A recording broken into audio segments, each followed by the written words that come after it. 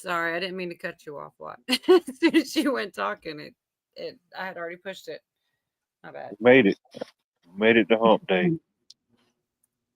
That's what DJ says when he pulls in the driveway. Billy, we made it.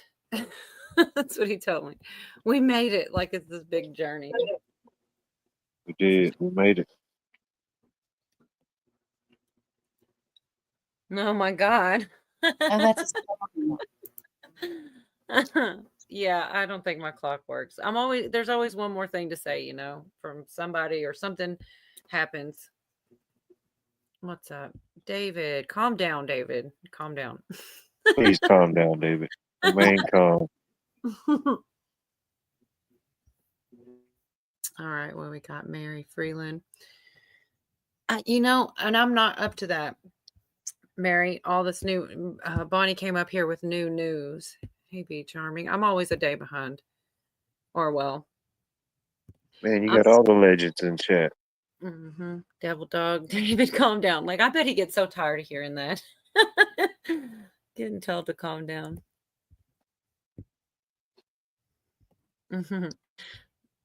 But yeah, I haven't been into all that news yet. I was telling them about us trying to get rid of the aliens and the courts coming at Trump. I know there's not really that many people, but probably not even the biggest thing happening right now with all the JFK. There's a couple clips from that, but we should get like an appetizer before we go into that, probably, right? I was going to show the short part just because I can't explain it as well as the video will, as far as these flights and what the judge is saying to Trump about them. That doesn't make sense to me, even a little. So we'll see. I got the stupid banner, so that's good.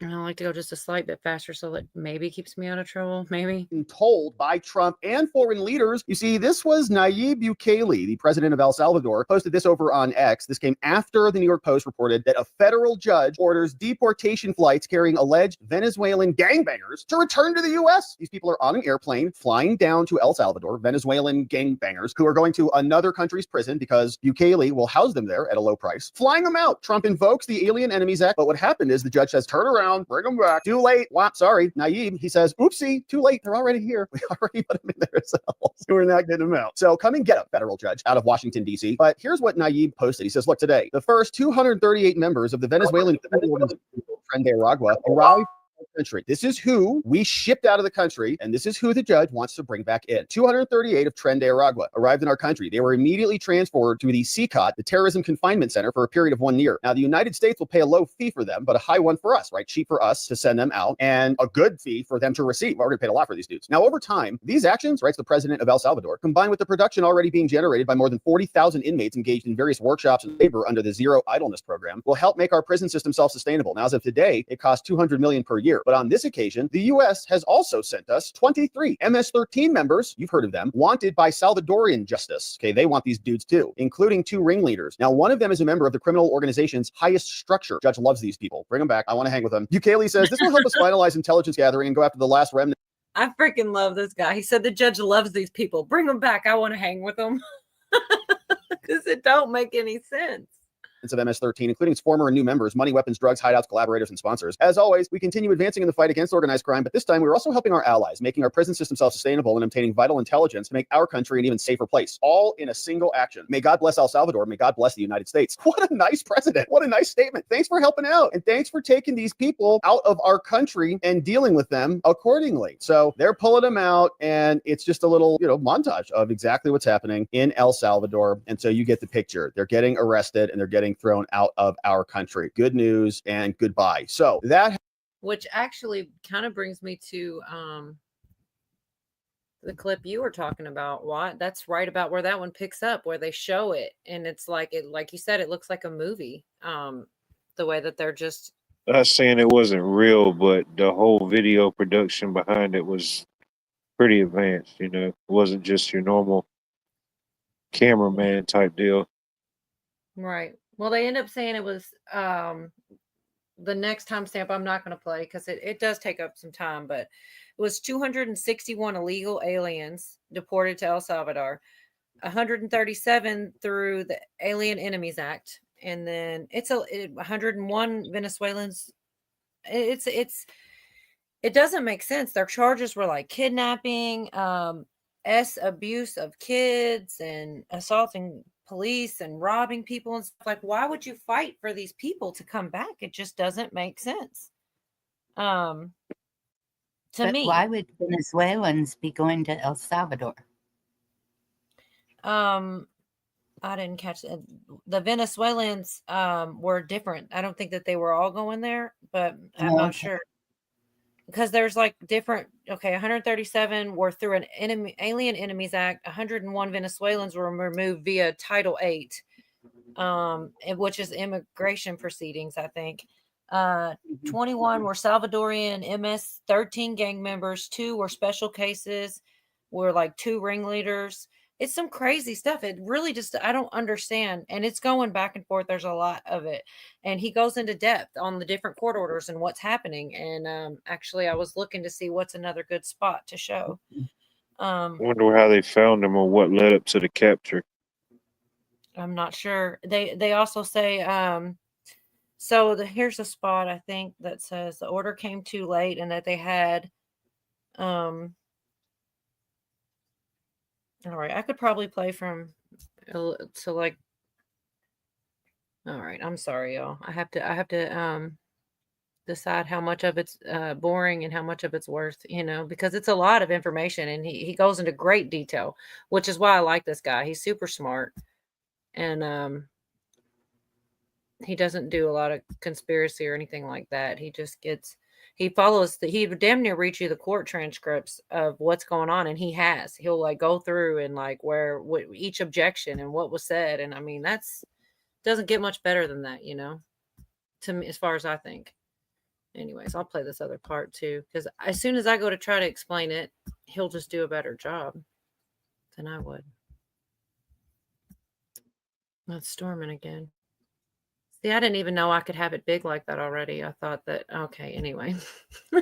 I'm always like, anyway. Dropped down. He posted this over at the White House website, says, this is the invocation of the Alien Enemies Act regarding the invasion of the United States by Tren de Aragua. Said, all right, look, TDA is already designated a foreign terrorist organization. They've got thousands of members. Many unlawfully infiltrated the United States, and they're conducting irregular warfare in our country. They operate in conjunction with multiple cartels, including the Maduro regime-sponsored narco-terrorism enterprise in Venezuela, kidnapping, extortion, trafficking, and more. Now, they engage in illegal mass migration into the United States, and the purpose of which is to harm the United States, undermine public safety, and destabilize America for the benefit of the Maduro regime. Now, Tren de Aragua is closely aligned with, and indeed has infiltrated, the Maduro regime, including its military and its law enforcement. That gang grew significantly while this person served as governor back then, and then he was appointed as the vice president, and more. Now, this person is currently a fugitive of the United States, facing violations for sanctions. And like others who claim to be in charge, they're not. The gang's in charge, and they're trying to flood the United States with their criminality. Now, over the years, the Venezuelan national and local authorities have ceded ever greater control to Tren de Aragua. The result is a hybrid criminal state that is perpetuating an invasion of America. Even Interpol says the same. Evidence irrefutably demonstrates that Tren has invaded the United States and continues to invade, attempting to invade, doing drug trafficking and more. And so based on all of this, everything we just detailed, in consultation with the Attorney General, the Secretary of the Treasury, and more, Marco Rubio designated Tren de Aragua as a foreign terrorist organization. And now, as President of the United States and the Commander-in-Chief, Trump says, it's my solemn duty to protect the country from the devastating effects of this invasion. And so therefore, I, Donald J. Trump, President of the United States of America, by the authority vested in me by the Constitution, hereby proclaim as follows. I find and declare that TDA is perpetrating, attempting, and threatening an invasion that is predatory on the United States. A lot of it being done by Maduro in Venezuela. I make these findings based on the Constitution and the law. And so therefore, according to U.S. Code, Trump says, I proclaim that all Venezuelan citizens 14 years of age or older who are members of TDA, who are within the United States, are not actually naturalized or lawful permanent residents of the U.S. and are liable to be apprehended and removed as alien enemies. And I find and declare that they are are engaged in actual hostility against the United States and that they're a danger to our country. Now, I direct the Attorney General within 60 days to publish a letter under her signature with this proclamation and transmit this to the Chief Justice of the United States Supreme Court and the Chief Judge of every Circuit Court of Appeals, and let every single person know these are terrorists. I direct that all alien enemies described in this proclamation are subject to immediate apprehension and removal. And the Attorney General and Homeland, Pam and Christie, they will secure and remove every alien enemy described in this proclamation, and do it fast. All executive departments are now on notice, and pursuant to my authority, I hereby direct the Attorney General and others to detain and remove and take all necessary actions consistent with this to get it done. Pursuant to the authority here, I also declare it's necessary for public safety. No alien enemy shall attempt to enter the United States. All alien enemies who are apprehended shall be prosecuted and subject to the removal, and their property shall be seized and forfeited if they bring it in. The Attorney General is also further granted to effectuate prompt apprehension and just get it done. Signed under. So that's what it's going back and forth between the courts and stuff. And so that's Trump speaking, saying he thinks it's constitutional and all the other things. And then there's this back and forth about, well, it was happening while the planes were landing and it was in between the first and second flight. It almost gets comical, especially the way he tells it. I don't know which time he says it, but he actually is pretty funny at when he explains. Like, he's like throwing them out with parachutes. Oh, did the order go through yet? Throws another guy out. It's pretty funny because it was almost like that. Because he's like, I just don't understand why they're making it so hard. They wanted him to turn the plane around, which doesn't make sense to me. But here's about the in-between of it. To deporting these people. They just throw them, bounce around, who cares? Load them up. So Trump is flying them out like as this judge is issuing orders, and the plaintiffs, the people who love terrorists, are suing to keep them in. It's like total bedlam. So like 12 hours is just total chaos, right? Because Trump's throwing these people on airplanes. Like, go! The pilot's like, go, go. Federal defendants, Trump, have now sought emergency appellate relief from the DC Circuit as to both of your orders, saying we are deporting them. And the Court of Appeals has now ordered expedited briefing on both motions. So even the Court of Appeals is paying attention. The 5 individual plaintiffs who were the subject of the first TRO, the first one that we mentioned, have not been removed. So if you're a party to this lawsuit, the judge's first TRO applied to them, and they didn't remove those people. They're still here for now. But going forward, and in the absence of appellate relief, so with the Court of Appeals, Trump and the State Department and others will continue to protect the United States using authorities other than the proclamation. Independent source theory. Federal defendants further report, based on information from Homeland, that some gang members subject to removal under the proclamation had already been removed from the United States under the proclamation before the issuance of this court's second order. All right. So now you're just playing around with rules. Judge issues first order that only applied to the 5. Meanwhile, Trump is just like dumping these people out of airplanes, right, with parachutes. This is close enough. Yeah, you're good. You'll make it. Dropping them out. Then they issue a second order. And by the way, that first batch of people they're throwing out of the airplanes, that was pursuant to the proclamation, which had not been stopped yet. They were not enjoined from using that power to get rid of those people. Then the judge comes out, issues a second TRO, now says it applies to the entire planet because this judge is the president now and he's in charge. So then they're still throwing people out of the airplanes, but now they're just relying on different authority. They're just not relying on the proclamation anymore. Like, oh, okay, fine. Article 2, we'll just use that. Oh, we'll just use this act and this act and this act and all these other powers that give the president the power to do it. So, Judge, we haven't actually violated anything, okay? You gave us an explanation, says, as long as we don't use the proclamation, we're good. So we didn't. It's really the same pattern that is mirroring the USAID case and all of the other cases that we've been covering here. And Trump, I think, is waving this big shiny object around with these orders and memos. They're all suing under it, and he's just canceling it anyways, just like he canceled the USAID contracts. So they respond. Now they're furious. They're like, wait a minute. Trump is deporting these people right now. They say, Your Honor, this is from them. Trump just sent a notice to you, as we just read. He's like, we deported them. They're gone. They're gone. So they're not coming back. Explaining why they believe that their actions implementing the proclamation were consistent with your orders. However, in addition to numerous media reports and publicly available data suggesting that Trump violated your order, the government's own notice raises questions. And so we need you, Your Honor, to step in on this. And they did. The judge ultimately stepped in and set a hearing for today, which we're coming to. First, they say the government's letter states the order was issued at 7:26 p.m., okay, because they're still dropping people out of airplanes until the order drops. Like, is there an order yet? No, there's not. Okay, you're gone.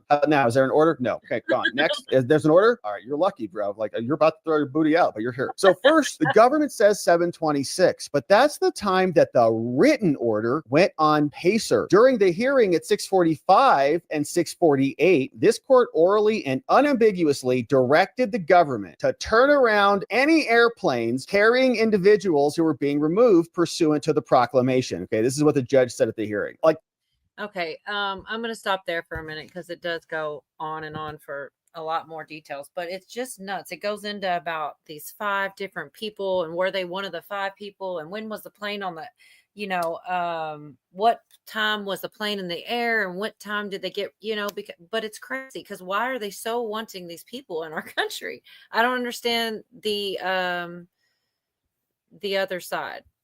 Really, it doesn't make a lot of sense, but I'm way by parachutes. I thought we were cutting waste. But yeah, he really does. I think he does a great job covering anything that's in court. Literally anything going on, he's ahead of it. I'm gonna put you guys to sleep. No. I didn't know if you were going to start more or.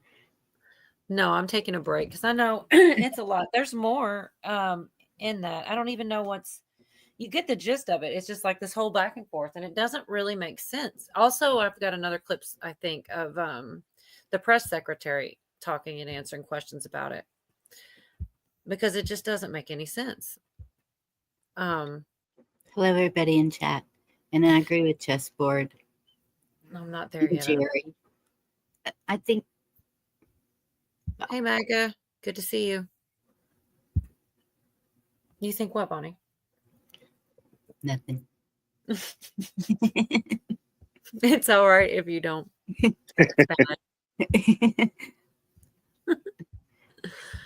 It just seems like, okay, him sitting there and making a joke out of it because it's so insane.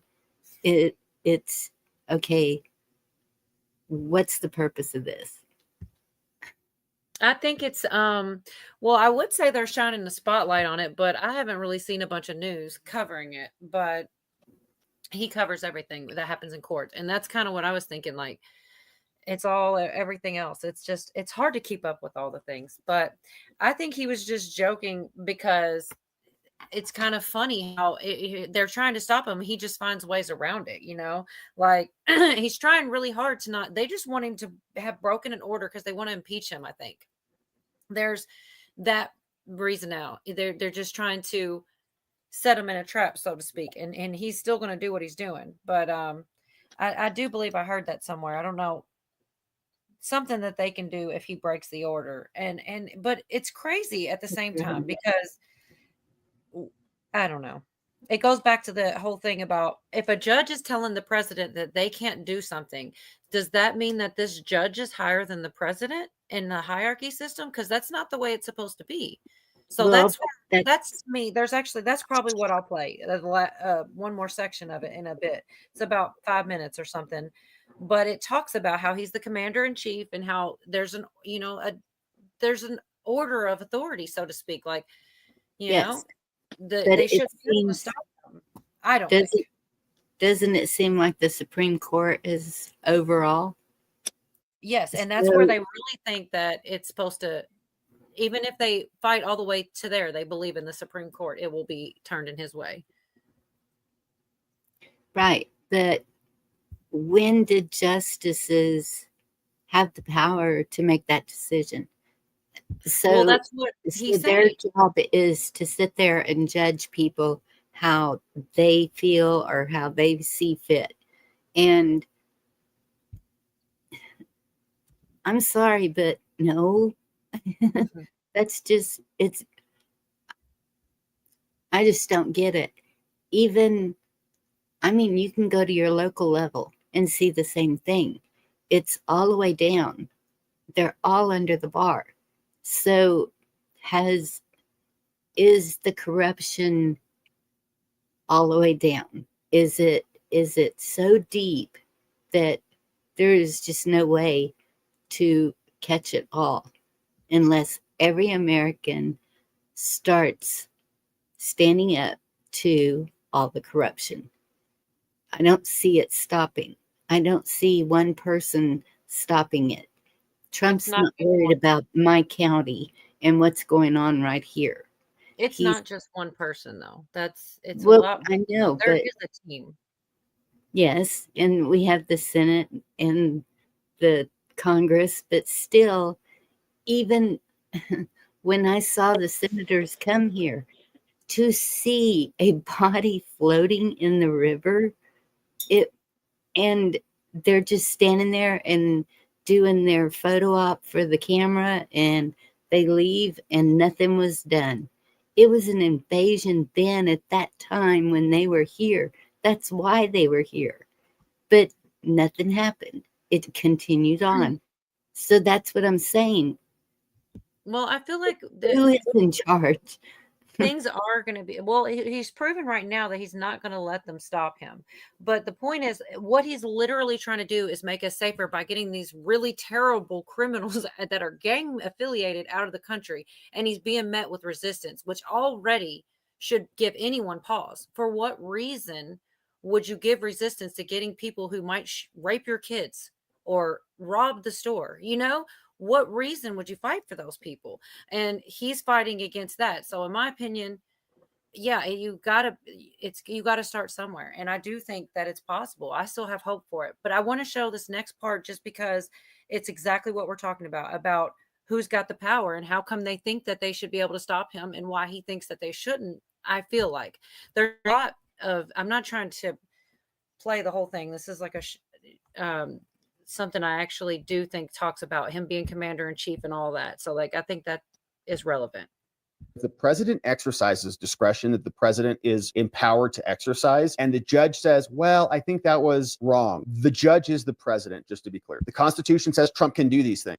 He's saying that if it happens that way, then there might as well be.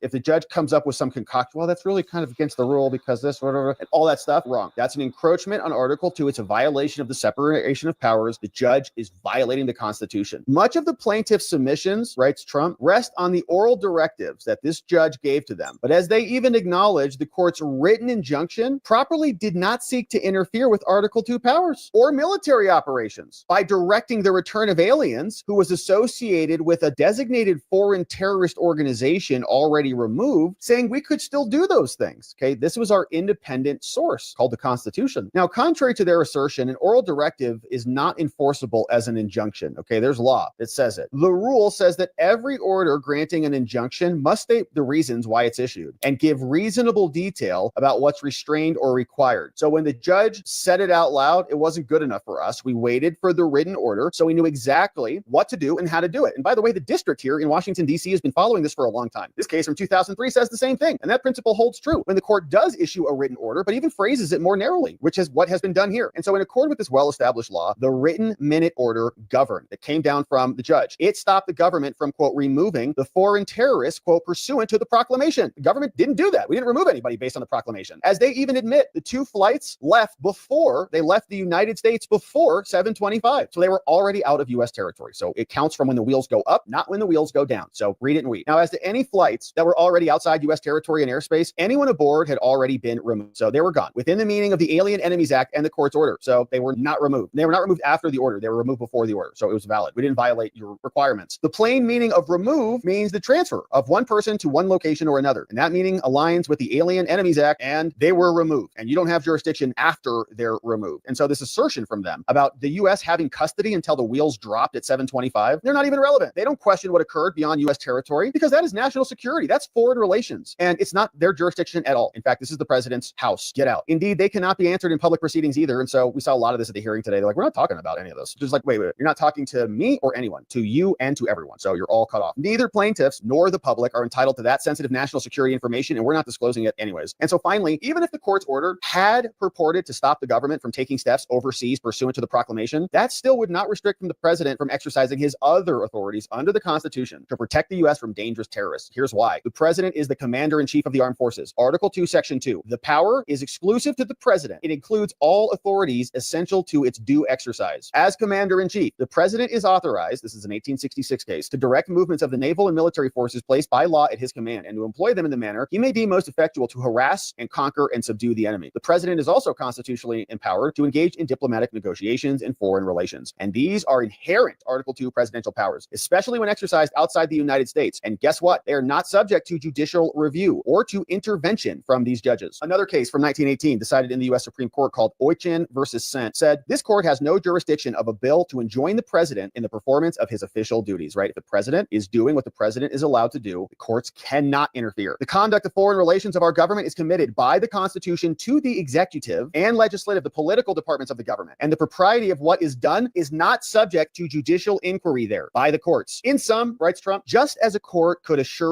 not enjoin the president from carrying out a foreign drone strike or an overseas military operation, or from negotiating with a foreign power on that operation, nor could a court lawfully restrict the president's inherent Article 2 authority to work with a foreign nation to transfer terrorists and criminals who are already outside the United States. And consequently, even if one could broadly and improperly construe the court's written minute order as restricting the government from turning over to foreign governments alien enemies who were already abroad, that was still limited by the term where you said pursuant to the proclamation. We weren't acting pursuant to the proclamation. We were acting pursuant to independent power. Now, once the terrorists had been removed from the United States, any decision by Trump to take such actions pursuant to independent constitutional authority is not a violation of your order, which was only limited to the proclamation. So, because there has been no violation of this court's orders, and because the government is not prepared to disclose any further national security or operational details to plaintiffs or the public, this court should vacate this hearing. The government does not make this request lightly. The executive branch has designated Tren de Aragua as a foreign terrorist organization, a designation that they don't even challenge. The course of these proceedings in which this court has enjoined and stopped the removal of aliens that we've determined are part of a terrorist organization raises extraordinary concerns about the rule of law and the executive branch's ability to take swift actions to keep the nation safe. Signed by Drew Ensign, Deputy Assistant AG out in Washington, D.C., and the rest of the team there. Now, this.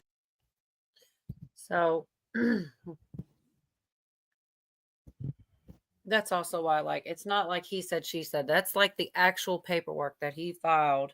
That's what happened in court. It's just like a back and forth. And I really think that it is something to, because that's going to like the Court of Appeals. And then,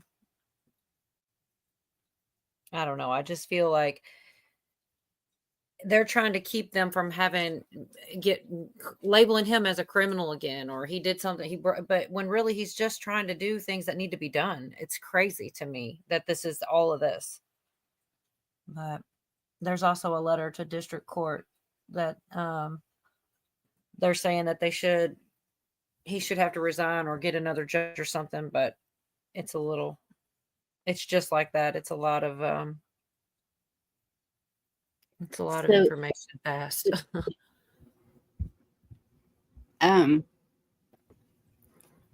So that's the part I don't understand. Who keeps the president in check?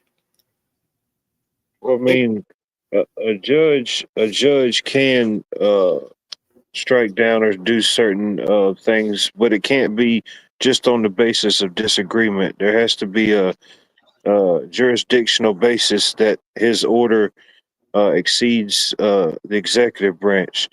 There's different levels of checking that. But it has to be on. I don't know exactly what that judge's cause for it would be. But I mean, there is checks and balances. I mean, on things like that, supposed to be, Well,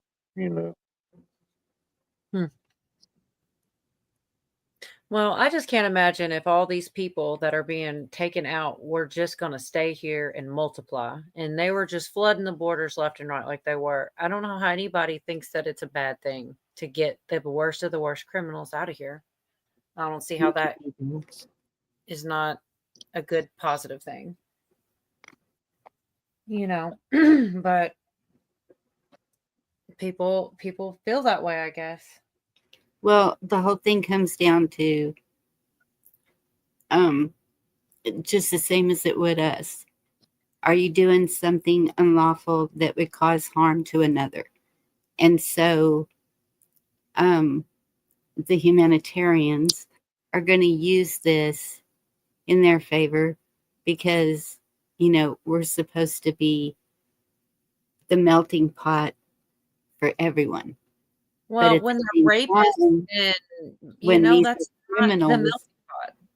I'm saying they're all criminals. Exactly. It's not like we're right? just regular people.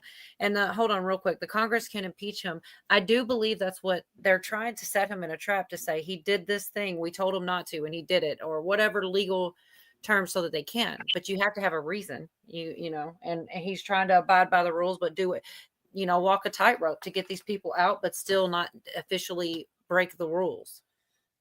Anyways, go ahead, Bonnie. Sorry. I just wanted to put that in before I forgot.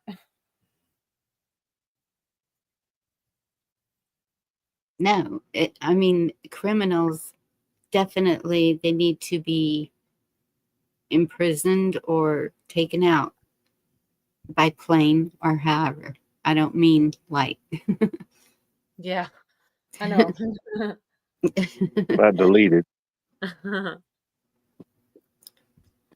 Well, and I mean, it's just funny when you see what people fight for. And I do think that they are trying to get attention to this because they like to think that even the worst of the worst Trump haters might see, oh, look, this is kind of jacked up. What's going on? He's trying to do something good and they're trying to stop him. And some people don't see it that way, but I do believe some of them are. And that's the whole point of fighting this so hard. And I don't know. I don't really see anybody covering it though, besides this one guy who covers he's covered when all that stuff is going on and they kept taking him to court. He covered everything that there was, just about everything. And any big court cases that guy covers, and he does a really good job covering them. Like you don't feel like it's a bias. He may feel a way, but he reads the pages and shows you as he reads them in front of you. So it's like, that's what happened, whether there's no opinion on that part. That's just what happened. He usually just explains, because sometimes you might not understand the legal jargon. He'll explain what things mean. And Devil Dog's right. Trump is operating within the limits of his office because the people are the ones who are supposed to keep him in check. But if the people think that he's doing all this great stuff and they're just letting him go, then he's going to go as far as he can with the power that he I don't know how far he can wield. I got it. I don't know. I just don't know. He hasn't given any stupid fucking computer. There's not been any reason to think that he would. I feel like what he's doing now, there's a reason that he's standing on it, because it doesn't make sense to stop him from this. I don't understand the opposing argument on why we should keep them. And they're not one of them isn't a criminal. And I don't mean a criminal because they're here illegally. I mean like a violent criminal who's definitely tied to a gang. Who maybe he's just no argument about that. Here is to hurt Americans. Like, why would we fight to keep those people in? What reason is what I'm saying? I don't understand the judge's point. But if y'all want to take a shift, I got a little piece of the JFK stuff that came out. Like, it's just one of the things. There's not a lot out yet, unless I would love if anybody knows anything new that's come out to tell me. But this was from last night. It wasn't even from today. So allegedly, it was the butler. He did it in the library with the candlestick. Allegedly. Yeah, gotta use that allegedly. That's why I like Backstages, because you don't have to say allegedly. That's my favorite part. I swear. It looks like it's a CIA memo in July of 1967. The day after the assassination, Gary Underhill left Washington in a hurry. Late in the evening, he showed up at the home of friends in New Jersey. He was very agitated. A small clique within the CIA was responsible for the assassination, he confided, and he was afraid for his life and probably would have to leave the country. Less than 6 months later, Underhill was found dead, shot to death in his Washington, D.C. apartment. The coroner ruled it a suicide. J. Garrett Underhill had been an intelligence agent during World War II and was a recognized authority on limited warfare and small arms. He was also on intimate terms with a number of high-ranking CIA officials, arms dealer, broker, all this stuff. Clients. He actually bought equipment from the same place where Lee Harvey Oswald bought the rifle. This is good and very interesting. We also have, like I said, it's not anything like you just would have no idea about. He does go off into this whole rant after a while, which I'm not gonna put on, but he goes off on the way that the I don't know why my screen looks different. But the similarities in supposedly in the attempted shooting of him and the actual shooting of JFK. But that's just his opinion. But yeah, it was I mean, I don't know. It was pretty underwhelming. It wasn't even worth playing. There's another one, the same thing. It's like a 1967 article about an arms dealer and another somebody named Underhill, an agent who offed themselves supposedly. Yeah, now that most of those people that was had any connection to it's long gone. Mm-hmm. Yeah. And that's, I think that's why it's coming out. What difference is it going to make? Like Hillary always said. Well, here, that's what the guy's opinion was. Okay, was that you will see a lot of similarities, and he already has in the two. One was an attempt, and one was an actual assassination. And what if there are undeniable ties and things that make it obvious that 100% that they were trying to get him? It wasn't a catch-up packet behind his ear after all. He really was shot in it, and they really were trying to take him out. But he just turned his head just a second sooner than what they expected and looked at something, and his life was spared. Like, I don't know how people don't see that as like a lot of people just don't think it's even possible. It's a movie. It didn't really happen, but I disagree. I mean,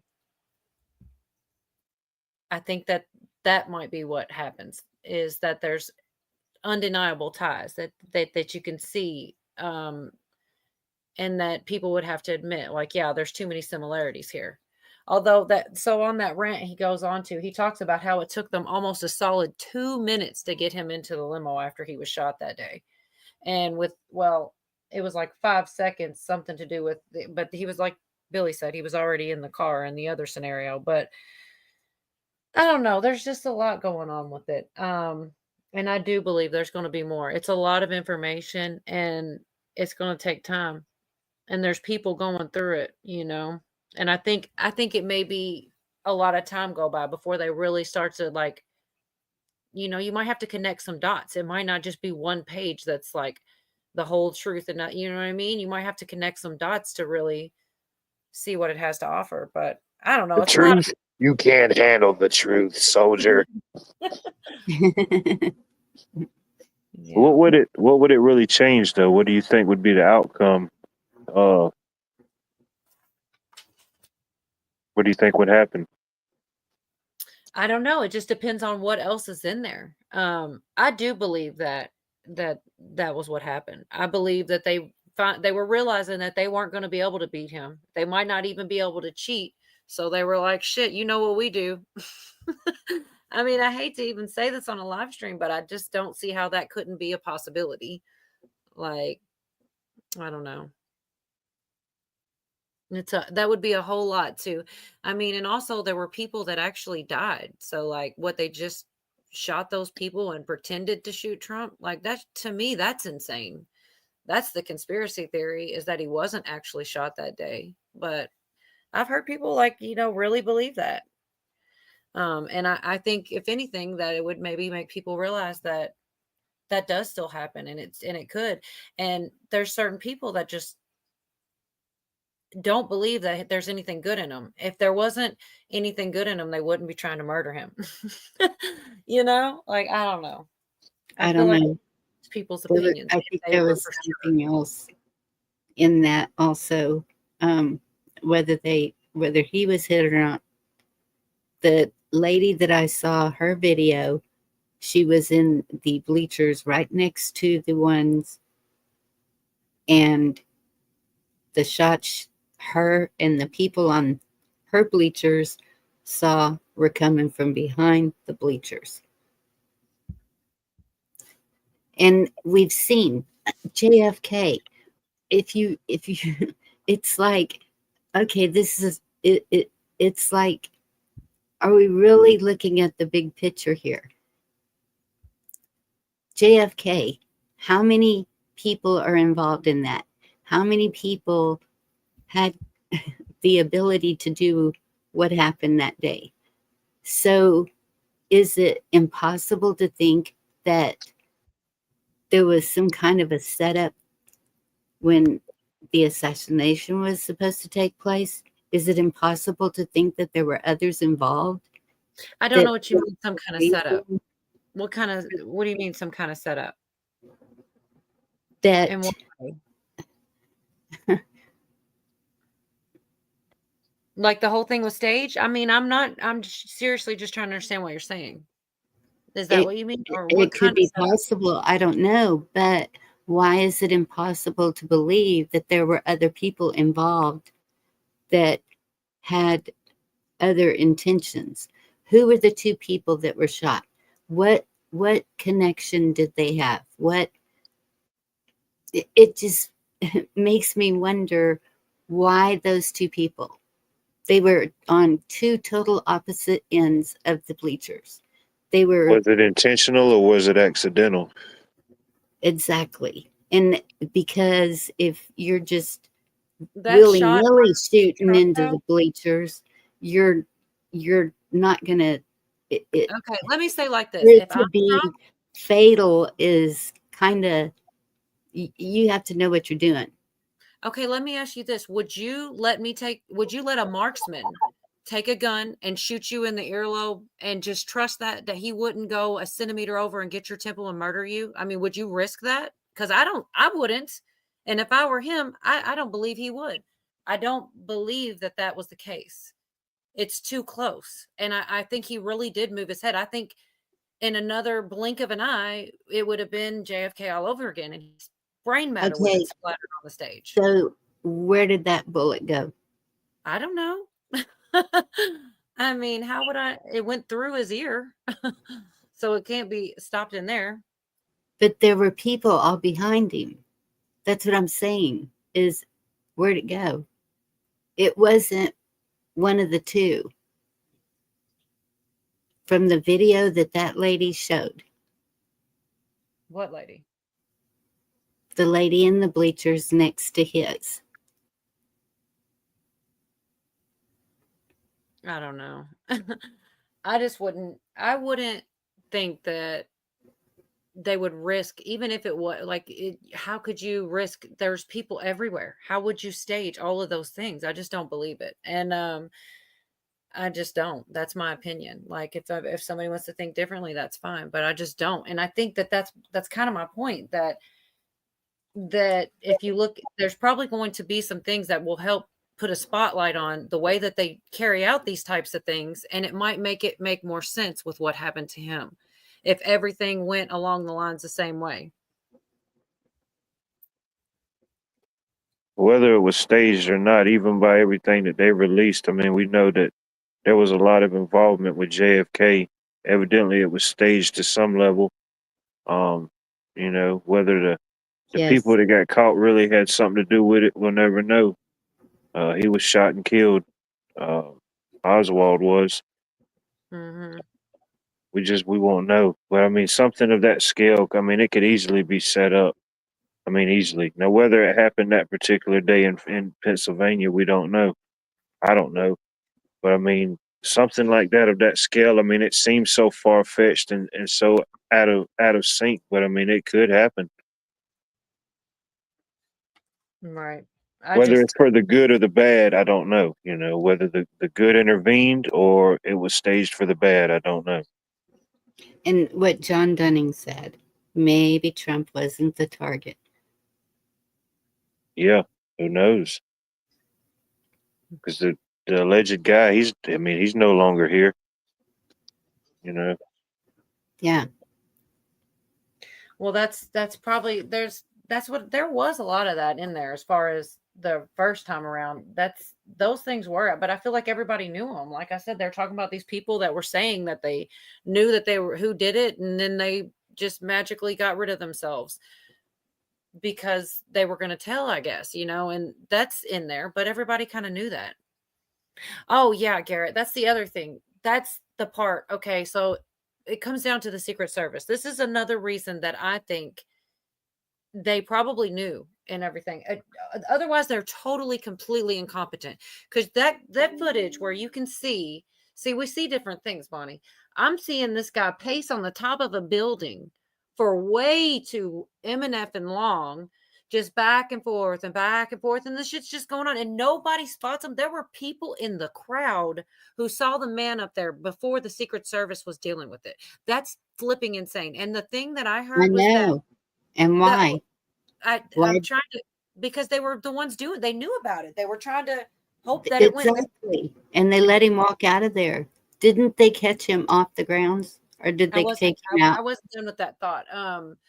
I'm sorry. They were, it's okay. I'm trying to I don't know. He was going back and forth, and the excuse was, this is why I say incompetence. Well, this guy thought he was watching it, and this guy, he thought that he was watching it. You've got to be kidding. A job that big and that important, they should have been watching, and that guy should have been taken down before he shot. Maybe they wanted him to be shot, and he just looked just in time and looked away, because that's exactly what it looks like. But I'm just saying, it's like we're agreed on some of it, but not on the other. I think that they were. Yeah, I mean, protecting him. They weren't trying to protect him, which is insane. Insane. That's your only job, is to protect him. Yep. But anyways, it's just the back and forth. That's why it brings up all the questions that I have.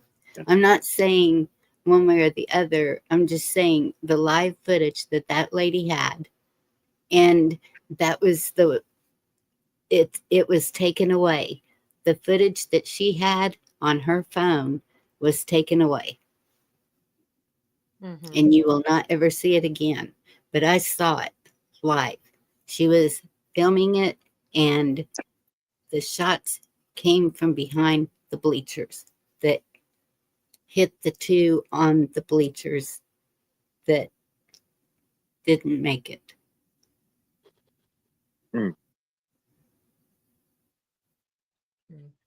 There was this one thing, which I don't have pulled up or anything, but I could find it. This is back to the JFK again. I don't even know if it was true, or, I mean, what was really going on with it. Because even the guy, I think it's this one's Gary Franchini. And I feel like he regretted, he goes, wait, because they said zombies in it. And he goes, zombies, wait, is this a joke? What is this? And it came from somewhere in the files. But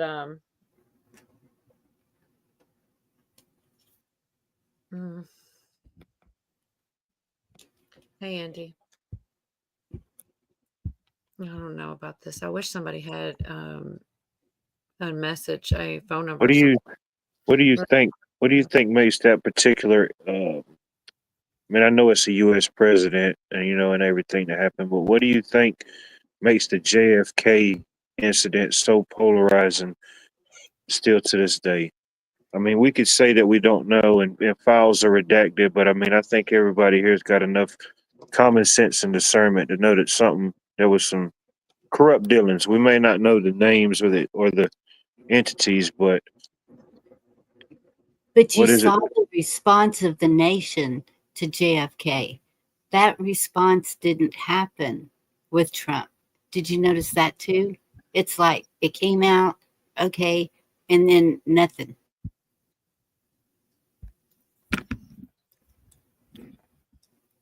I don't know. I know that that was an attempt on the president of the United States. You would think that would have been talked about for a long time. Yeah, but except that they literally try to say only the bad things about him, and anything, that they don't want to cover it. They didn't want people to like see it. I feel because they know there's involvement there. And I think that's going to come out too. I think that this files coming out is a precursor to getting those files on what all happened and what happened that day. I really do. When we'll see, maybe I'm completely wrong, but maybe they prove that this happened then and it happened again. But I'm kind of looking to see if I can find this thing with the zombies. You know who? Do either one of y'all know who Mary Surratt or David Harold are or were? I don't think. Most people don't. But what about the name John Wilkes Booth? I remember that name. in See, history. most people know John Wilkes Booth, but Mary Surratt and Mr. Harald was one of many co-conspirators that worked with John Wilkes Booth allegedly during that night. And of course, John Wilkes Booth is infamous because, you know, what he did with Lincoln, but yeah, never really hear about these other people behind the scenes. You know, it's usually just that one person that did that one incident. Yeah. Well, I was going to say one of the things that is in this filings is like as soon as it happened, they wanted to immediately shut down everything and the conspiracy talks. Like this is kind of where it all came from about, oh, you're a conspiracy theorist, because they didn't really want us talking about this type of stuff, and they wanted it to just go under the radar. And it The eventually. humorous, Go the ahead. humorous thing about it, I guess, if you could find one, is that it's like, I don't know. We know that there was CIA corruption, but yet some people still expect the government to give an unredacted, truthful response about their own corruption. You know, Mhm. I mean, I don't know what you call it. There's definitely a word for that. You know, it's like Yeah, asking the criminal to give his own confession. He conflict of may do interest. it, he may not. All right. What's this one is? Lee Harvey Oswald met with a KGB officer weeks before JFK's death. I mean, that's something that's in there. I didn't even realize I had it up this whole time. All right, let me make it bigger then. All right. Breaking it down too. JFK files Oswald's contact with Soviet spy linked to assassinations. Newly declassified documents show Lee Harvey Oswald met with Valery Kostikov, a KGB officer tied to Soviet assassination operations at the Soviet embassy in Mexico City just weeks before JFK's death. The memo reveals U.S. officials feared Oswald's trip to Mexico was part of a larger plot. Another document details concerns that Cuba may have used Oswald as a pawn to target JFK. The files also include FBI warnings about Oswald's violent intentions and internal government debates over whether he acted alone or had foreign backing. Does this new evidence change what we know about the JFK assassination? Source JFK file 202-10001. 10203. X News Network. Okay, continuing on. Okay, so JFK files, FBI Russia shut down conspiracy talks hours after his death. Okay, so again, here's this May 9th. This is the same document, May of 53. Like, where are people getting this information? Again. So yeah, there is this spot about the zombies, which I think is a joke or something, but it was kind of funny watching him. I feel like he figured it out on air, but maybe he didn't. It's about zombies, and it's like not true, obviously. Well, who knows? Posting. I just found a bombshell in the JFK documents. Turns out JFK met in secret with Castro, Nixon, and McNamara. Here is the top secret document on your screen. Let's see if we can take a closer look at it. Oh, look at this. This is an actual transcript of the readout. Field distribution, Robert McNamara, Prime Minister Castro. This missile crisis was the last straw. We almost blew ourselves up. Now we invited you here today. In good faith, says John F. Kennedy. McNamara, in good faith to sort this thing out. Castro. And why is he? Nixon here? He lost, Castro says. Kennedy says, as I always say, forgive your enemies, but remember their names. Now, gentlemen, as I like to think in this long history of the world, that there are only a few generations. Noises are heard in the background. Nixon, sounds like someone's breaking in. Kennedy, just the storm, Dick, sit down. Zombies smash a window, making noises, breaking through. Nixon, oh my God, McNamara appears the Pentagon has been breached.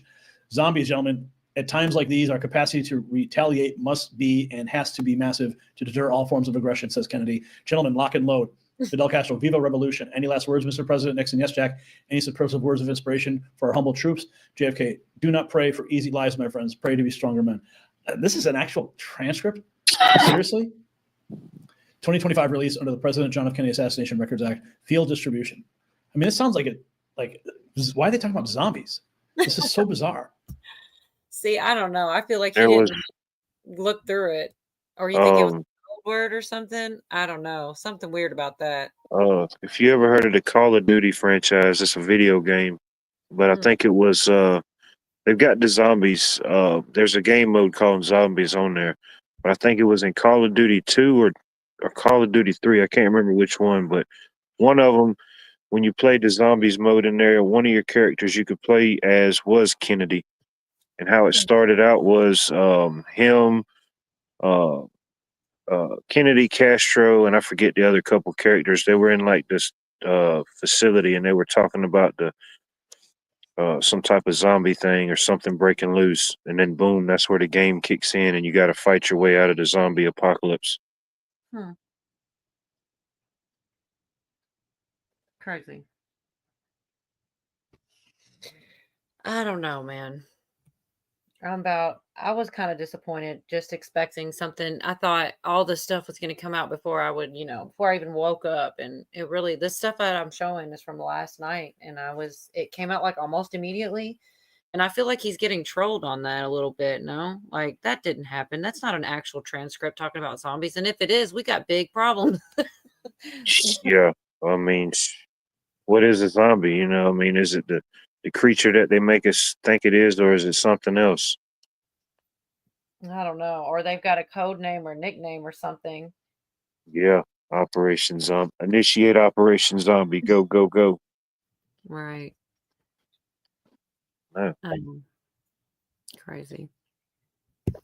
I'm looking for something lighter than all the conspiracy talk. I was telling you a little bit. It's actually pretty nuts though, this new Kanye stuff. There's a couple different things. So Kanye, Diddy, and Jay-Z, all their names were in news this week for different reasons. But like it's hard to choose. I watched like 2 or 3 different videos just on that because you do get a different view. There were 2 different viewpoints on the Jay-Z one. On one they were saying like Jay-Z was right, and on the other they were taking the side of the girl, and it was the same information but 2 people sharing the video. I'm like, well, that's how you get the best of both worlds, But yeah, so Kanye, I don't know. He's apparently been talking to Diddy and thought that it would be a good idea to do a song with him, which is literally insane. Obviously, Kim didn't want him to, and that's a different part of the story. But he did it and put his daughter on there. It's insane. Hold on. Between Kim Kardashian and Kanye West, it involves swastikas, it involves their kids, and ultimately Diddy. it could, and Diddy. Yes, Diddy. And it could also involve a judge. Yes, because Kim is really upset about this new song that Kanye dropped over the weekend. It's called Lonely Roads Still Go to Sunshine. It features North West rapping. It also features Diddy's son, King Combs. And you also hear Diddy himself on that, which is the main reason Kim wanted to stop this song from coming out. We've got a bunch of details about what went down, the battle behind the scenes. But first, here is a little bit of the song. That meant so much, saying that you reached out to them and took the money away while I'm in there. Man, I appreciate you. Word up, man. Yeah, absolutely. I love you so much, man. When you see me shining, then you see the light. Everything they wrote, it ain't even right. Okay, good night.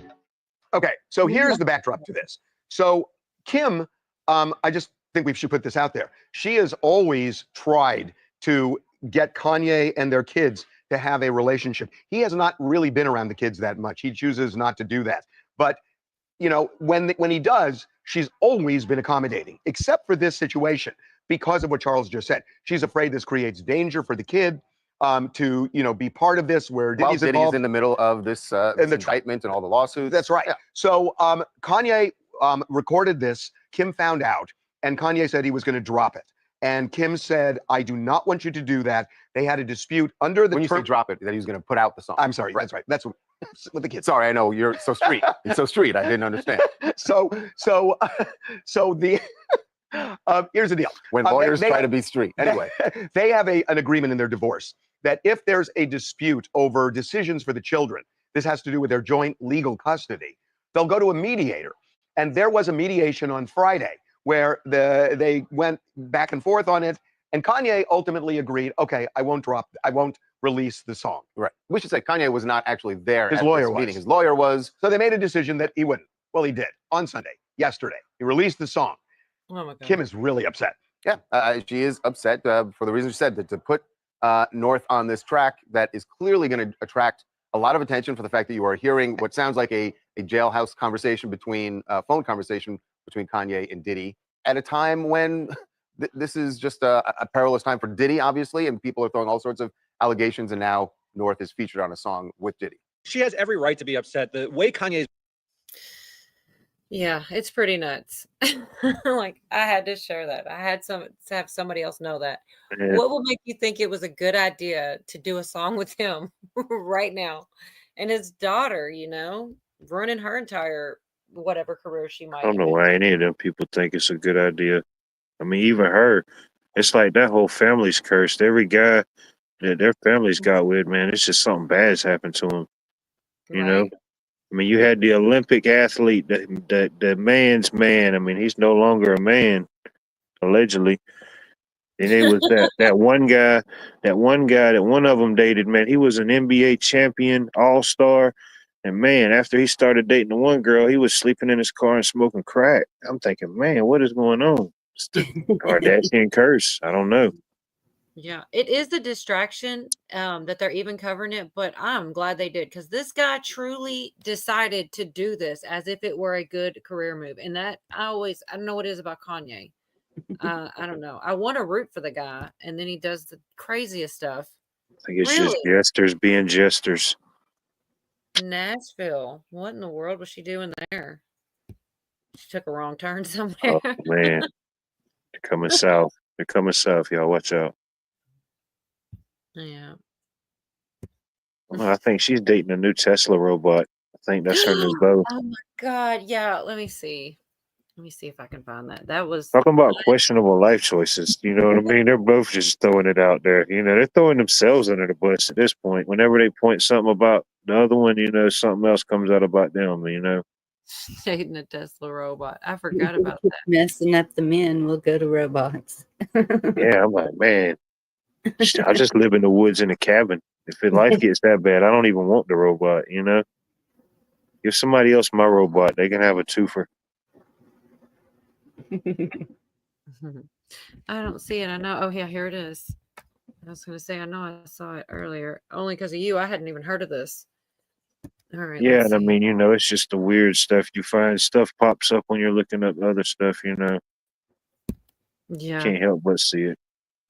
I need a Sometimes. distraction sometimes. They say distractions. Sometimes I'm grateful because I go down too many rabbit holes and I'm listening to too much news about gang members taking over our country, Maybe I Yeah. want to laugh at Kim Kardashian for a minute, In the world are we looking at here? Kim Kardashian laying down in a bed with a Tesla robot.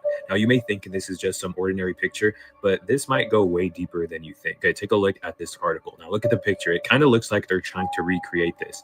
Now, look at the date of this article from 2016. This article is saying that Dr. Pearson is predicting by 2025, women are going to start going to robots for their intimate needs. Now, this isn't the first time Kim Kardashian has done this. She has multiple videos and pictures of her and this robot. I mean, holding hands, her sitting on its lap, the robot taking pictures and videos of her and them doing all kinds of activities together. Now, I don't know if she's getting paid to do this by Tesla or something, or if she's just trying to push an overall narrative. I mean, let's be real. She's one of the biggest influencers in the world, if not the biggest. So I feel like if she's posting this, it's got to be for a reason. And it's hard to believe that this is just for fun. AI and robots are becoming more and more part of our lives. And these companies obviously want human and robot interactions to be normalized. And whether they know it or not, Kim Kardashian is definitely a big factor in this becoming normalized. Yeah, that's crazy. She gonna turn the robot crazy. That's bad. That's a crazy world timeline we live in when she could possibly be the world's biggest influencer. Yeah. Man. So is it advertising? Because how many teenagers or young people still follow them and think that they're so great? Yes, so I mean, I guess there are people that do follow him, but I mean, it just seems odd. Yeah.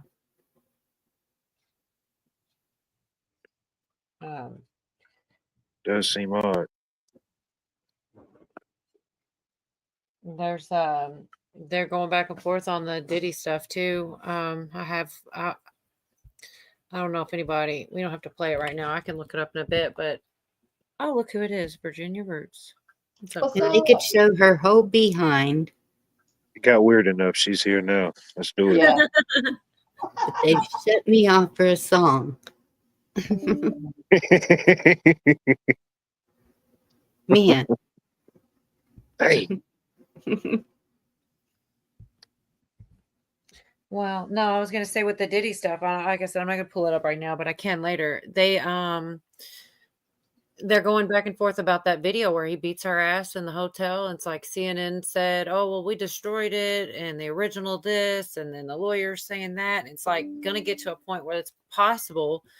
They're trying to make it to where it can't be admissible, which because he's not on trial for what he did to her as far as beating her up. That's not even his charges, but they were saying it could. It's a article of character. You know, they'll use it to paint a person's characters. You know what I mean? In a situation like that. Well, also, if that's what they were doing in that hotel room was one of those whatever, freak offs. I hate even saying it, but and she was leaving and he pulled her back, then they could never say, oh, she was a willing participant, because that shows that he's forcing her back. But they don't really know what was going on then or there. But it's just crazy to me that they're already. It seems to me like they're getting ahead of it to try to help it. I hope they're not going to let him out of it, because he's definitely guilty. I don't know how much or what details and links. I know there's people guilty above him too, but he could be in there singing if he was smart. Like, oh, well, this one did it to me. What they say? Can't think of the guy's name. Clive Davis, right? He had to do. I think something like that. Anyway, what's up, Virginia?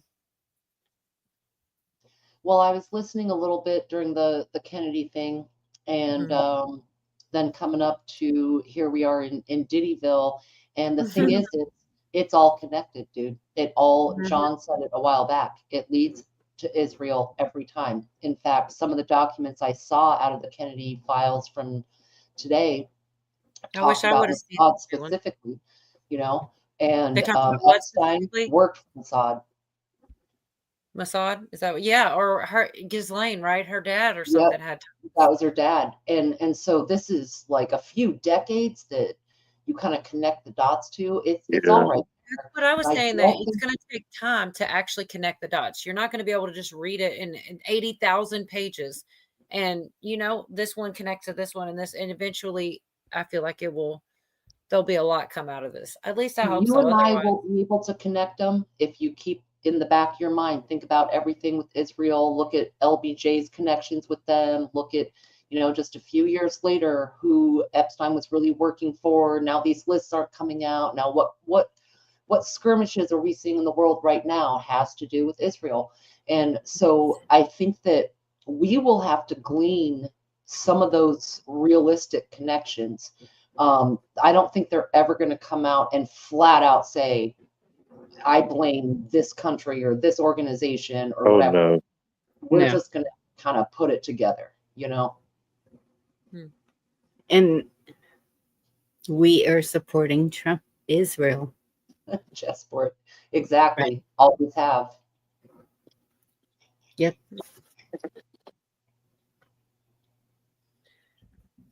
Well, I thought it was interesting. They talked about some dirty deals. I only saw a couple of clips of the files today, but in there were some dirty deals of commodities and things that go boom and resources to make things that go boom, whether it's the actual materials or the intellectual property. And those things kind of fly under the radar because we're all looking for, okay, tell us about Jack Ruby, you know what I mean? But put it in the context of the political climate. Agreed, Devil Dog. Agreed. Who had the most to gain, or who started gaining after certain events and stuff like that? And who made major moves if they didn't get their way? Yeah, a lot of people say Israel is a people and not a place, and I'm not sure. I don't know. Like both. When you talk biblical, they say it. Devil Dog, I saw earlier about the link. I don't really want to put it in chat, but if you email Billy, he'll give you the link if you want to come up. It's So there is a possible I state have of Devil Dog. Georgia and a country of Georgia. Yeah. What were you saying, Virginia? I might have Devil Dog's number. You want me to see if I can get it to him real quick? If he wants the link. Somebody said it earlier. I just don't like putting it in the chat because as soon as I do, crazy Yeah. stuff happens next. I don't like. Get it faxed over to him. But what's Okay. funny is if I put it out there because I want to add someone, then people don't come. It's like they only come if you don't want them to. That's how it works. You called her bluff. Can't come up. Okay, no big deal. I just didn't want to be ignoring it. It was just taking me a minute to figure it out, like a math equation. Like, how can we work this out? Navy vet mentioned that the greatest story never told. Uh-huh. We're gonna have to start watching that. Maybe tomorrow night. What was that about? I think I missed that part. No, you said it was a pretty long one, but Yeah, I think he said like 6.5 hours. And man, that's almost as long as the Titanic. yeah, it's a documentary. So yeah, it would have to be divided up. There's no way we could do that in one night. Or even two, I wouldn't think. Because I know we're going to have a lot of discussion.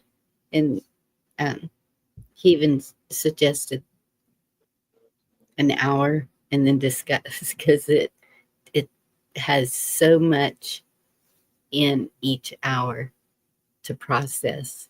Mm-hmm. I watched a few like that. Yeah, you just they're so long. Yeah, you can't watch it all at one time.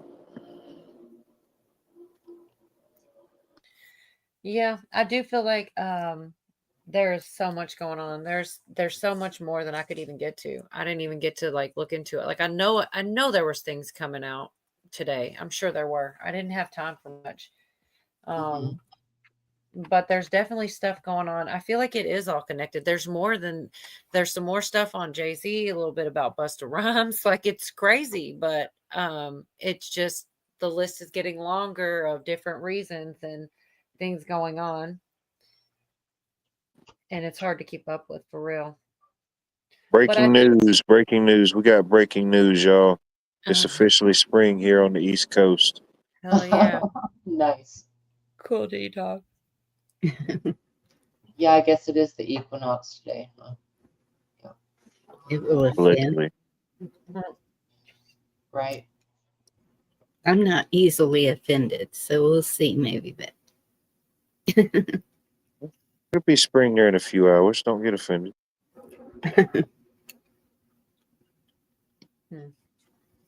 Well, I don't know. I do feel like putting out all those files was a step towards transparency, and people, it's like, I don't know, people don't think of it as a good thing, or that it's like it's automatic. No matter what happens, it's like a negative spin on it. Like, oh well, it's not really all there, or something like this. But the thing is that it's never been released. There's all kinds of information. It can't all be redacted, and to me, it is a step in the right direction.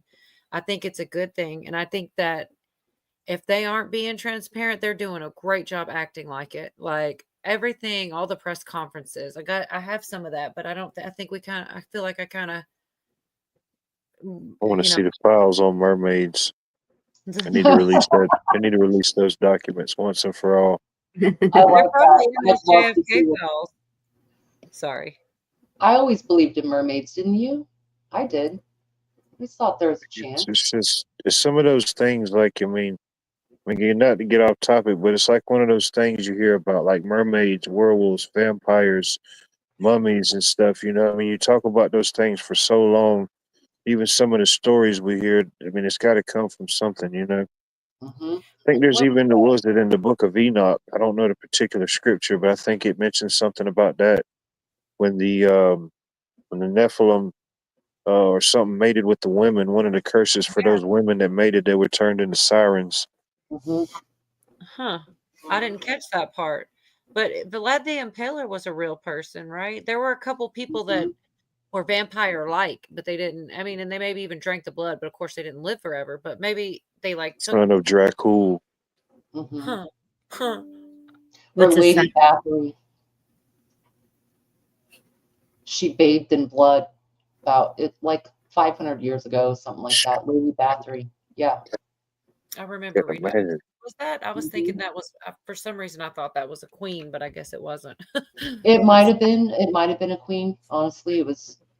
I just remember the bath and the story because it was supposed to be good for her skin. Now, circle back Saki to Kardashians right now. A lot of Bravo quote celebrities are doing these blood facials. You know. Ugh. Mm-hmm. Yeah, I'll never get. We were watching in the backstage, and it's funny because if I'm with my crew, I can't tell them anything because they already That's know brutal.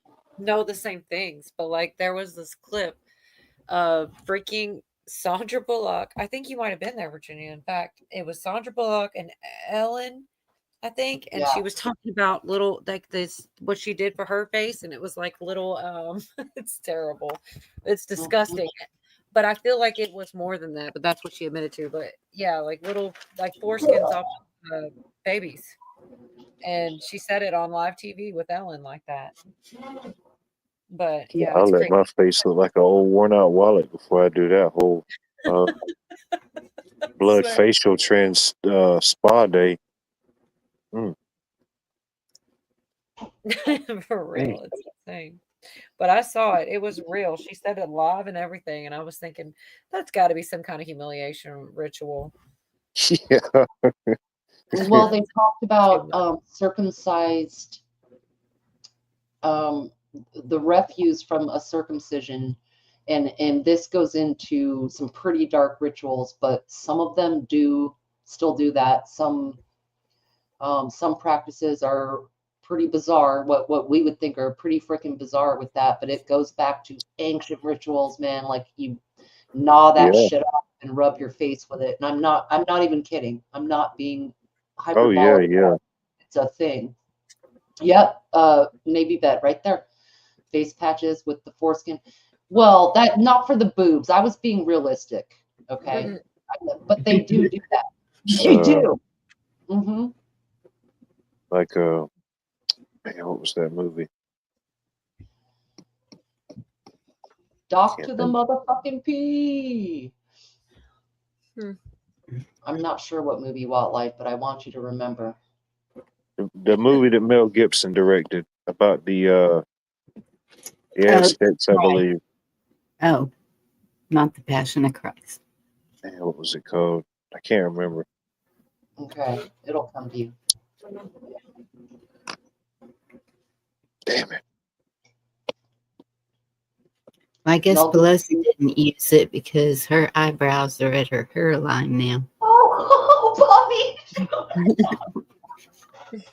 Yeah, she's. Damn,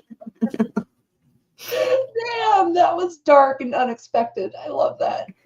She's gonna have a goatee soon. Apocalypto. That was it. That was the name of the movie. Oh, Apocalypto. yes. That's such a great movie. I know what you're talking about. Yes. It's intense, but yeah, just to think, I mean, that was a way of life. Mm-hmm. Somebody say Mel Gibson. Mm-hmm. I never get What to the use. hell? I never get to use those. I want to be mad at somebody so I can do this one. You're a pain in the ass! You're a pain in my ass! Stop being that! That's my I favorite love that. part. Stop being that. Stop being that is my favorite. I But have I've to tell never somebody been mad. that. I ain't never been mad enough to play that at somebody, and I really wouldn't. I'd probably be just to be funny anyway. I don't know what your problem is today, but you need to stop being that. Stop being that. He's just so mad. I'm surprised he got it out at least that good. Freaking hilarious. I need you to stop being you for a moment. Mm-hmm. Yeah. You realize where you are right now. What the heck? That's funny, Devil Dog. Mm-hmm. That's crazy. So is that freaking Kim Kardashian thing, man. Like cuddling up with robots and stuff. I feel like she's just anything for attention. But if you really this little this is pretty nuts for real, but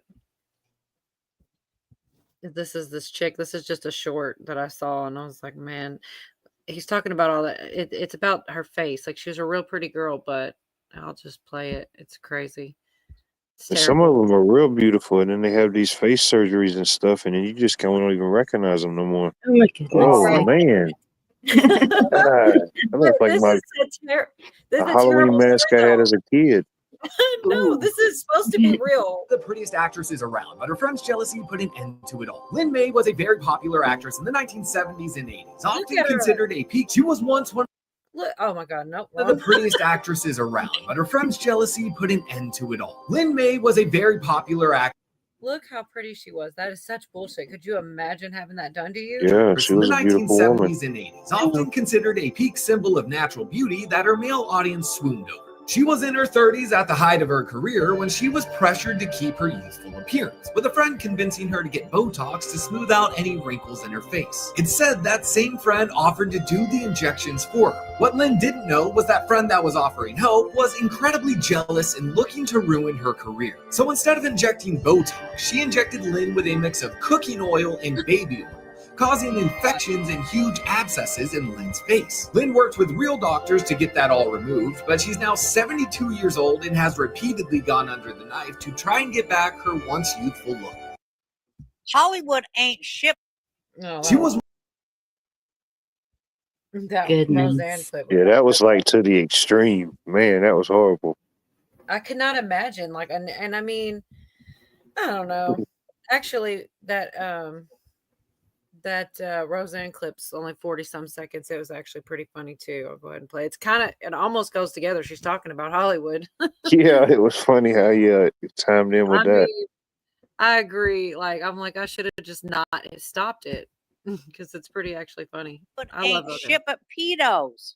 Oh. And people under pedo control with their handlers. 100%. You got to get your titties. You got to get new bags in your titties. Okay.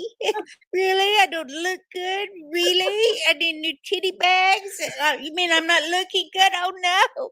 I got to get on a new Prozac or something. I'm feeling depressed. You mean my titties are looking like I'm 25? Oh, no. I've got to get new titties so I look 16 again. Oh, no. I'm going to get on some kind of drug. Oh, I got to get my lips pumped up so they look like my vagina. Ooh. So they look like my vagina. I freaking love Roseanne. She kills me. Oh man, She means it, you know. she's wild. I think the saddest thing with that trend is that some of these millionaires can get the best surgery and Brazilian butt lifts and lip shit and, whatever. But what it does is it affects the culture of young women in this country and even young men too. It Your does. perceptions of what you think beauty is, or like certain standards or whatever. And most men that I know they hate it. If they see a woman in real life that's got all this stuff, they're like, dude, that one went a ways far, huh? But the women have this unattainable view of beauty that I don't know, I think it just warps the culture of our young and old. I mean, think about Madonna. Just Yeah, I don't think there's a particular definition or a particular set box for beautiful. You know what I mean? Well, And they try to make it that unattainable. way with that's something that I'm sorry, Bonnie. The lips, though, Billy always points it out. Now I always see it too. Like, it's a thing. Like, everybody's got their lips sticking. Like they're going on a regular basis to have them stick out real far. And so, where when you're sideways, they shouldn't stick off your face, from the profile. But they do because they're so fake. They stick off of their face from the side, and you're like, Would a "Whoa." rose be just as beautiful if it didn't smell as sweet? or your pants are too tight, ma'am. Your pants are too small. Yeah. We wearing your little brother's jeans now. That ain't cool. Supposed to hand me down, not hand me up.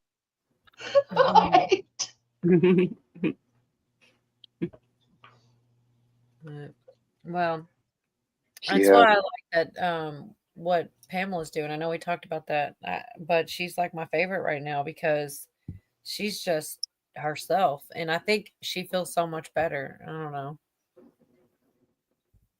know. She seems like it. She seems happy. I Who's can't that? imagine Pamela Anderson, how she's not putting makeup on and she's not really doing. I don't. I feel like she just doesn't do anything but brush her hair. Could become like an addiction because I mean, ultimately, the only reason somebody would do that is because somebody's made them tell them there wasn't enough, or they feel inadequate about something, so they change that. So it becomes like an addiction at that point. So now you have to change something else. You have to change this. You know, Like eventually you Michael get Jackson, he seemed yeah. addicted. And Then what's he literally got addicted to the drug that put him under. Like it's not funny, but you talk about Yes, addiction. you ultimately become addicted to Both. Like I guess that he was in that propofol is what they only used it to get him to go under surgery to get his face done or whatever. and what other parts of your body is it affecting? Look at Dolly Parton. You know, my those gosh. are heavy. And she's got to have back problems. But then to get her waist up small. Sorry, that was funny. Well, I'm just saying. So Yeah. to get her waist that small, what organs is she, having squished up, or I don't know. I don't know how she's still alive. It's fine. Just remove a rib. That's what they do. Yeah. They remove a I rib. got a few more. We had that rumor before we had internet, and we all heard that rumor, and there were several of them. I can't remember what stand-up I was watching. He was asking the audience, and people were answering him all these rumors that are before internet, but everybody heard them, and most of them were never true. It's crazy. Or were they? Right. I don't know. Right. There's Yeah, like the a pre-cell phone days where nothing was just recorded. You just had to have been there. Mm-hmm. I didn't see that. I might be good. She loves. Oh, gosh. She bobs, Doc P. She just bobs right on top of the water. Still singing. I like what Gay Dog said. I'll be me, and if I offend anyone, here's a straw. Suck it up. Give them a paper straw.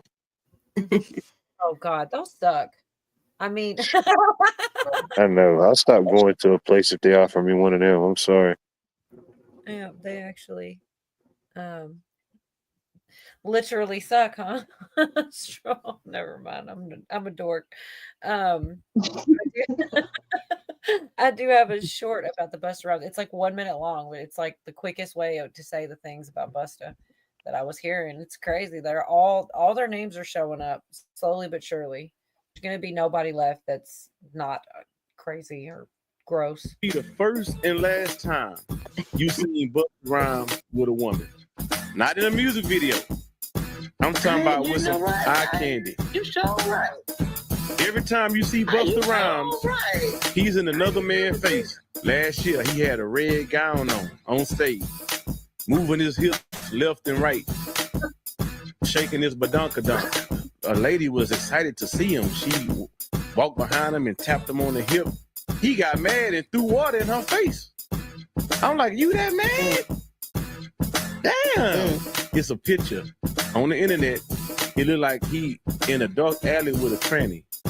This little lawyer guy that was with us, bro, Busta Rhymes wanted him in his section so bad, pulled him to the section, like through the road, and tucked him off in the corner.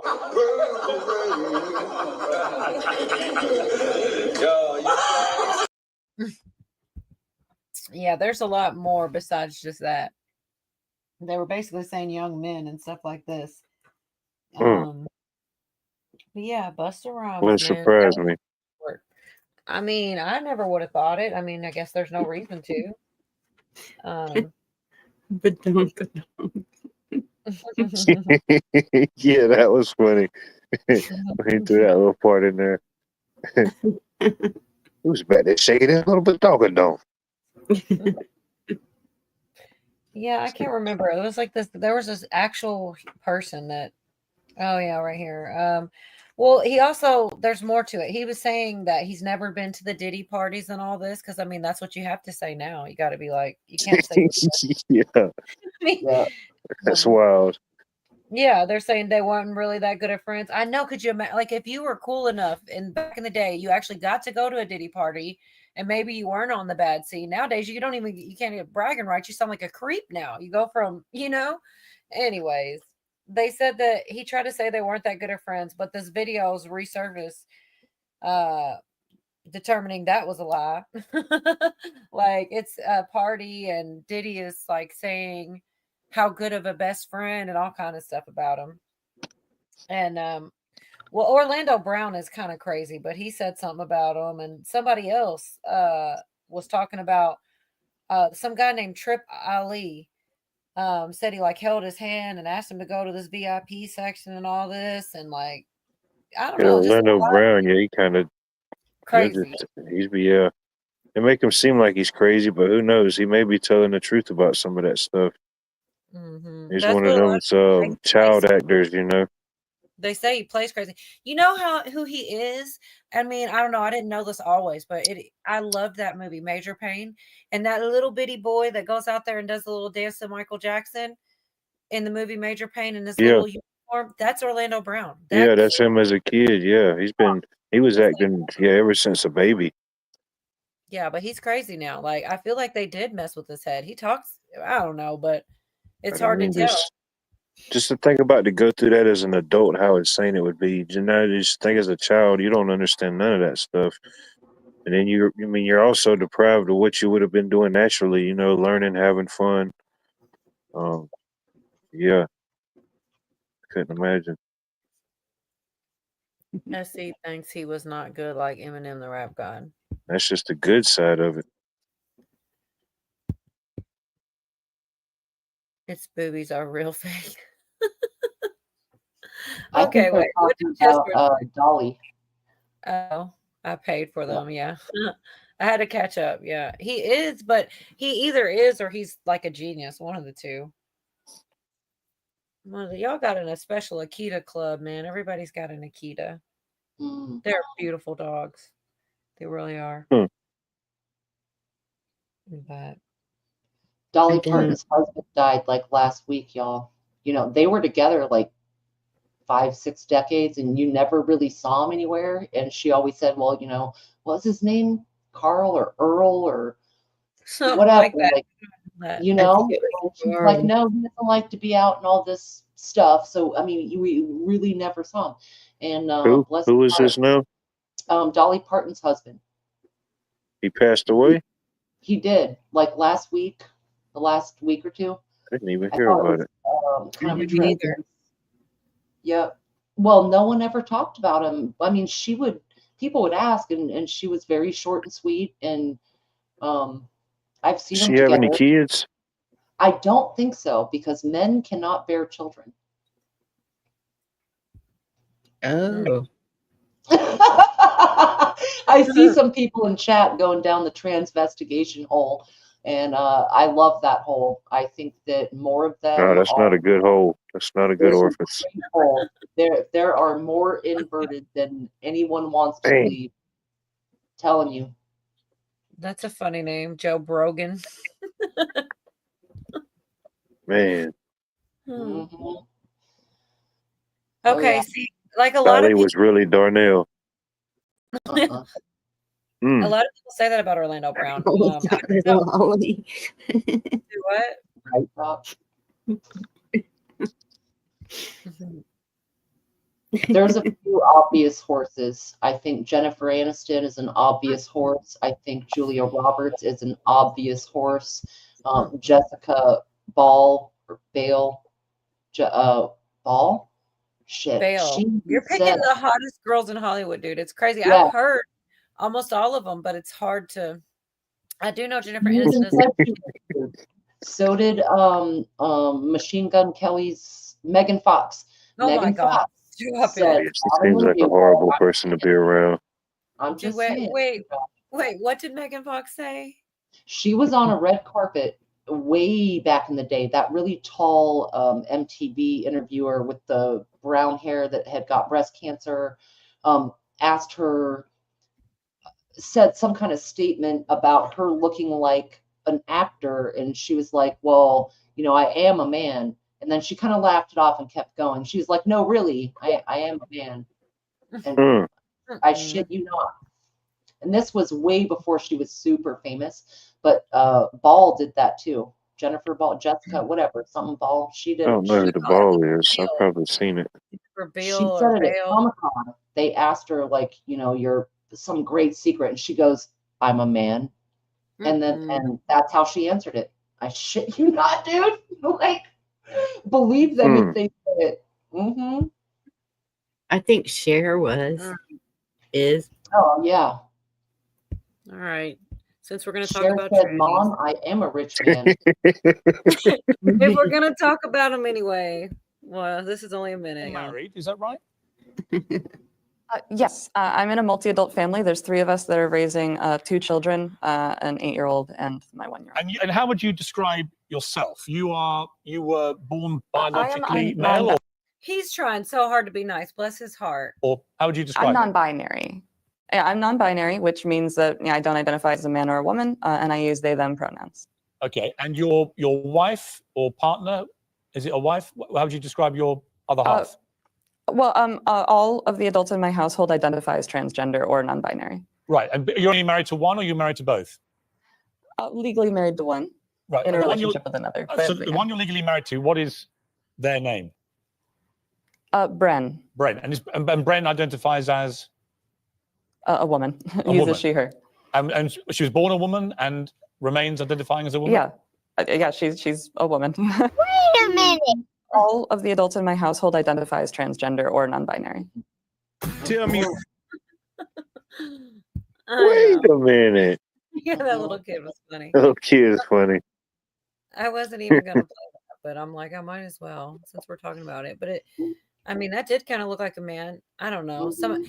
Who's the one that played in Juno and turned into a guy? I couldn't believe that. Yeah, there were no Ellen Page.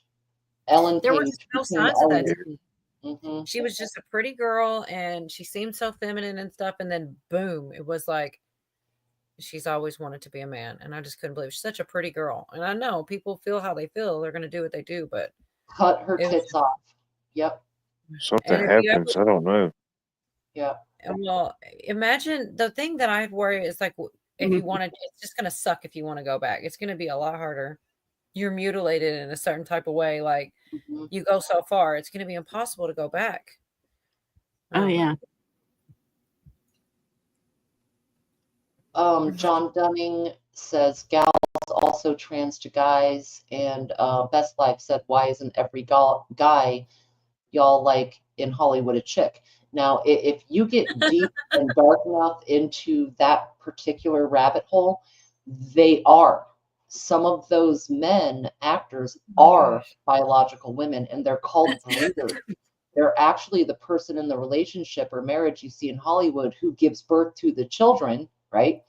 But, and that's why the woman stays perfect body, no hips, flat clavicles, nut cracking jaw. Don't pay attention to that and wonder why the husband got fat and she didn't. Okay.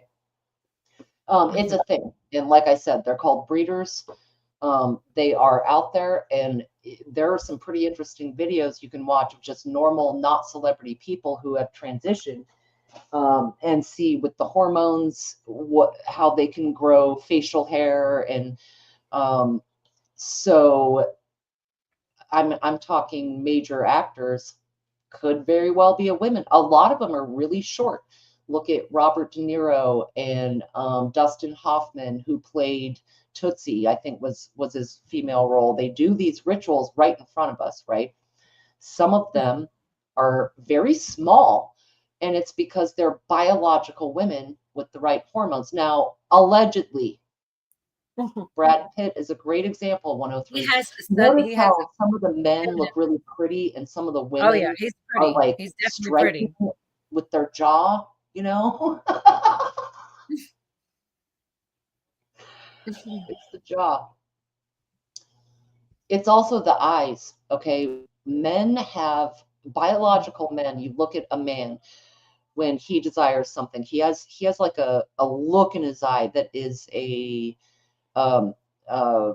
certain gaze or stare, right? Whereas women, they can get the desirous gaze, but it's a little bit softer. And you look at some of these actresses and they'll have that, and comic book movies do this a lot, or, you know, hero women of some kind. Yeah. Like Scarlett Johansson has done a few, right? And the look in their eyes is very intense and glaring. That's not a biologically female expression per se. I can see it now visually. Yeah. You see what I mean? The gaze. And the gaze. She usually plays that role like a lot of those sci-fi action roles now. Yep. Yep. You can see it in the biology, the energy of the spirit. And I'm not saying that I think all of them are or whatever, but I did get really deep in this rabbit What was hole. the other actress Not similar acknowledge to it. her? Like Angelina Jolie has the gaze. What was it Charlize Theron? Yes. What about her? I think that's the one I'm thinking of. I can't remember. Charlize does, and she's like 5'10", and she has the gaze. She has what?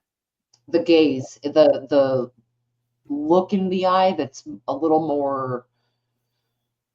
Almost, I want to say the word predatory, but that's not the intent of what I'm trying to say. Seduction, like I feel like a guy or a girl can get though. I don't feel like that's only men can I do don't that. know. It's hard to describe in a way. Right. I feel like you're saying the "come fuck me" eyes, but girls have those Yeah. too. Yeah, In and a way, girls but do in a different way. Yep. Men do get the go fuck me, and that's a good way to put it. Go fuck me eyes. Yeah.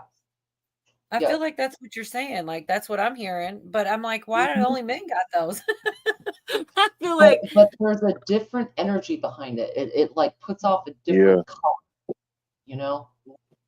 I don't know. I always think like literally I feel like all the ones people say, yes, monster, that was crazy. They made her Yeah. so ugly. But Yeah, like Charlize Theron was in that. Yeah. I just feel like I don't know, like they're the prettiest women in Hollywood. Like all of them. Like I can't. Okay, Julia Roberts, like she's feminine, you know. She's got the curly hair, and she was Pretty She's Woman. like And I just, 5'10", and she has is a she? nut cracking jaw. Yeah, she is. She's huge. Look at her feet in Pretty Woman. That is a huge fucking woman. And even compared to Richard Gere, she is much taller than him. Her mouth is what tells you it's a horse. Now, Jennifer Aniston, I have never thought she was pretty. Look at the nose mouth ratio, the jawline from the ear to the chin. That's a man, Maury. That's a man, and it ain't pretty. I've heard people say that about her, but somebody was calling her Maniston on this video, and I'm like, I don't see it. I mean, I don't know. I just, I watched Friends, and she was, I don't know. And What's then the like, deal with all the horses? The people wearing the horse masks. Yeah. Think that's got something to do with it? God, she totally is saying that. And I mean, you could make a case for her before, especially because of the height and all that. But freaking, okay, I will say that if Angelina Jolie truly is and Jennifer Aniston, that would make more sense because Brad, went from one to the other. That was my kind of thing. Yeah. Like if you're, when I was thinking, okay, they're saying she's a man, right? Well, then he went with Angelina Jolie, and I thought no one had ever said that about her till now I'm hearing you. And I thought, well, he's got to pick a side of the fence, right? He can't be into both, but I don't know. Who knows? Right. That's wild. Well, they both are. But Wildlife just said, why the horse face? Well, back in the day, thank you. People used the urine Trojan of horse. Horses. Well, Trojan horse is a different horse. But back in the day, people who were trying to influence their own hormones in Minecraft, allegedly for entertainment purposes, would use horse piss and of a pregnant mare, all right, like a pregnant horse, because they had extra, or they were assumed to have extra of hormones that might make you more feminine or whatever. And I'm Yeah. sure horses are not the only ones, but Oh so, no. you know,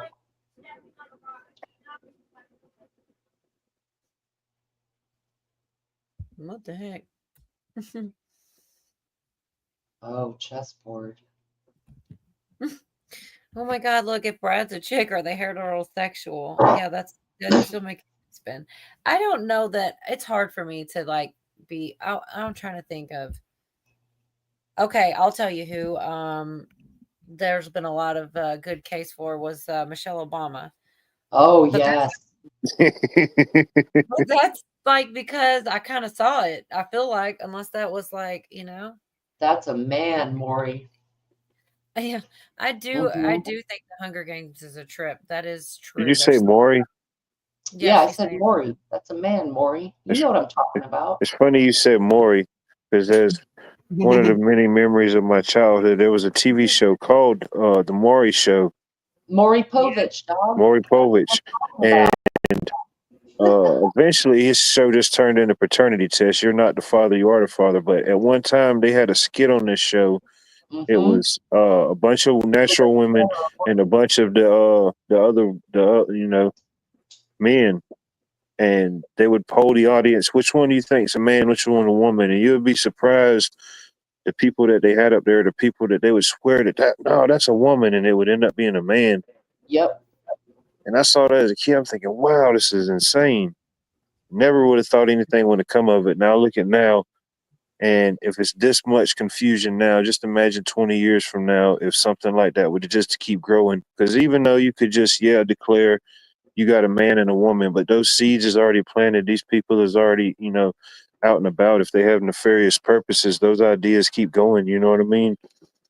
Separation of natural and unnatural. Yeah. Well, I don't know. I keep lingering back to this comment because that is the same vibe that movie gave me. Like when have you seen it, Watt, and you guys? Yeah. Oh, yeah. That's kind of what, yeah. The way that they had all that makeup in their hair and all that just kind of really reminded me almost of Hollywood, and just like it was really weird. Those movies had something about them. Pretty But wild. I don't know if I can go by features because I've seen, I think, real women look really manly. I mean, being tall, I don't think that would do it. Oh, there's some biggins out there. There's some natural biggins. Yeah, right. I've seen some Amazon looking women, but my mom was 5'8". That's pretty tall. I feel like. I mean, it's not 5'10", but people could be that. And it's usually they usually become the models. The really tall women. That's like a thing, right? The runway models are really really tall. Yeah. The average height of a woman in this country is 5'4". Really? Mm-hmm. Wonder what's the average height of a man? 5'10". Yeah, I think it is 5'10", something like I that. thought it was 6 foot. It's in Just the high in fives. Just in Texas, High honey. five. Yeah. Not just in Texas, Georgia. It's got them big boys. It's regional. It could be a regional thing. Yeah, that makes sense. Depends on what's in the crock pot. For sure.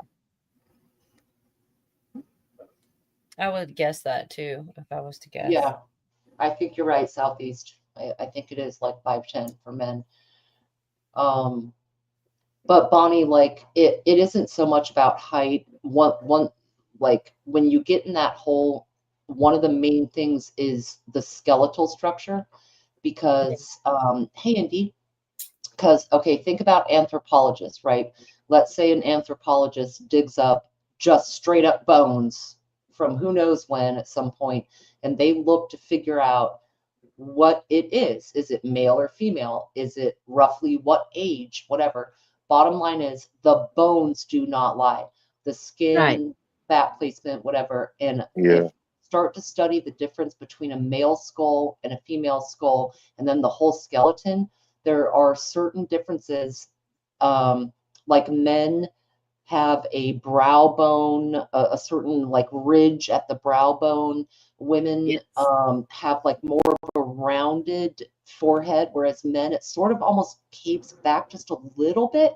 Like there's a slight angle where it goes from the brow bone to the scalp area, like at a slight angle. The smoothness of the jaw. So like a male, no matter if they're 5'1" or 7'1", they've got a square jawline, whereas women will average into like an oval in some sense, right? The clavicles are a big one for me also, like flat across clavicles, like 100 degree on a level, and that water level is like level, is a man. Women, their clavicles naturally angle up a little bit right before the shoulder bone, right? Like they go in a V a little bit more naturally. Now you watch some of these celebrities, when they pose, a lot of the women push their shoulders forward. That's to create that V. Another thing is they call it the pelvic Q bones. ratio. It's the hip to the knee. Yes. And a natural woman, the line from the hip to the knee, like if a woman's standing with her knees together, even if she's overweight or underweight, is going to make a V shape, like the vessel, like a V. But a man, their hip to knee goes straight down. So when you watch Victoria's Secret models, ask yourself, how many have an actual curve from the hip to knee versus how many are doing the model walk, which is where you put one heel across the vertex, I guess, of the other toe. Does that make sense? They learn that specialized walk where one foot goes pretty angled in front of the other as they're moving forward. That's what makes their hips swing. Their hips don't naturally swing. Is that, you know what I'm saying? So the bone structure, dude, does it. And once you see it, you cannot unsee it. When you watch some of them walk or look at their shoulders, their jaw structure, it's wild. Don't women have one less? No. Men have one less rib than women. One of them has one less. Men's rib cages are generally longer than women's.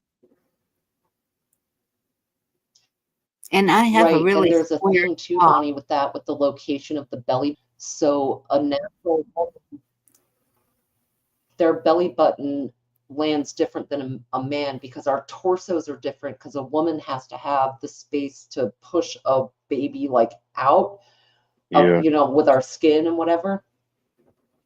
Right. So our pelvic bones are structured different too. Right. The bones are different. So, but I have a really square jaw. Just saying. She's like, but I'm always doing it. Put it out there, no fake news. Right. It's And way more complicated than that. You know, doesn't have that equipment. Just or even pretty sure y'all might have seen the movie. I'm sorry. Go ahead on what? No, remember the movie that came out in the 90s, Junior, where Arnold, he was a scientist and he got himself pregnant? They were, I was thinking of twins. No, it's different, huh? It's about the same time, Cola, though. Think about how weird that is. Arnold Schwarzenegger did Twins and Junior not too many years apart, and it's a similar It's not thing, a tumor. like It's a baby. Weird. Yep. So I do have this one little short thing that my chick, that RizFlex girl, talking about Guantanamo. She says Guantanamo. She says it weird. That's my only beef about this video. But the stuff she's saying is really like this. I said something about it the other day, and it's like, I don't know. I mean, you almost have to go down a rabbit hole to even think that it's possible that because what we don't know who or what. But here, anyways, this is like 1 minute long. Apparently, all of the illegal aliens are being moved out of Guantanamo Bay. Right? They're going somewhere else. And why? What else? What could they be using Guantanamo Bay for? If all the illegals are being removed. It's a different, on this list of legal battles. Another one, a federal court yesterday blocked the Trump administration from sending 3 detained Venezuelans to Guantanamo Bay. The president has promised to expand the prison to hold up to 30,000 criminal, violent, illegal aliens. New images now show the first plane arrivals there, and DHS Secretary Kristi Noem visited that site last week. And here's what she said about who actually is being held there. Ready? I watched a plane load of people unload at Gitmo that were pedophiles, child pornographers. They were drug dealers in our communities that literally these cartels are partnering with the Chinese to kill our next generation of Americans. What'd you say? She said the cartels are partnering with the Chinese to kill the next generation of Americans. I mean, I really like that chick. She goes down some rabbit holes, but I don't really know why they are moving them from there. Love you, Dee. You know, it makes you be a conspiracy theorist when things like that. Also, I got one more one. This is back to the JFK thing because this came from John Dunning, which I found it interesting, and I didn't want to keep it to myself. So I didn't prepare this, but it's JFK stuff again. Shoot, it went by that quick. Have you guys been following along with the JFK files, what's coming out about them on X? After reading through several of those posts, it's no wonder why the derogatory term for Trump supporters is, think about the implications of that word on a larger scale. You can't really see that very well.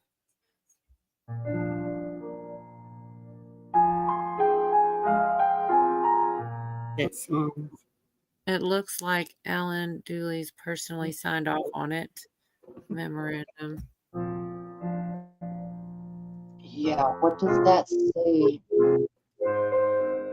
I like that song they're using. I do know Shadow of Ezra. Newly released JFK files confirm a secret intelligence pipeline between the CIA and the A and Israeli intelligence, personally overseen by them counterintelligence chief James Angleton. This wasn't just routine intel sharing. It was a deliberate effort to conceal Israel's involvement in sensitive U.S. operations, bypassing standard intelligence channels. Angleton acted as the sole gatekeeper, ensuring that all Israeli-related intelligence was filtered through him alone. He also controlled the flow of intel to the FBI, carefully scrubbing reports to ensure that the Israeli intelligence was never directly named. A covert operation hidden in plain sight. Oh, is there something else? This little song.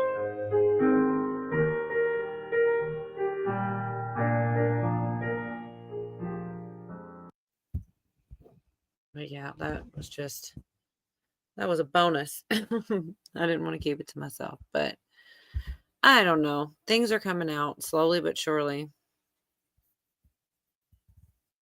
Try to bite your tongue.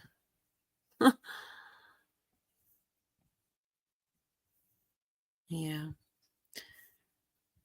But yeah, I don't know why the thing with the Guantanamo, I don't know why they're moving all those people.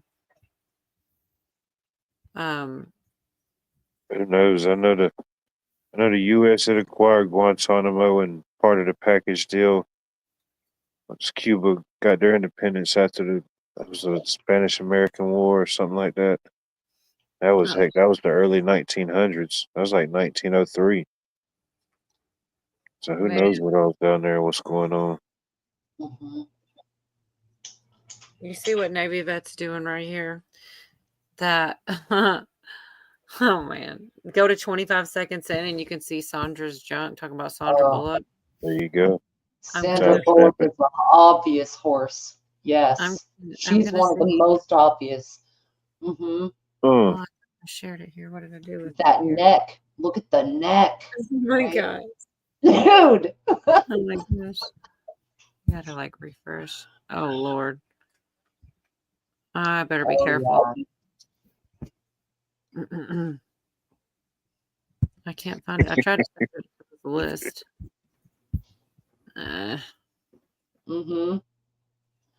Yep. And men's necks are a little bit longer. They're stronger. There's that huge chunk of apple they're choking on. Sorry. Nah, big homie, you're wrong, dog. I'm sorry. Sandra Bullock is, like I said, Sandra Bullock, Jennifer Aniston, and Julia Roberts have always been obvious horses through my eyes. Yes. Okay, what was full the mark out. he said? 20 what? What did he say? 20 something? 20 what? Scroll 25 seconds in. All right, Yep. I'm about 17 in. I'm gonna Okay. pull it up and see what happens. I mean, shit, if he says so, right? Let's see. It's 17, so getting there. 18. Oh, we went one. Oh my god. What the heck?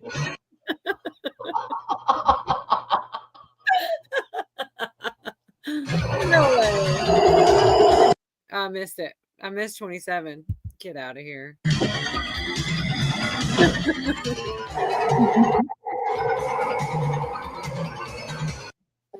Those shoulders. I'm not looking at her shoulders. Well, the neck, too. But look at that. That's not a moose knuckle, man. Oh my goodness gracious. I don't know. Wasn't I like am a man, Damien. You I know just what? don't I believe really it. wish they would. I feel like they have done their first phase. Thanks for that, name vet. Whether it's true or not, it was funny. Just don't even know anymore. Dang. So It's in the old Crocodile, days they kept their beards and you would know, you know what I mean? right? So Crocodile Dundee knew what he was doing. You just said that earlier tonight. What? You can't handle the truth. Yeah. At that point you don't even want to be like, man, I didn't even want to know. Now I know. Well, even if, you know, you can't help but think about it, you know. Question everything. Hey. It's so crazy. I mean, I would have just never thought. Never. I don't know. I always liked her too. I'm just dumb, I guess. 1920s. Yeah, I hadn't either. Oh, yeah, Echo. Echo knows. I know you know, Echo, for sure. Yep. Way before that, even. Way before. And we can go all the way to Egypt. Oh my goodness. Absolutely. All I thought they had then was Enochs, just because they did something bad or didn't want them to reproduce or something. I don't know what the reason was. Do what? Oh, like eunuchs? Yeah, that's it. Eunuchs. Okay. I thought you were talking about Enoch. I was like, wait, what? Said Enochs. I messed up. Eunuchs. Yeah. No, you're right. Yeah. Yeah. Same thing. It used to be worse back in the day, honestly. If you look at it in like the sex habits of Romans, you know, like it's rough. Rough. Yeah. Iowa has nothing on Romans 2,000 years ago. He was trying to tell us. No offense, Iowa. I can imagine. You know where the 10th largest pyramid in the world is located? Nope. Ohio. Close. Dang it. Memphis, Tennessee. Yep.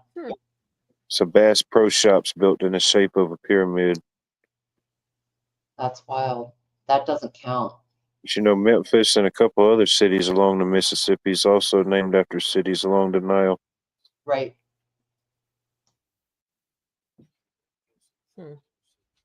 Made me think about that when you said take it all the way back to Egypt.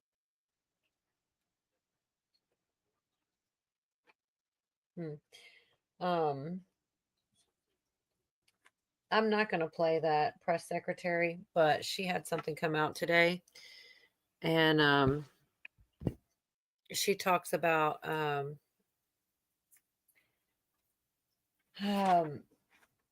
that Trump talked to. I mean, I could look for the one spot so I don't mess it up, because that's really the only reason I play stuff, is to not misquote people.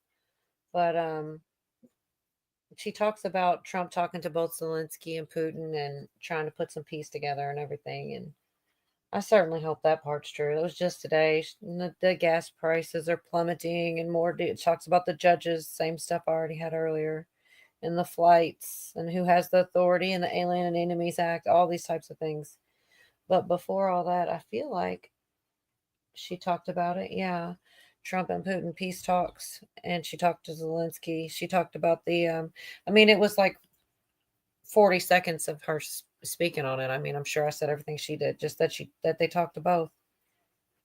And she talks about the transparency in the JFK files and how you can get them in person at the National Archives in Maryland, or you can, anything that's not digital, they're working to make digital. So I mean, I don't know, but mostly just that he had talked to both world leaders and was getting us towards peace, which I certainly do hope is true.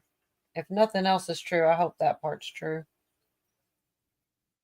I have to take a field trip to Maryland. For real. I didn't know that either. College Park, Maryland. She also does a lot of she shows like the 10 most wanted, and a lot of the people that have been taken out, just different places by ICE, like in San Francisco, New Orleans, Atlanta, Houston, Dallas, a lot of real big. Not Hotlanta. No, not Hotlanta. Hotlanta is sizzling. Oh, it's sizzling. It ain't even summertime, and they're already roasting and toasting. Glistening, get it right. It's glistening. Gleaming. Mm-hmm. Well, they did one of the things he gave them, like, I don't know if that's the same one, in the same spot where she talks about she gave him some kind of he gave him something he wanted. I don't know what they were called, and I don't know if it's in that clip or not. In good faith that they are working towards peace, and I hope it's true, because that'd be about the only good news. And I do think that is transparency, putting that information out there. And I don't know how much of it's not in there or not, because I never saw the original. So it's hard to tell. I mean, if something's redacted, you would see that it was redacted, right? No, Lisa. Okay, and what was it? There's it's like a 3-minute segment talking about the statement about Zelensky and Trump, and something. It's like Patriot missiles, something or another is what she gave them. What he gave them in good faith, I suppose, that we're gonna get to peace, hopefully. It's 31 days until Easter. Imagine it'd probably be pretty interesting until then.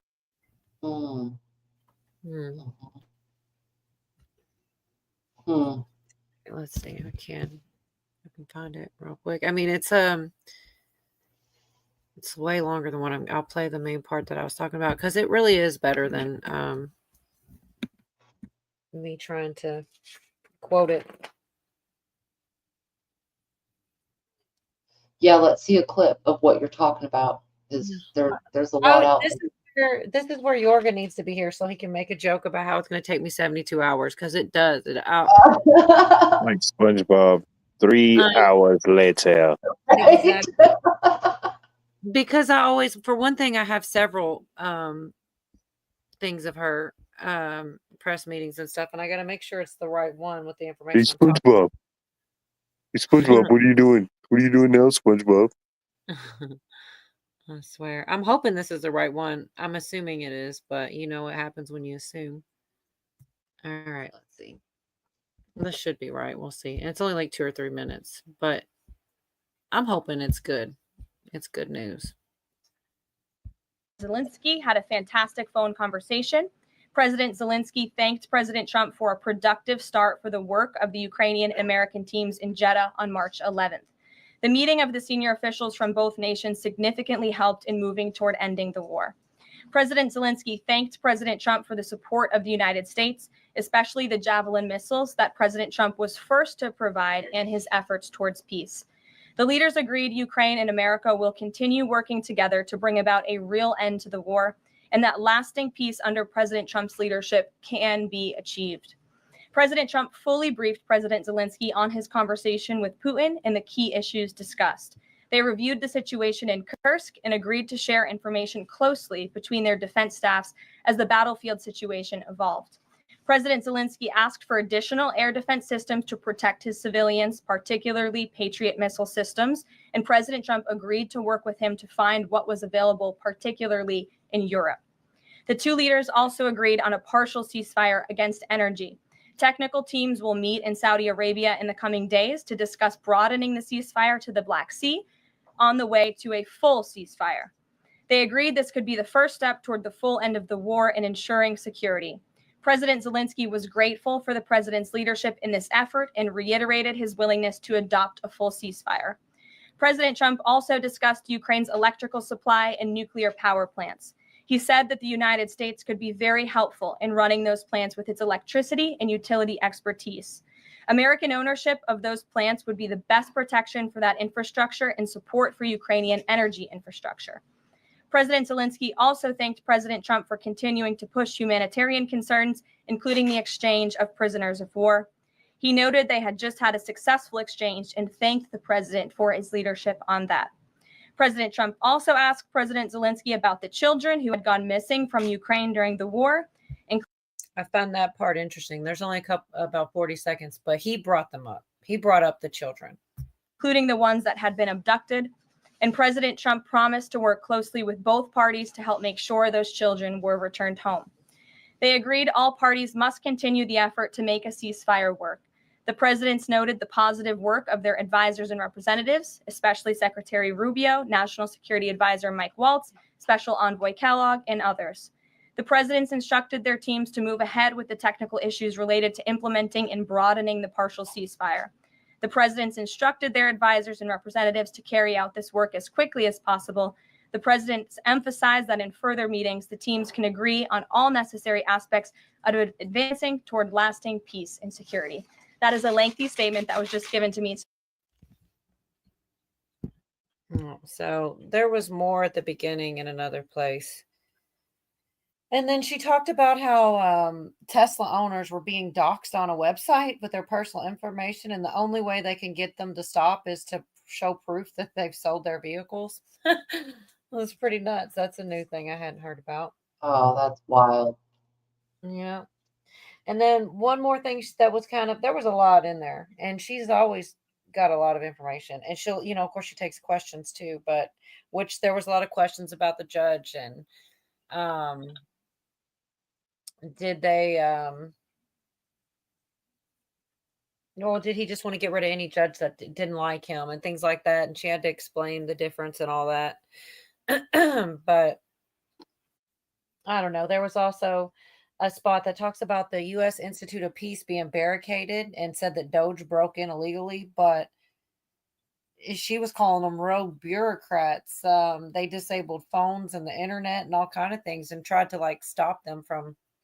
Yeah, that's what she actually said, Navy, is that, well, some of these owners are actually Democrats because and then she's like, they liked it until he voted for Trump. That's exactly what she said. I could play that. It's only like a minute, but I don't know if anybody really cares. It was interesting. And once again, like I said, I pretty much told you everything she said about it, but it's weird. I guess they wanted to make it look like they just broke in and all this kind of stuff and make them look bad. But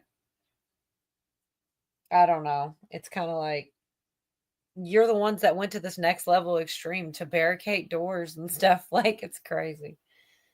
But, yeah, I just hope all that stuff is true, that we're at least getting towards peace, if nothing else. I think some things that Trump is doing might be to flush people out, calling their bluff, so to speak. And, Right. He fired a lot of people his first term pretty quick. He mowed through it sometimes. You're fired. yeah, you fired. That's our predictive programming for this. So I'm kind of curious, the moves that he's making, which they're all going to take time, but what if he's flushing some out? What if he's like smoke bombing the roaches?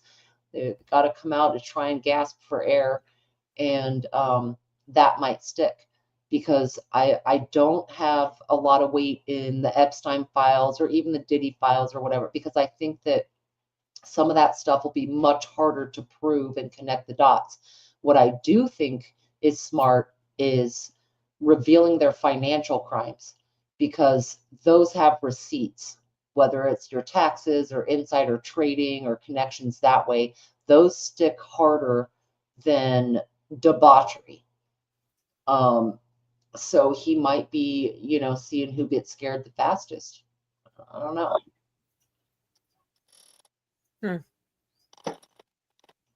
Yeah, it's so many layers too of things.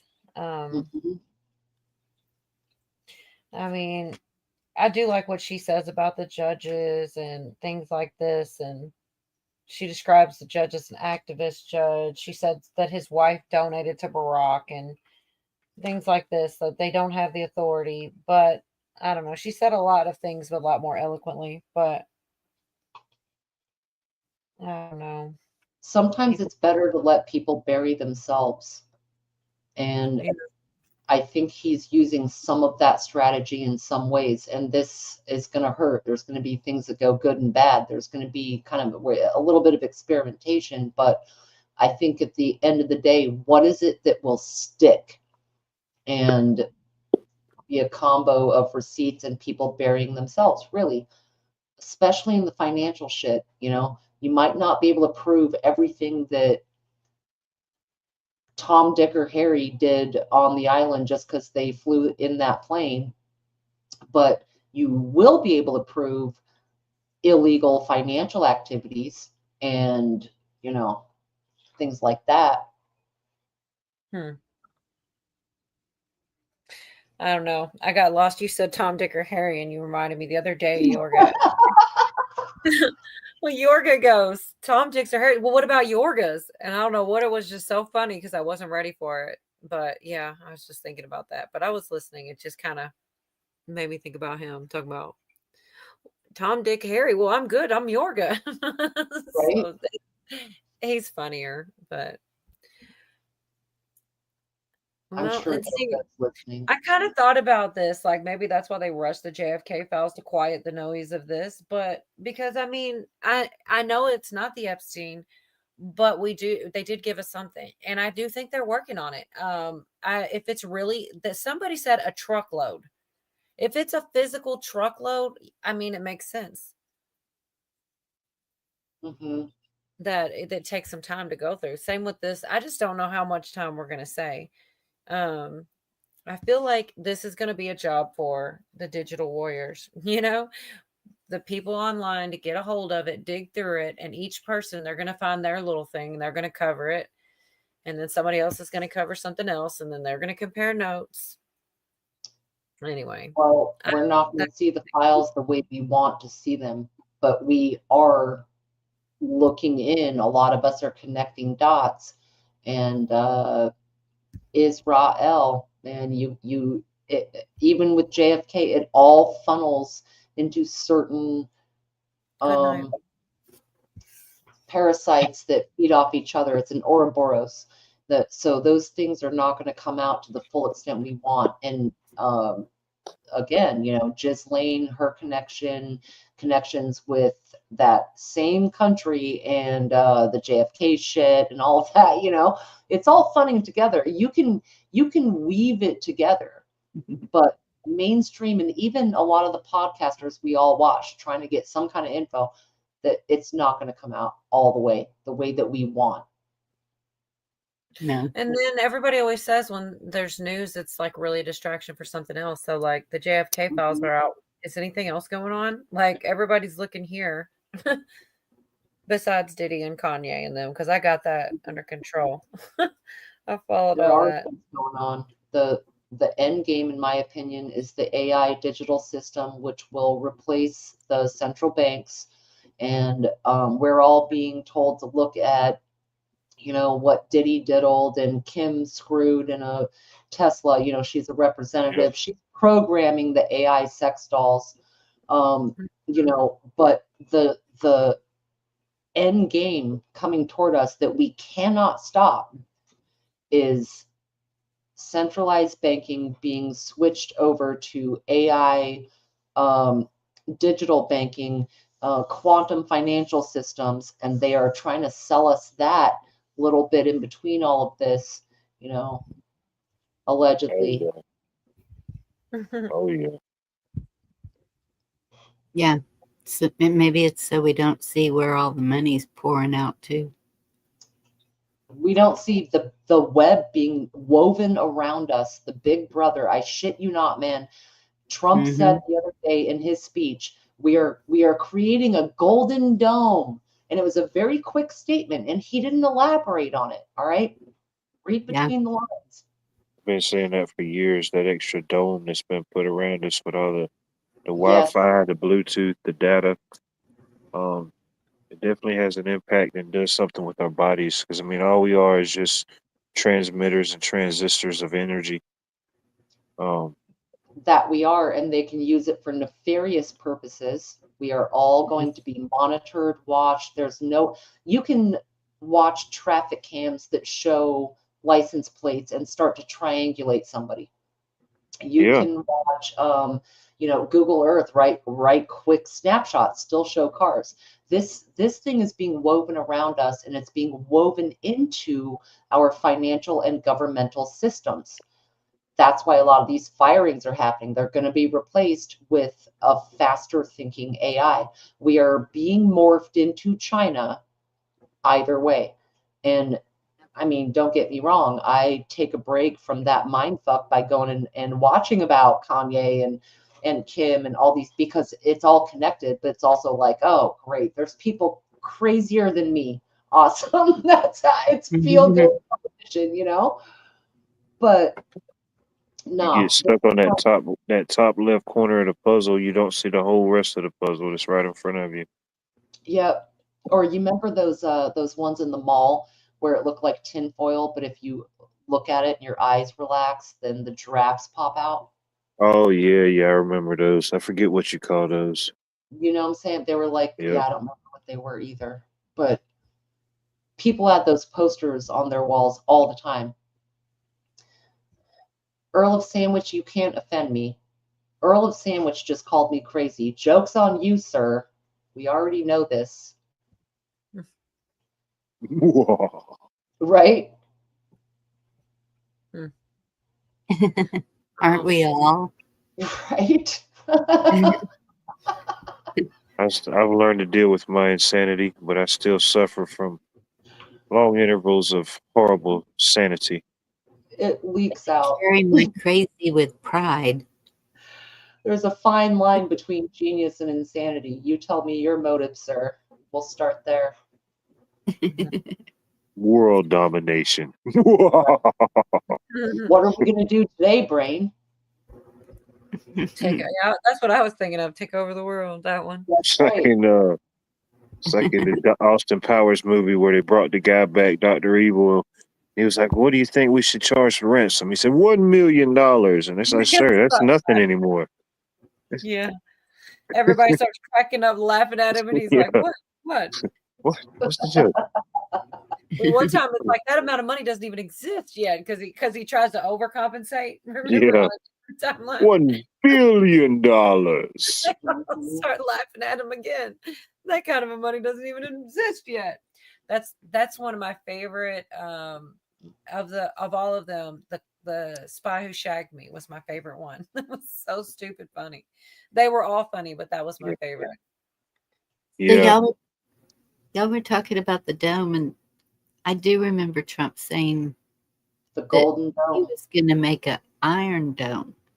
But it's funny how everything's turning golden now. Yep. It's the golden dawn. the Iron Dome was built. I think that was over Israel, if I'm not mistaken. Someone in chat might be able to correct me, but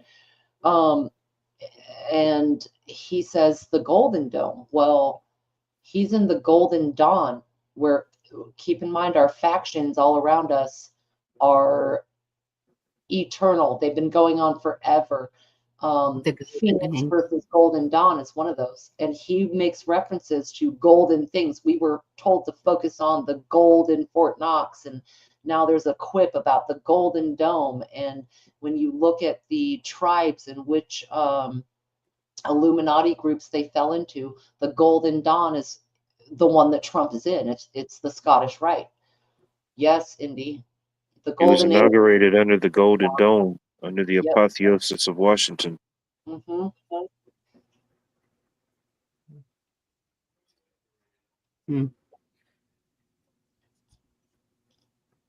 Golden. Yeah. I don't think we're screwed. Golden years. Oh, the golden years. Man, that's dark. Yeah. Think about it. When you're golden years, you know. Mm-hmm. Man. I was just like, not like Midas touch, you know. Everything you touch just turns to gold. That would suck. You know, you got to have an on-off switch with that thing. I don't think he might have lasted long, though. Oh, Again. no. It would drive Yeah. you insane. Yep. Hey, Larry. Larry, it's good to see you. That was a good one. Coming in with the golden shower. I'm still giggling. That's a good one. Yeah. We don't need to make those great again, for sure. Unless it's your thing, then by all means. But, yeah. The pyramids used to be covered in gold. Excuse me. I Thank wonder you, how Mandy. long something like that would take to fade away, or, you know, scavengers come, things happen. But, yeah, when they show those reenactments, how, you know, how brilliant it looked and it was shiny. How do you electroplate something that size? Oh, the right positioning and in the right time, and it could happen, I imagine. I don't know the theory behind it, but energy points, maybe. I don't know. Mm-hmm. But a lot of those different locations line up on different points of the map. Oh, the one other thing that the press secretary said was those astronauts that were in space for 9 months. They're back. Rescued by Elon. Yeah. Actually, I heard Yorgis say on a different stream. I guess he was over at 10 TVs. I'm not really sure. I think that's where he was. But he said, man, if anybody else had done that, then it would be a big deal, like everybody we talk about. But since it's Elon, nobody wants to give the guy credit. And that's like kind of true. I feel like if somebody else would have gotten something like that done, it would be Damn it, more. Elon. Just because it was him. But I mean, she goes on to blame it on, you know, the Biden administration and why they were even there for so long and yada yada. And Trump said get them, and he got them. Good. Get them, got them good. At least they're not. I mean, I can't imagine. I didn't even really know that story so well. I just know that I'm glad to Seems like hear they've been up there forever. Yeah, 279 days. It's nice to hear about it at the end. So it's like, oh, good, it's all resolved. I don't have to worry or fret. I kind of almost remember that. It's just so much news all the time. One way Couldn't or pay the me to other. do it for a day. Have y'all heard of Arthur Furstenberg? Arthur Furstenberg. Mm-mm. You've never heard that name? I hadn't either till today. He passed away, and he was really he was born in New York to survivors of the Holocaust. He was a nature loving. He would go all over the world looking at trying to find a place without destruction. And everywhere he went, he saw destruction. And so his thing was he was really fighting against the cell phones, the internet, the cell towers, the radiation, all of it. And like he did a whole bunch of court cases. Some of them he lost. He has a group of people supporting him with all kinds of studies that they've done also. Yeah, he was going after corporations and municipalities. I can't even talk tonight. Cellular antennas, smart meters, and other radiation emitting technologies. He's been doing this like all his life. And he's hoping that someone will take up the baton and keep it going. Just thought that was interesting during these times. Definitely.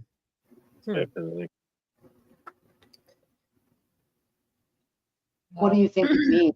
Like, pick up the baton and keep going where? Fighting it. Fighting the emissions of radiation that are just, they're pulsating 24/7 through the tower. And that's what I think the web is the connection of all of this. Once you get those towers everywhere. Right. So every time I see that song, my musical Tourette's, The Dawning of the Age of Aquarius, every time I see that, that's what plays in my head. Yeah. Right. Golden Dawn. He was proving how all of that was creating all the diseases, cancer, diabetes, just all kinds of illnesses in people. Mental conditions, like yes, dementia, Alzheimer's. Yes. You know what's funny? This is so random as hell. I mean, it kind of what you said sparked it in my brain, whatever that means. But I saw on like Twitter or somewhere, all these freaking X's in the sky. And actually, we were kind of like laughing and making fun of it. But like, there were a lot of them, and they were saying a bunch of stuff in the comments, like it was, it meant something, and they were spraying in the area and all this stuff. I totally saw one in my own sky, and I'm like kind of off the beaten path a little bit. So I kind of thought it was weird. I'm like, I'm not even in the city. But anyways, there was an X. I guess it sounds strange. It sounds dumb to say it could be a natural occurring reason. It's a freaking X. It's as if you had to go both. I don't know, but I totally saw one, and I was like, I felt like I was having a moment when I looked up and saw him. Because it's like like a synchronicity. Yeah, like I was just calling these people nuts. Now I feel nuts. Like, is there a thing? Is there something with this? I just didn't really take it too deeply when I saw a bunch of people taking pictures of X's. I'm like, okay, weirdos. I don't know. And it's more like likely in the city, I suppose, like a plane to go one way and then another way or something. And potentially, I don't know. It's all crazy. Yeah, that's a good analogy, Echo. It really is. Really, that's how I really feel scrolling through YouTube. Look, he saw X's too. Like I don't know. Who freaking knows? I took a picture. I should find where they were at and add my picture to their pictures. Oh my gosh. So I had 2 different videos on the Jay-Z stuff. And like I said, what was so funny about it is that this chick Tisa Tells was one of them, and the other's TMZ. And I do feel like, people anyway, she was kind of making it like it helped. It didn't look good on Diddy. And they were kind of like that it looked, or not Diddy, that it didn't make it look good on Jay-Z. Her reasoning was something like, he said he'd never been in, he kind of admitted to being in the same place with her in the middle of what he was saying, if that makes sense. I don't know. No, Let's see it. Yeah, I know. I was trying to find. I lost my spot of the time here. They are. No, the video I actually have now. It's one thing or the other, you know. Oh, admitted on Well, I national. like to see people saying what they actually said and not just reading about it or whatever. Like, yeah, let's Yeah, yeah. anything She. like that. Anyways, this one is TMZ, and they did kind of present it differently, but it's the same information. Is the crazier part. Like you can take it however you want, I suppose. You know. That true? No. Yeah, that's not I don't. I've never said that. How do you make any sense of it? I mean, I'll take the good sex. Well, have you ever been called good sex? I've never been anyone's best. Well, you'd have to pull two people.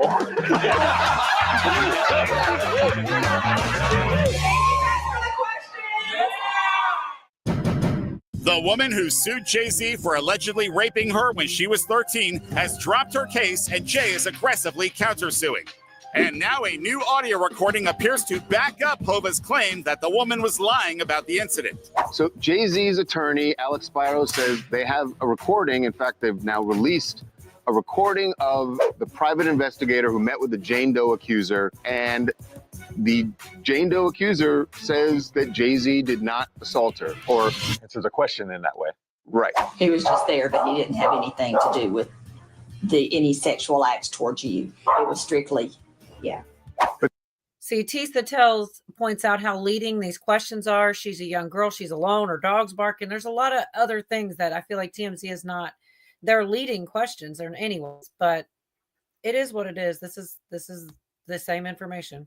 But there's a problem. And then they bring up Tony Busby, her lawyer, Jane Doe's lawyer, right? And Busby has a tape as well. Yes, and on Tony Busby's recording, Jane Doe basically denies what she said on the previous recording. They say that they have you on tape denying that Jay-Z assaulted you. Is that true? No.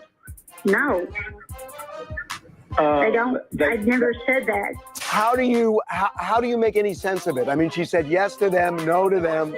Jane Doe was also heard on the first tape saying that Tony Busby Someone kind of pushed me towards going forward with him.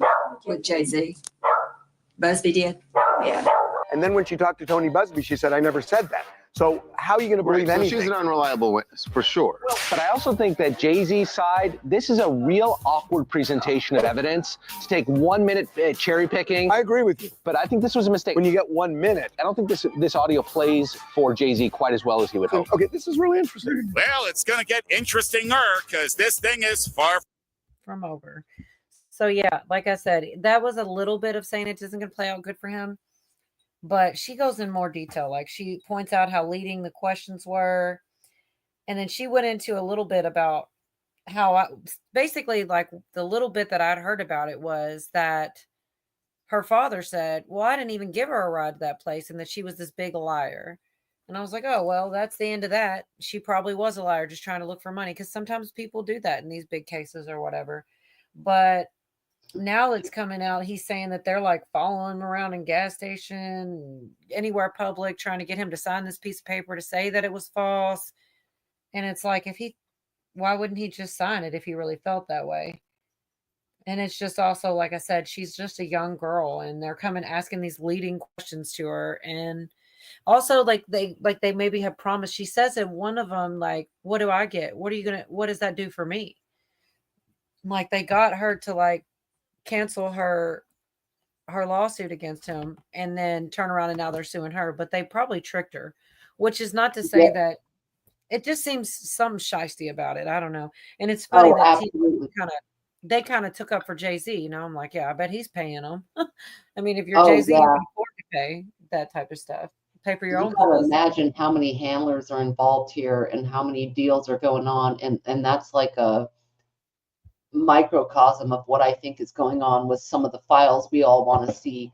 There are deals going on with the Diddy people and other folks, Epstein, whoever, it doesn't matter.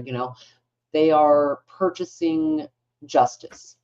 They are purchasing the evidence, the tapes. The evidence is being shopped, and people are scrambling. And I really believe that the blackmail game is real. And you can buy your Achilles heel back, but it'll cost you.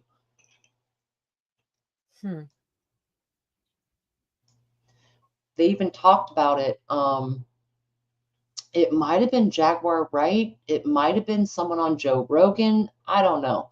But they were talking about some of the delays going on are about settling the people who can afford to circumvent justice. In fact, there was a dude that was just the video you just showed, and he had like brown hair, and he had been talking about the files, but he also said in that same speech from that clip that there were people settling, doing plea deals. I think we're going to see low-level folks thrown under the bus. It's going to end up being, you know, a money game as far as the justice for that kind of stuff.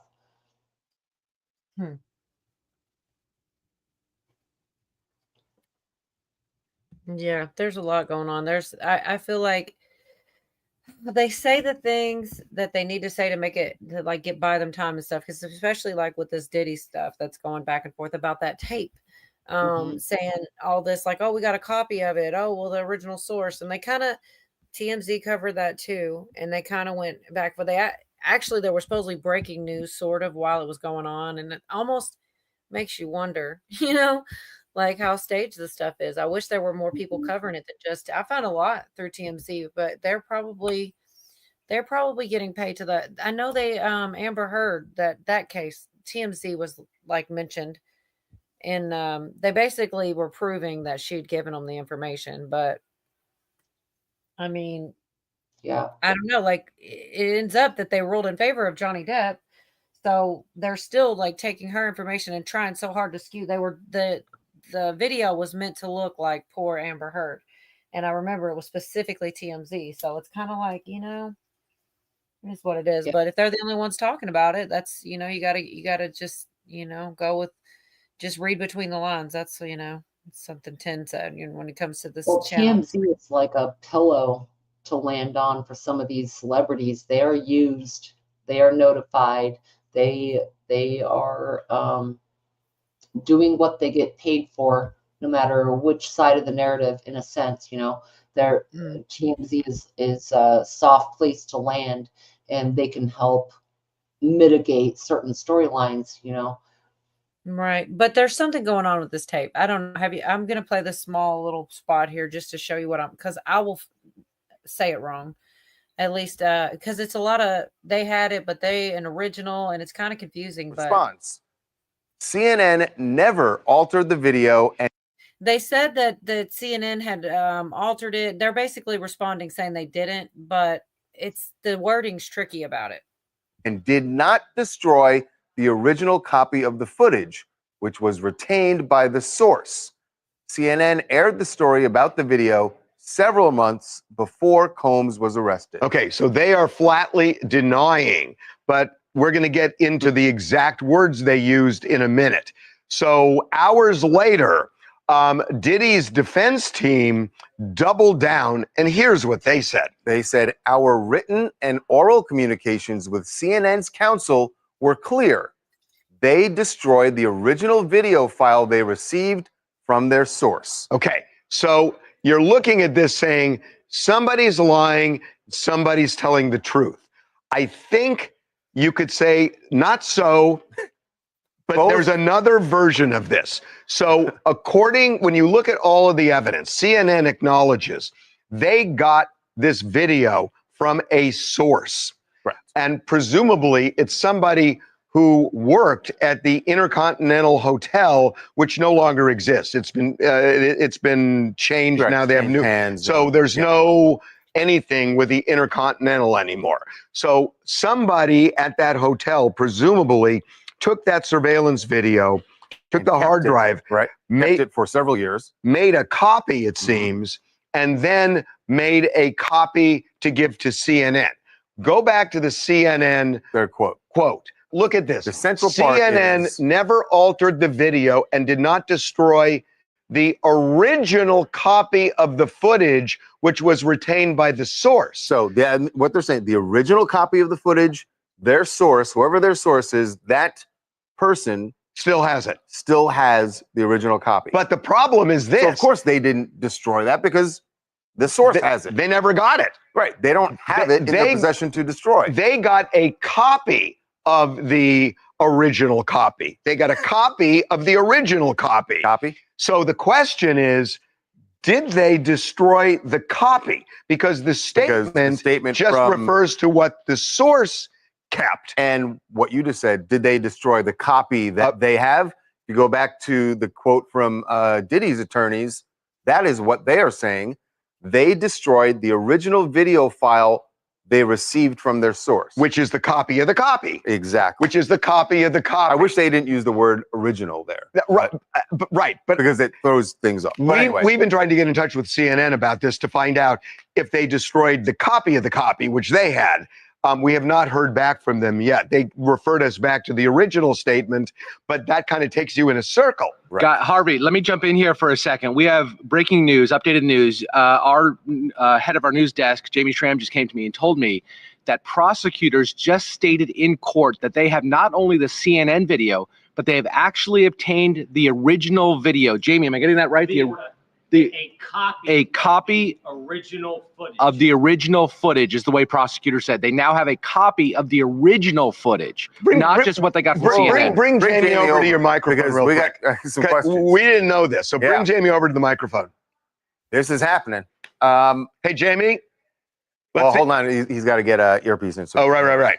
Or we could just yell across the room. No, we're not going to yell across the room. You're going to get blown out. I mean, that's the question I want to ask Jamie is, how did they get that? How did they get that? How did they get it? And does it show anything materially different from what CNN? Maybe the Intercontinental Hotel somehow kept that hard drive, even though the hotel. The Intercontinental Harvey, told us the person who recorded it initially, I think what Jamie's going to tell you is the person what they have is the original recording. He's jumping in right now because Harvey, so what the AUSA, the federal prosecutor, just said in court is that they have the CNN video and a recording of the original footage. Okay, the original footage. So the question, Jamie, is it's really interesting. So the original footage, is that from the source? Because CNN has not revealed who the source is, or is it from the Intercontinental Hotel that may have actually kept the hard drive? Do we know? Well, they haven't revealed that yet in court, so it's ongoing right now. What do you think? I mean, you've been all over this case. How would they have gotten that original? Because that doesn't sound like a copy. It sounds like the prosecutor saying they actually have the original, which would have been the surveillance video footage. So is there any sense of how all of a sudden they got that?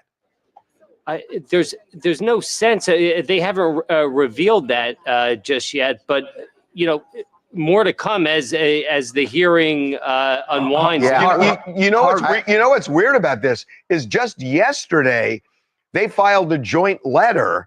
And there was no reference. They didn't reference that at all. They didn't reference it at all. I'm speculating here, but here's what I think happened. Jamie's words, according to the prosecutor, were they have a recording of the original. I would suspect that what happened is they learned who the source was, the CNN source was, probably because the person came forward voluntarily, who has the recording of the original, which is what prosecutor said. They don't say they have the original. They said they have a recording. So that may be the source took the recording with his or her cell phone.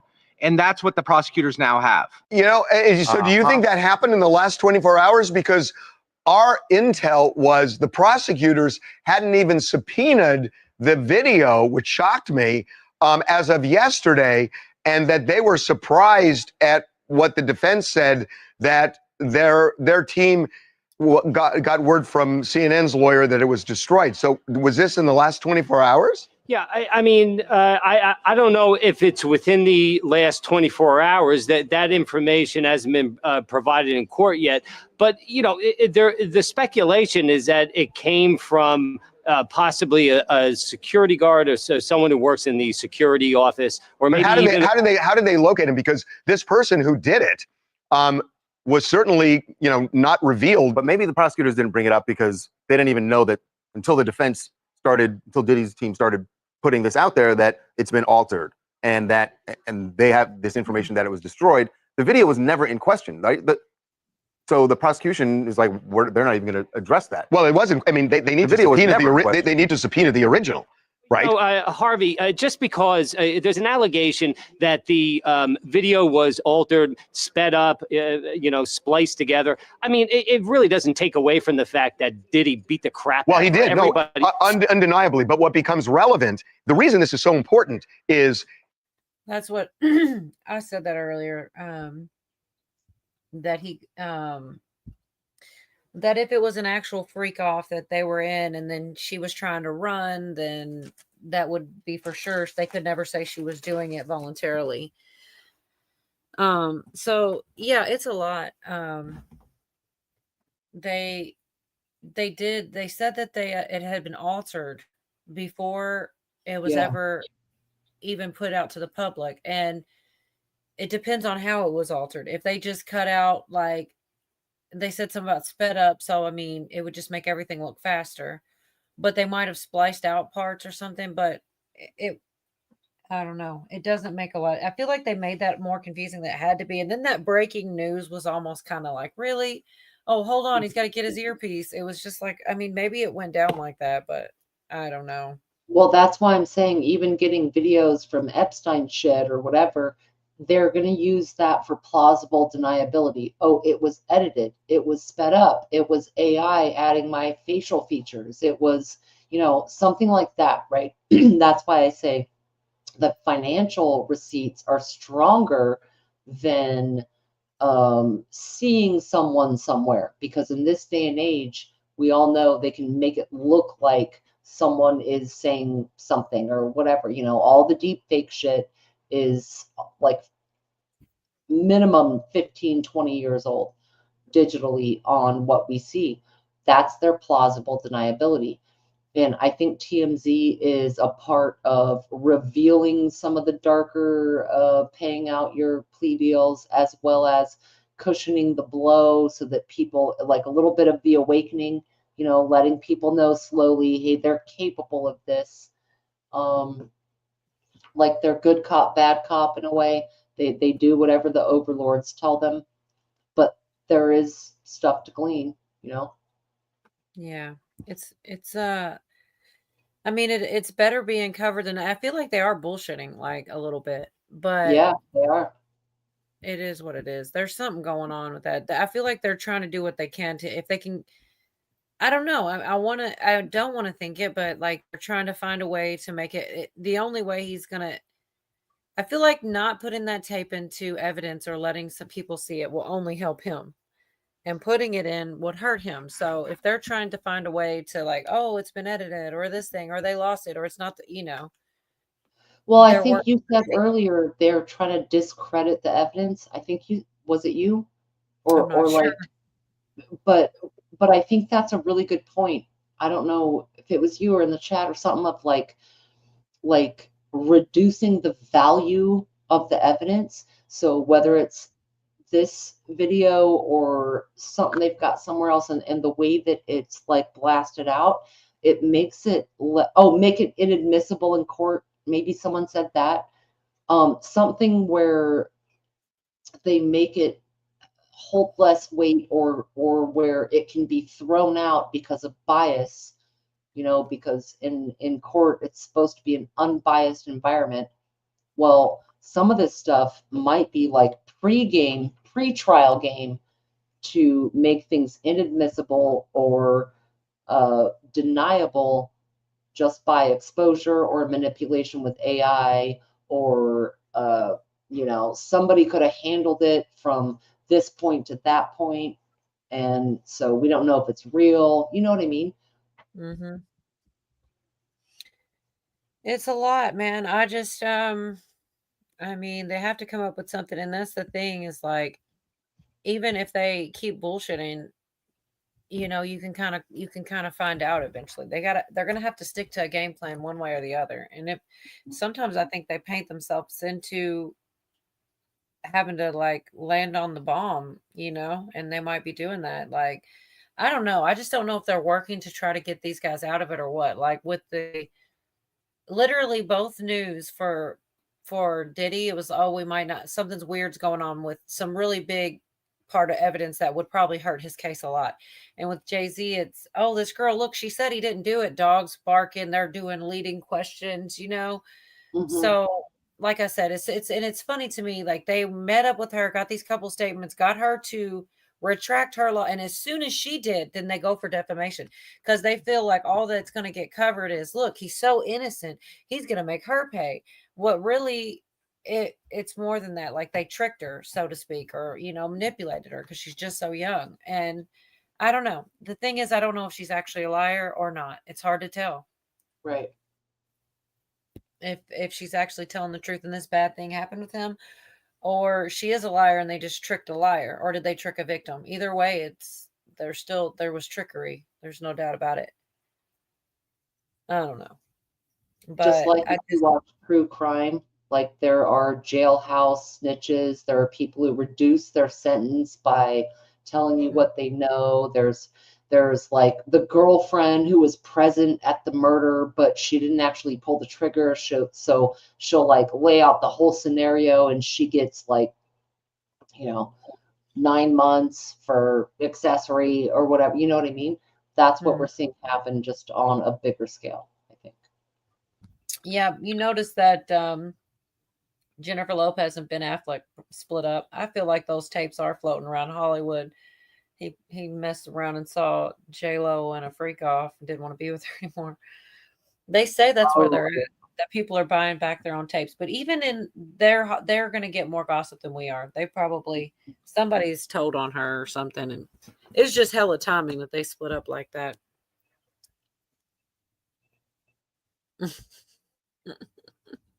Seems that they could pay off people to stay quiet. It's like Bill Cosby, how all that came out and everybody was like, oh yeah, and he's going to jail and all this, and everybody heard it and they couldn't believe there's all these women, like an insane number of women.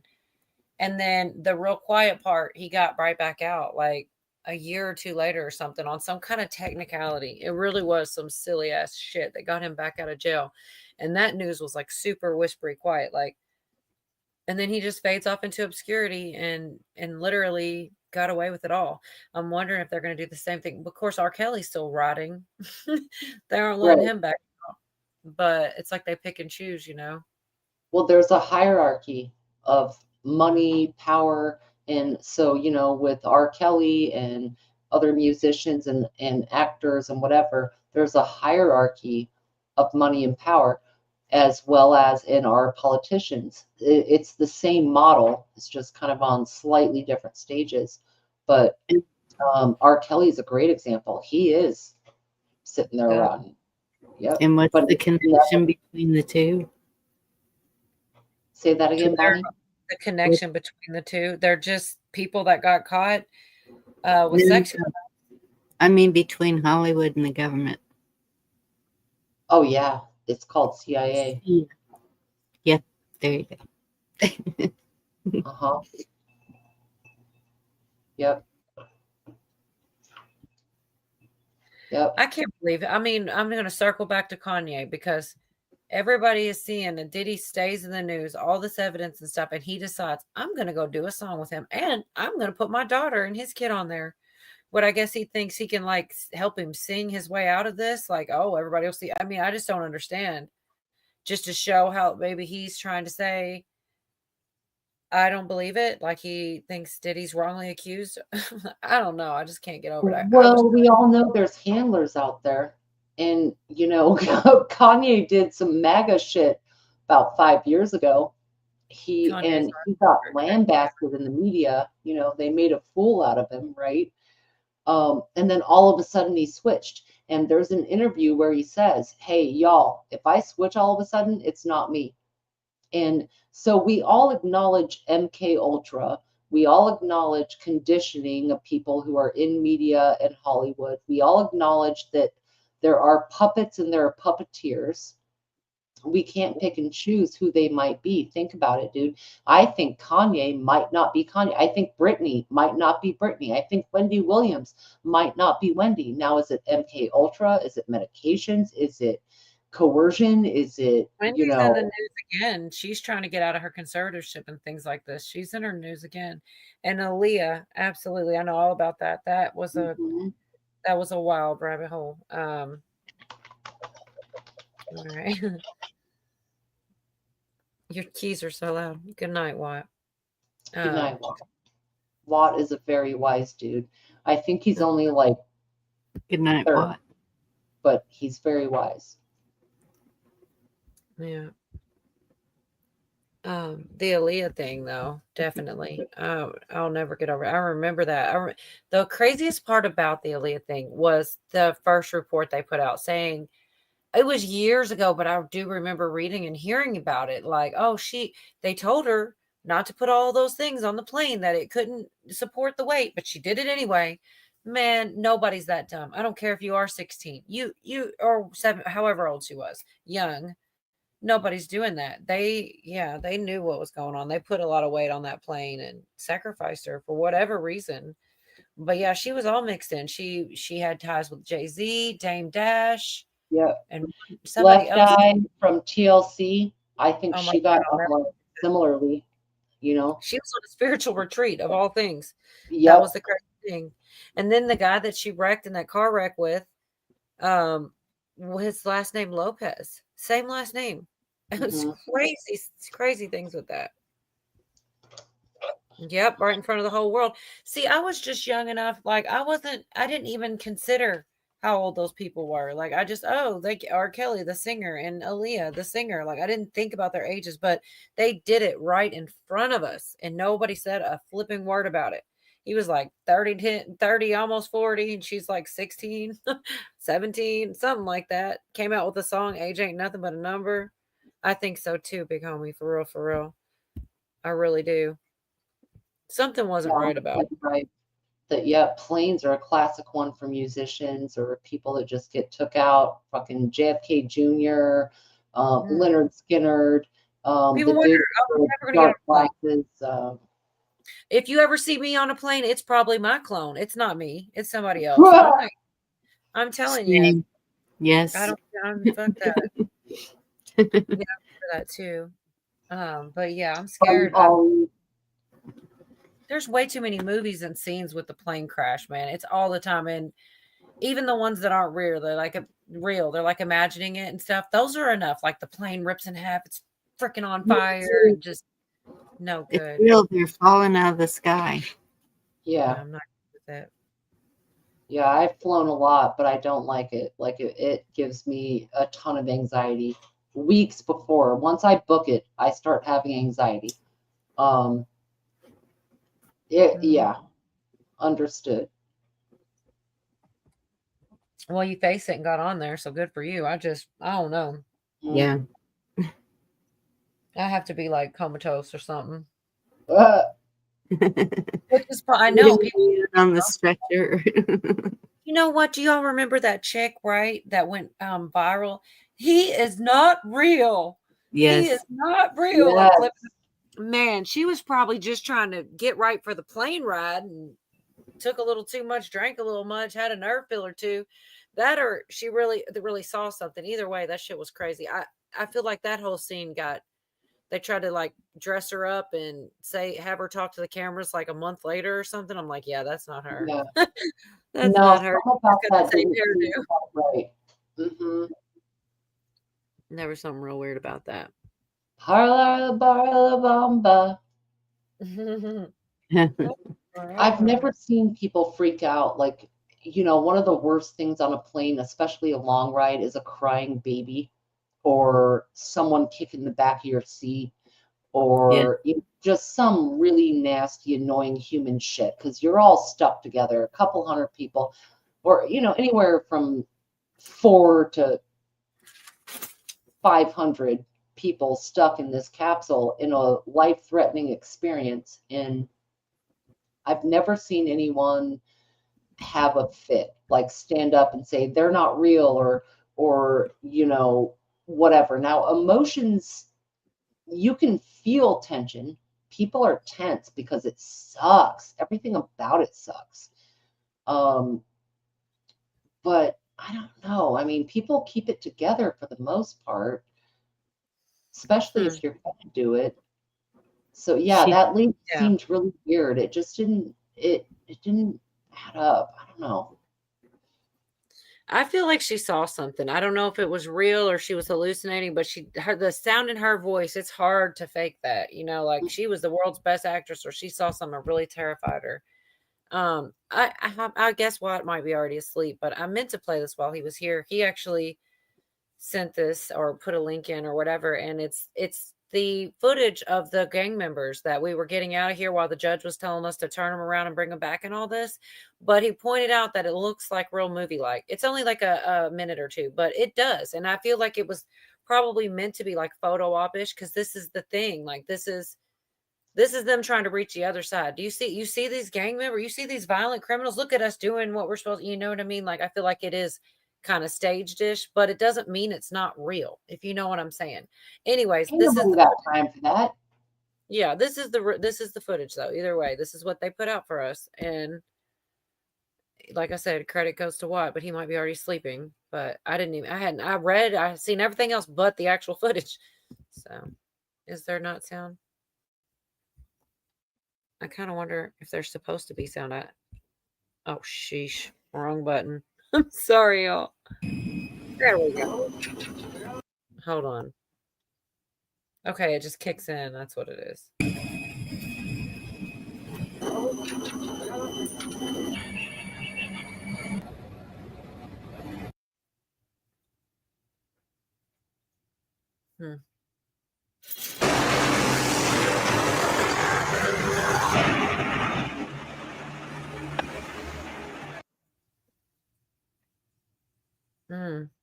Damn.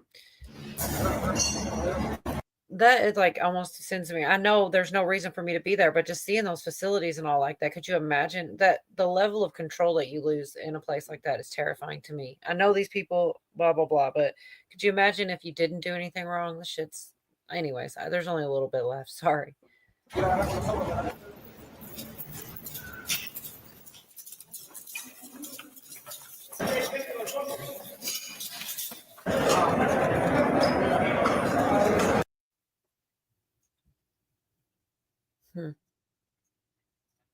Oh my goodness.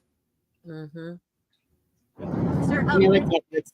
the Alien Enemies Act has only been invoked 3 other times. They were all during times of war. Do you feel that you're using it appropriately right now? Well, this is a time of war because Biden allowed millions of people, many of them criminals, many of them at the highest level.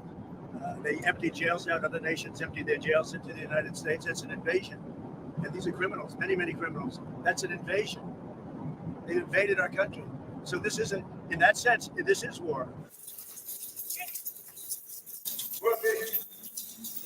I think we're on very dangerous ground here. This is as lawless an action as the administration has taken. If the administration is allowed to use wartime authorities anytime it wants to remove people, I think we are going to see more and more people being subjected to this type of Alien Enemies Act and a blurring of wartime authority with domestic authority. I cannot stress how important it is that the federal courts prevent this from happening. And I disagree strongly. I don't think that it's being used inappropriately. I think this is exactly appropriate. He made all the good points. These people are criminals, like the worst of the worst of the worst criminals. You have a list of their names and what they did. It's transparent. I think what they're really afraid of is they're going to go after the Clintons and the Hunter Bidens and the people that's what they're really afraid of. But that's my opinion. I think that what's going on, it's like a chess match. If they would, what he's doing isn't wrong. He's getting out people that would harm everyday American citizens just because that's what they do. He's getting them out, and he's got people trying to stop him.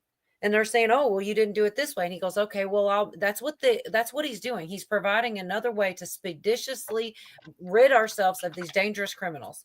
And I just don't see it. Like, I don't see how people could blur this into like, that's not just citizens. Those are people that came here possibly just to do us harm.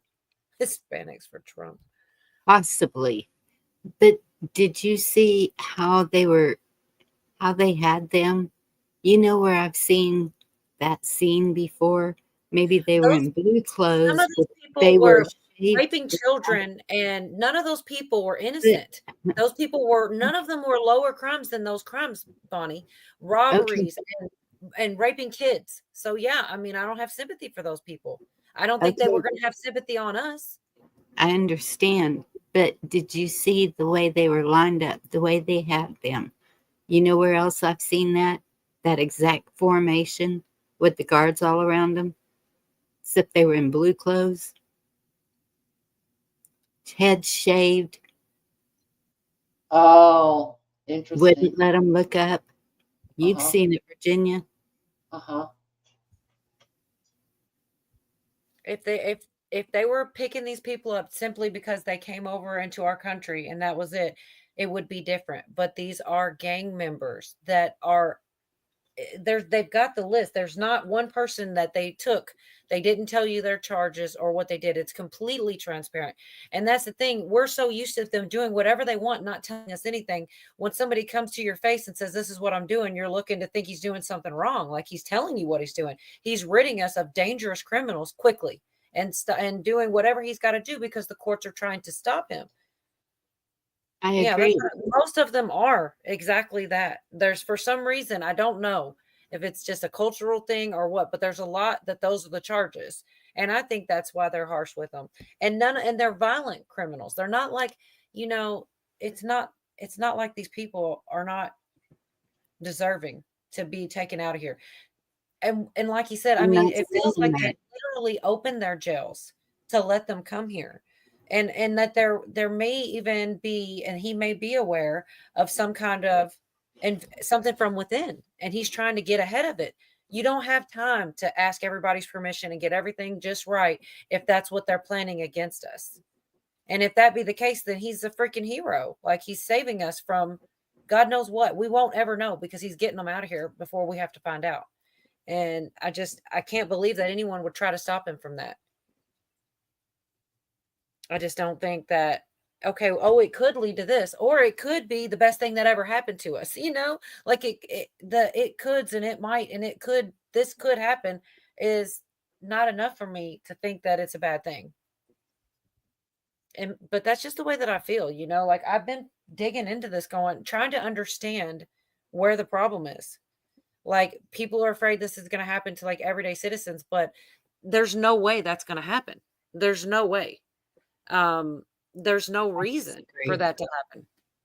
There's no reason. They're using some of the immigration stuff and some of the stuff that gets people's emotions caught up to keep us distracted from the underlying rebuild happening. We're watching a controlled demolition leading us toward AI, digital, centralized banks. And these things are absolutely real. They are happening. They're making shit happen on those fronts.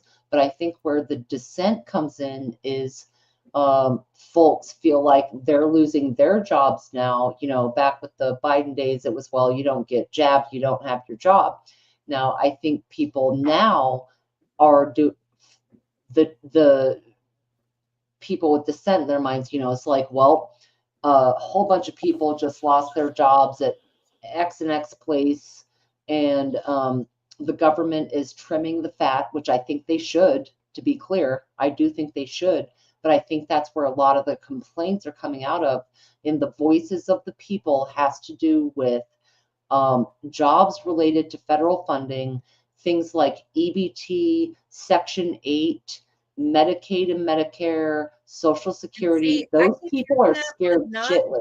Yeah, but I'm not hearing it that it's actually happening. What I heard, something about the Section 8 I heard was they get 2 years to get off of Section 8.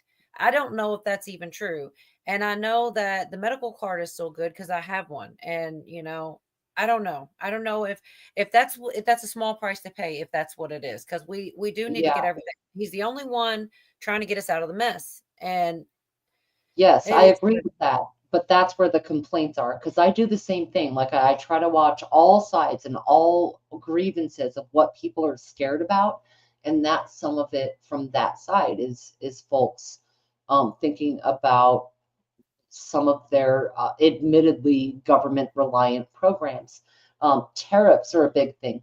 people are scared of that, even though you and I can be like, okay, makes sense, buy American, trim it down to a certain way, like make some sacrifices. But there's other people that are like, dude, that makes everything cost more, and But has it though? So far, everybody keeps telling us what will be, but gas prices are already going down. The egg prices have gone down. Where our borders are tighter. We're getting rid of the bad people out of our country. Everything he said he was going to do, he's working towards doing. I don't think he can move any faster. No, agreed. Yeah, some prices have gone down. It's going to take a lot of time. So, but I'm Big just saying, people keep saying that. about protecting immigrants. What do you mean, big homie? What do you mean about y'all love immigrants so much? Are you in America or are you not in America, number one, or in the United States? Because you're saying if y'all love them immigrants, so are we not in the same country? Clarify that, please. But I think everyone here is all about tightening up the border. No, I would not do that. No. I'm asking a question, dude. It's not unbelievable in any way. I don't think that he was saying us defending them. I think he meant in general, but and if he was, I don't think anybody is. I'm not. I'm not. No, that's what I'm saying. He says, let them live with you for 6 months. No, none of us in here are defending the border in that way to where they're going to live with any of us for 6 months. Like, it's fine. It's fine. It's fine. Don't worry about it, big homie. You answered my question. But I don't know. I feel like people keep saying this about the prices and the tariffs are going to cause this a bit, but I've yet to see anything go up. The only thing that's happened is there's been some problems with the stock market for some people.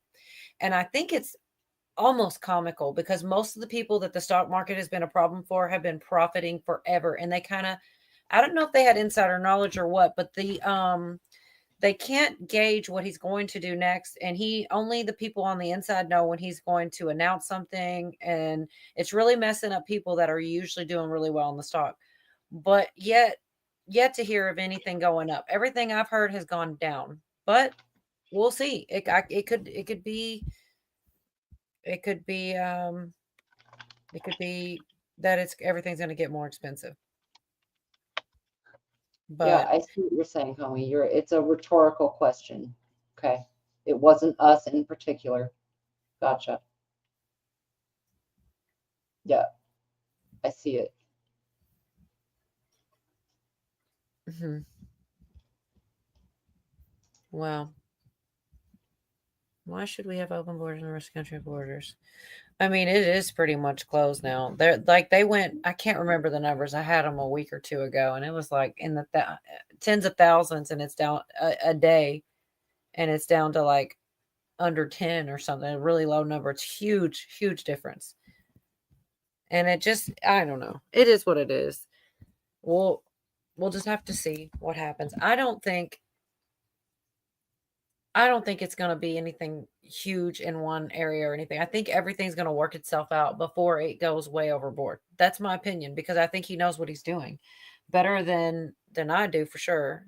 He knows what, like so many times he will say one thing and then the next thing you know, it makes them move. And then it's like a game. He's just trying to get what he wants. He's trying to get them to move or to say one thing, and then he goes back and he ends up with the deal that he wanted in the first place, but they feel like they've, it's a whole, he wrote an entire book called The Art of the Deal. It's what he does. And I have a feeling that he's a few steps ahead right now. So far things are working out. So I get what you're saying, Bonnie, but I don't agree. I don't think that it's going to end up there or go there, if that's what you're saying. And even if there are similarities, I don't know. It's for different reasons. Like what they did in the past was just because of a race or a color, or this is because you're a criminal and you would have to get punished no matter what country you're in. If you're a criminal, you go to jail, like no matter where you're at. It's not like you're the wrong skin color or you don't have blue eyes. It's because you're a criminal. So it's completely different. But to that's me. just one issue, though. That's just one issue going on. We can all agree, get the criminals out, but there are blonde-haired, blue-eyed American men losing their jobs because of the trimming the fat. Now, it's been a short amount of time, so how much vetting is going on? We cutting it all first, seeing what regrows. I don't know, but I think there's a deliberate topple, which we need in a sense, a controlled demolition. But I think the end game is the same that he's leading us toward. Read Navy Vet's comments. Warm-ups for grid down and martial law. Why I'm would not martial saying law? it. Why would martial law happen? For what reason? We are right on the cusp. Who needs more? What do we need it for? Who's not doing what they're told? What reason would? I don't Let me see. If we put up a picture of Soros, we're a semi. What do they call it now? Whatever it's called. No matter what we do, we are labeled as a criminal. I haven't been labeled as a criminal for no matter what I've done. I've not experienced that.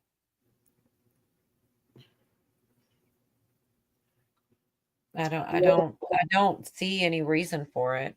It would be different if people were out here rioting and doing all the things, and it's just not. There's no people. I feel like a lot of people are happy with what's going on. So there's no need to have martial law if people are happy with what's going on. You have martial law when people are unruly. Anti-Semitic. And John Dunning, martial law can happen and we wouldn't even know it. Right. Now, John Dunning, that's a really good point, because a lot of things happened even near me that I didn't even know about until I stumbled on some media of. But martial law, some folks think there are good reasons for it, for whatever occurrence. Like, okay, yeah, bring in martial law at that point. I think we're on a slick slope with that, a really slick slope. I do too. Mm-hmm.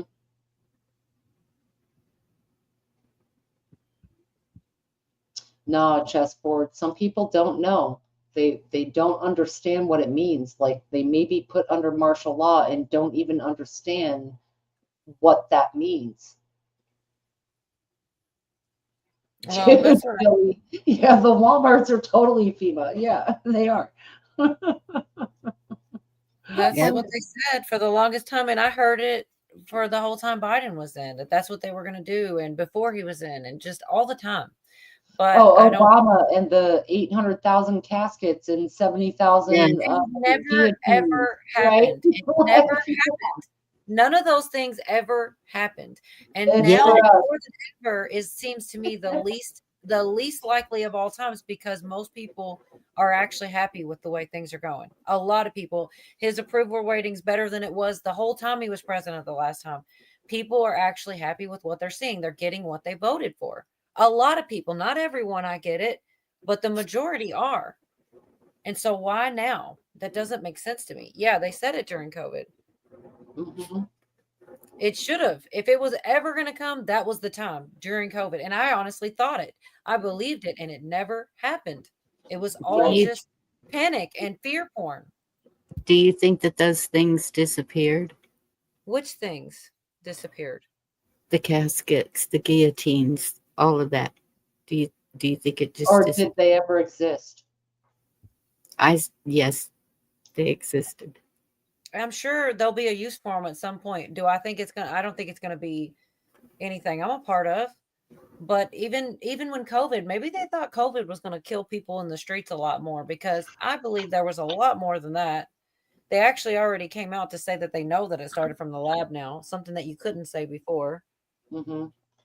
Yeah, gas prices are down. Everything is going in a better direction so far. I see no reason to panic.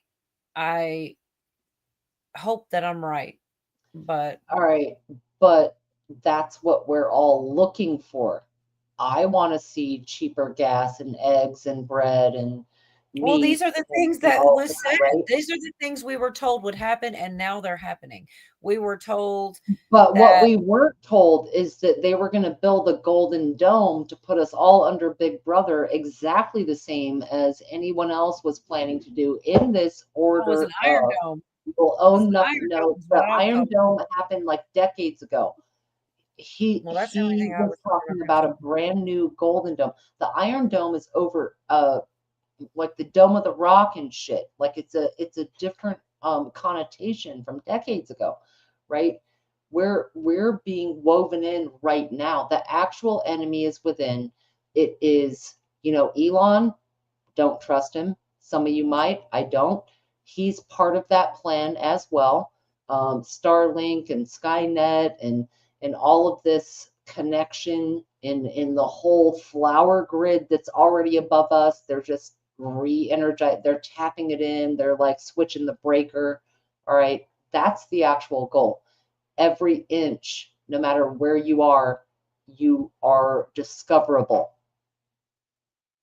Well, I don't think we can accomplish that without all that. We have our cell phones. But we don't Everybody, want that. That's what I'm saying. We don't want that. I don't want that. The Golden Dome is a problem, is my point. I don't want that. I hate everything about it. The federal, the central banking being replaced by AI digital banking. I hate everything about that. And that's what he says in the interim of, these files, those files. But then if you listen between the lines, he's saying, but by the way, we're slowly weaving you into this spider web of Big Brother. Pay no attention to that. Ask yourself what Diddy's doing. We know what Diddy did. We already know.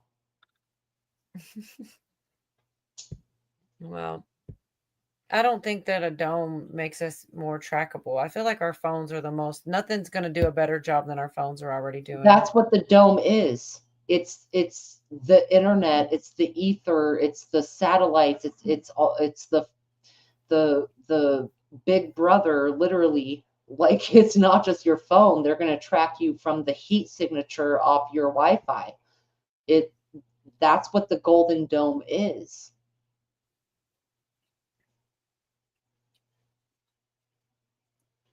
Like I said, I was hearing about an Iron Dome. I don't remember hearing about a Golden Dome. Yeah. The Iron Dome was the same thing. It was to withstand certain weapons over Israel. If I'm not mistaken, someone might be able to clear it up better, but the Iron Dome back in the day had to do with defense. For I thought was countries during the still war. in the game plan, is what I thought, but I haven't heard much about the Golden. And I watch a lot of the press conferences and Trump. I'm surprised I haven't heard anything about that. When he did that speech, a lot of people called it the State of the Union, but it was not the State of the Union. It was like, I think, 2 weeks ago or whatever. Address. And he mentioned it very briefly. We're building an Iron Dome, it'll be for communications, defense, whatever. He's talking about an interweb thing above you. Echo, if you've been a week, you're good. Don't even dare smoke another cigarette. 5 days. If you've been 7 days, you've got it kicked now. That's the hardest part, man. Yeah, babe told me it might have been Israel with the Iron Dome. That's different. Yes, the Iron Dome was something different, but he was talking the Golden Dome, and he did it, I swear to God, less than like 20 seconds. But if you really read into what he was saying, it's not good.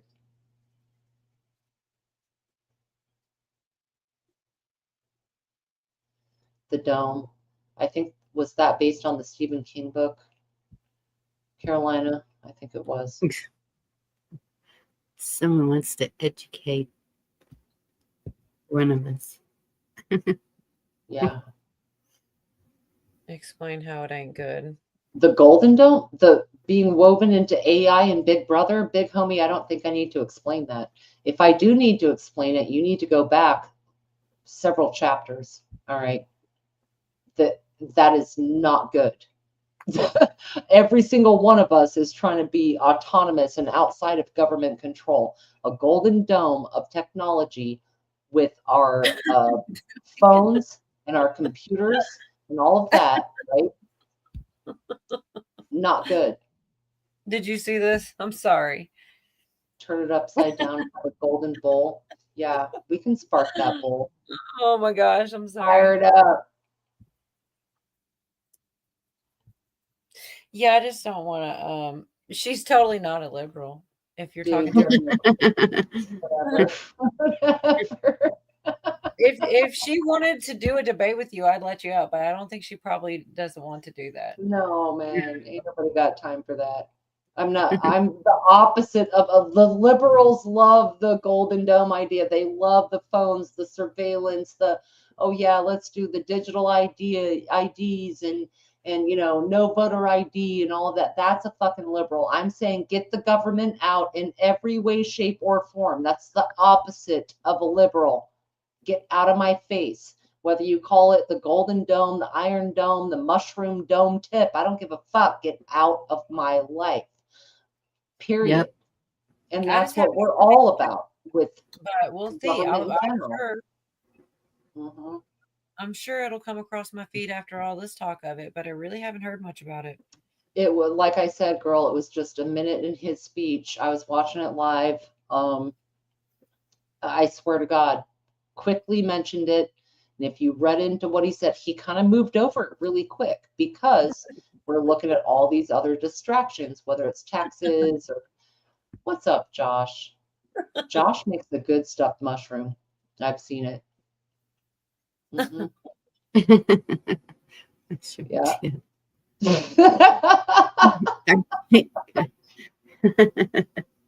He does. He's a very good chef. Yeah, I don't care how they frame it. I don't want him in my life. I'm from the government. I'm here to help. If we can track your license plates while you drive and everything you do in your house and your fucking the front of your street so that you can spy on your neighbors, yeah, that's all helpful. No, go fuck yourself. It's not. Sorry, Cola. I'm sorry. All right, I'm trying to mute. My bad. If that came through, I'm sorry. No, it's all good. I hate it really annoys me to be called the commie or liberal just because I'm not in an echo chamber. Go fuck yourself. I'm not angry.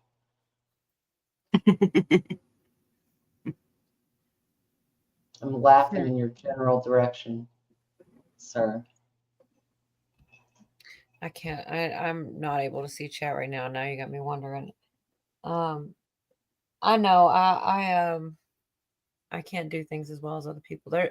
Earlier today, I found out I could start a video full screen. I don't even know how I did it, to be honest. I always have to start it and then make it full screen because when I make it full screen, I can't get back to StreamYard. I don't know. I don't know how I did it a minute ago, but I totally did. And I was thinking, how did I do that? Are you on a phone or a tablet computer? Laptop. No, I'm saying there's a way, I'm sure. I just haven't figured Well, it laptop, out. yeah, it's like the tab thing. It's a bitch, though. It really is. All right. Well, I'm backing up to see what I missed. Can't we all just eat grits and be happy? I love grits. Nobody asked if opinion as well. There's blushing behind those avatars. Oh, he's. I'm waiting on the big spoon to go with the big bowl. Piss off.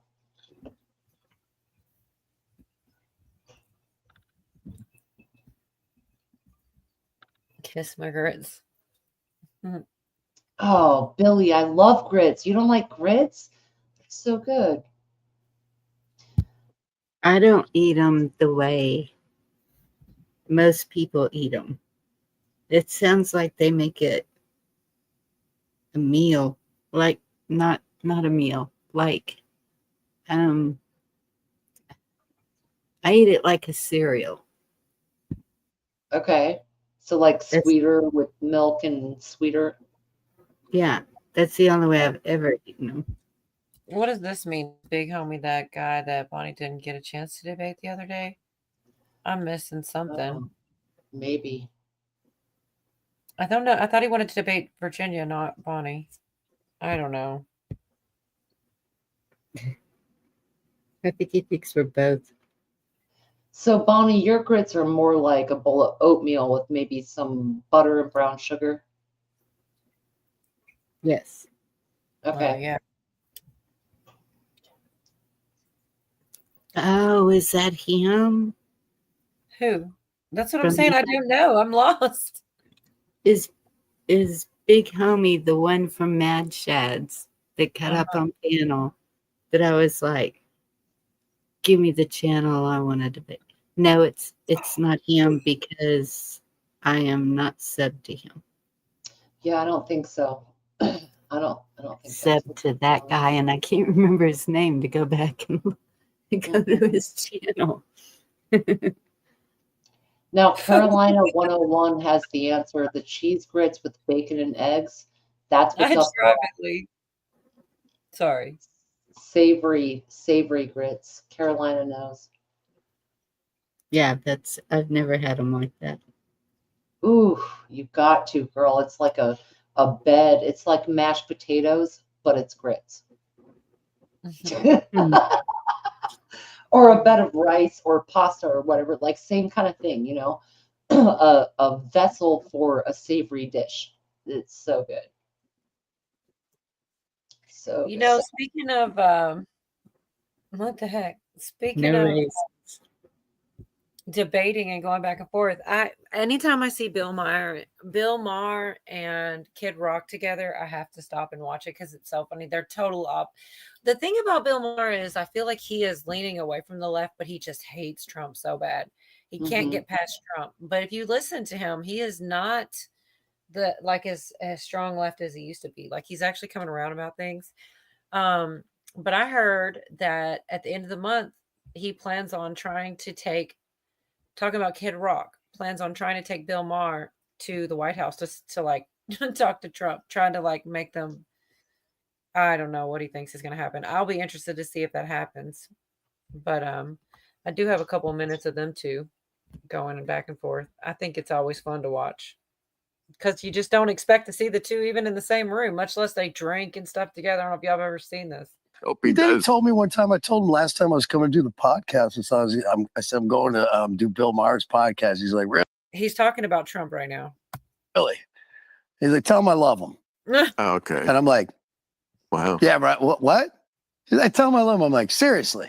He's like, yeah. Tell him I love him. I'd say if he would only get off the not conceding elections thing, we could be a lot closer. I mean, Bill, come on. That was. Oh. I don't know what fucking happened. I you know, do. just because. Oh, I know what happened. Joe Biden won an election. That's what happened. Just because, no, there was COVID going on. There was all sorts of horse shit going on. What that? They use that as a disguise. I don't know But he exactly. won the Just because you don't get caught doesn't not make it a crime. Oh, Bob, you lose me when you go there because it's been adjudicated. It's like give up on that one. It's There's people going to fucking jail that fucking got convicted by 12 of their fucking peers. They're fucking innocent. Irrelevant. Happens all the time. Irrelevant to this point and this discussion. But sweetheart, it's actually a better story this way because it's a trilogy. He wins the election, then there has to be an act 2 where the hero is wandering in the wilderness before you have act 3. So it's better that he lost. Joe Biden did him a favor. He's more legendary because he came back. And there's no question to that. Okay, so then But you just never give up on convinced me and a lot of people that there wasn't shenanigans going on during COVID, during that election, all the shit. It was a fucking, that was a bananas time. I may not convince you of it, but it is eminently convincible to anyone who wants to like go through just really nonpartisan court rulings, Republicans saying it, lots of them. It's just he lost an election. Cheney? You know, whenever everyone was everyone a hit record? Was everyone a hit record? No. But Does every one of my jokes land? I just think they're funny when they go back and forth like that. There's more. Just taking a break for a second. Because like there's like more to it that jumps around and stuff, but I think they're funny, and I think it will be really funny if he actually takes them to the White House. I hope that is as televised as Zelensky, because that shit's gonna be funny. I don't care. Don't you think it would be kind of funny seeing him talk shit? I need to see that. But I do believe that, yeah, sweetheart, I noticed that he was being in something with that. I was kicking it when Trump sent those stimulus checks. Kicking it. Yeah. I don't know what I don't that know. means. I don't either. But I think it is kind of fun to see people intersect during this time. There are some who trying to backtrack and get into the good grace of media. There are some who are crashing and burning. There are some playing their parts. You know, like Whoopi is playing a part for sure. Some people have been fired. They played their part. They're off the stage. But like some things we call transparency, I think it's a little bit part of the show, and a little bit part of the awakening too, where people have to have a connection. And sometimes that's a sense of humor where someone like Bill Maher can cross the aisle and joke with someone else and find a common ground. And I think we're seeing that more and more. Now, some are not going to be able to do it. Like Whoopi, her name is Karen, Whoopi Goldberg. Her real name is Karen. Karen something. Anyway, some are going to continue to burn into the ground because that's their job. But I like to see Bill Maher, honestly, as a comedian and shows back in the day, I really enjoyed him.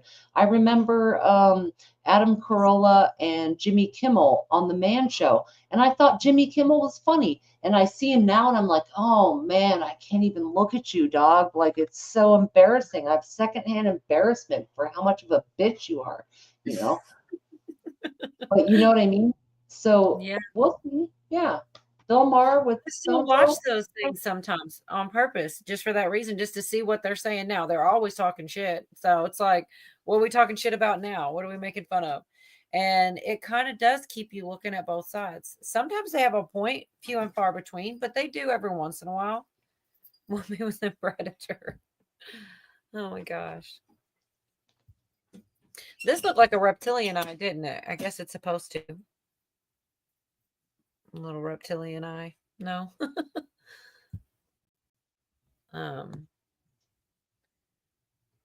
But do another minute of them. Like I was just gonna go there and watch it without y'all. I was gonna forget to put it on here. All right. It's only a minute. But like I don't know. This isn't the first or only time. And they do see how when I went back now it's the same. I don't know how come sometimes it's easier to do that. I didn't have to enlarge it. It was already here. I guess I had it set up or whatever, but anyway. You lose a few. And it's just a better story, and it would make me breathe a lot easier, because I'm not sure that this crowd is ever going to give, I don't know if we'll ever see a Democrat president again, because I just don't think they are of a mind that can happen without it ruining the country. So they convince themselves they have to do it. They don't want to do it. They just have to do it because otherwise. That totally sounds like the left worrying about Trump. Like, oh, we can never let him be president again. It's the same. It's kind of crazy how it's like, no matter which side, they're saying the same thing in a sense. But why is it? I'm sorry. Did you say something, Virginia? I said right. Monkey do too, you know. Meaning. I mean, somebody starts something and like you see the talking points come out, like the comms in the White House or this, that, and the other. It's like everyone gets on the same talking point. They use them a lot in the news now. Everyone's talking about this. They're saying this. They're saying, you know, the end of what is the big one now? It's constitutional something. Okay. I'm just going to jump a little bit right here because there's like an in between the commenter. We can make our own opinions. Is because there is a version, a slighter, less damaging, less threatening to the Constitution version of all of it that the Democrats do. Everything is a slippery slope. Trump's the king. Yeah, they all try to act like kings to a degree. These people just take it to a different degree. And also, the Democrats do draw the line at when they lose an election, they just quit. They quit quick. I mean, Kamala Harris was in the Bahamas on Thursday. I mean, they just okay, we lost, get out of town. See you. We'll try again next year. No big deal. Whereas will you pardon your son? No. Well, that's, again, you have not an untrue point. That was a horrible hypocrisy.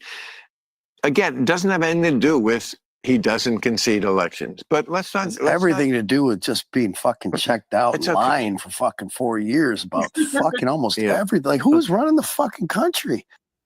I really do like Kid Rock. I'm like, he has a way with words, F this and F that. But he does, though. He at least you can see that he is acknowledging what he's saying, though, Bill Maher. Right. And giving him credit on certain points and stuff. But yeah, I love watching these guys because they're so polar opposite in their views. And they sit there, I don't know whether it's I think it's Bill Maher inviting Kid Rock to his little spot here. And they just sit there. They can find common ground and talk about what makes sense. At the end of the day, they can be at least logical and reasonable with each other, both of them different reasons. Like Kid Rock, I was never a big fan of his music. Bill Maher, I like some of his stand-up and shows. Kid Rock had a couple of bangers, so it's like you can see, all right, I like certain parts of these dudes and the art they put out. But I look at it as, can they have a balanced conversation? Even with opposing views, they found a common ground, and it doesn't have to get ugly and weird. Kid Rock, I read a story about him. I didn't like him musically much, other than a couple of songs. But then you read some of his life and what he lived through, where he's coming from, and it kind of puts it in context, like, all right, this dude knows what's up. And I feel the same way about JD Vance. Like, I had no clue about the dude, read his book, Hillbilly Elegy, which actually came out years before this recent election. And it was like, oh, okay, I see where you're coming from. I didn't know anything about you, but I see where you're coming from, how you were raised. As long as the demons in government don't get to him, JD Vance is a really good representative coming up. As long as he doesn't sell out, which I think a lot of people go in with good intent and then sell out, So seeing people like Bill Maher and Kid Rock smash together and have a level head, that's what we need. Because zealots are what's ruining this country and our government, is people who are too extreme on any side. Don't you feel like they almost push you to the extreme, though, by going to the extreme? You see how far they go one way, so it almost makes you want to go as far away from that as you can. I feel like it happens on both sides to a certain degree. Yeah, it does. It does. But it's also personal accountability. Like, where do you land in that, most of the people I know in my immediate family, they are Christian, they are conservative, I'm talking my parents, my siblings, whatever, and some of them have never voted, some of them have voted Democrat, some of them are, we were raised like Republican is the way, and I think it comes down to issue by issue for various people. Like Trump was a Democrat, at least up until mid to late 90s, right?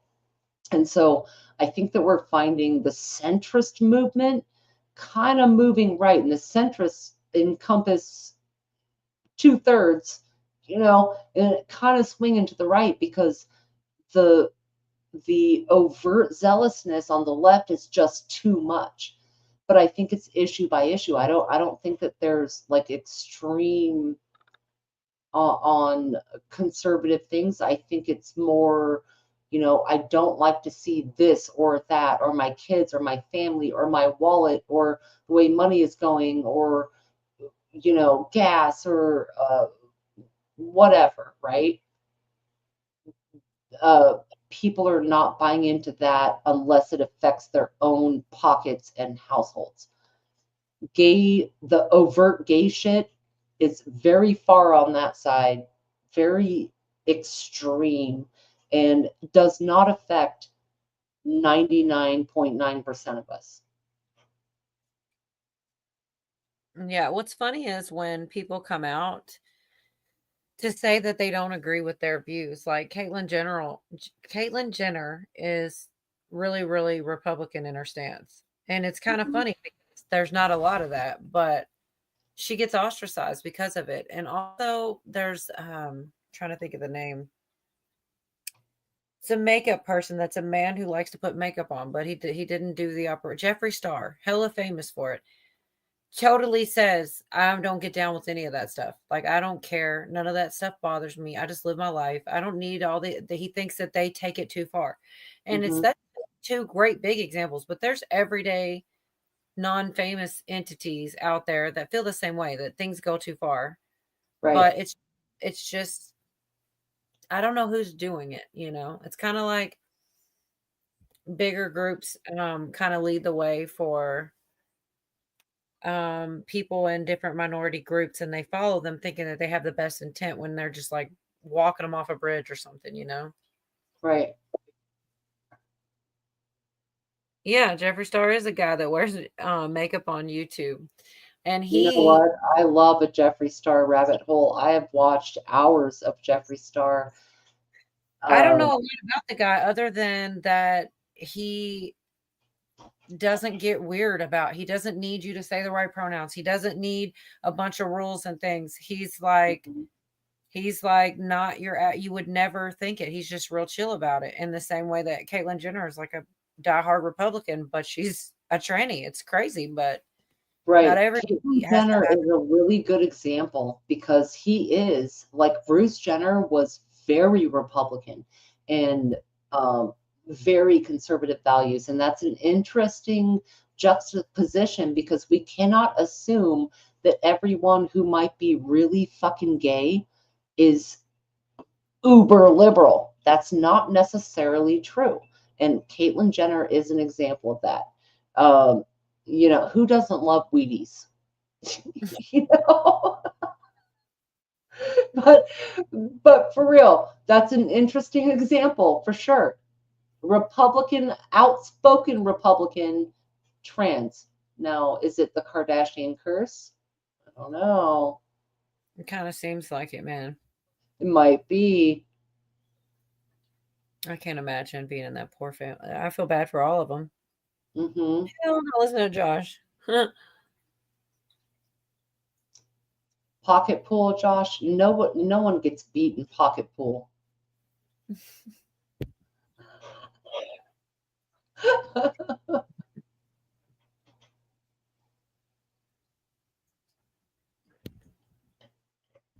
Yeah. Yeah. Who had the cue ball, for sure. I You don't know. know. I just really, really hope that things do go in the right direction. And I can't stop thinking about all the people they didn't get out of here. If all those people, and I'm talking about big records and all kinds of criminals, different types of criminals, but all criminals. Imagine the ones they haven't got out of here yet. And what if they really are looking to try to start something from within the inside? And I think that's why everything's in haste and rushed, because I think that's what he's afraid of and the administration is trying to get ahead of, so that, you know, we don't have something on our own soil coming from the inside that was like ushered in. Like, come on, they rolled out the red carpet. Come on in, guys. I don't know, but I keep thinking about it. UK in the house. Hey, Sharon. Good to see you. Mm-hmm. Hmm.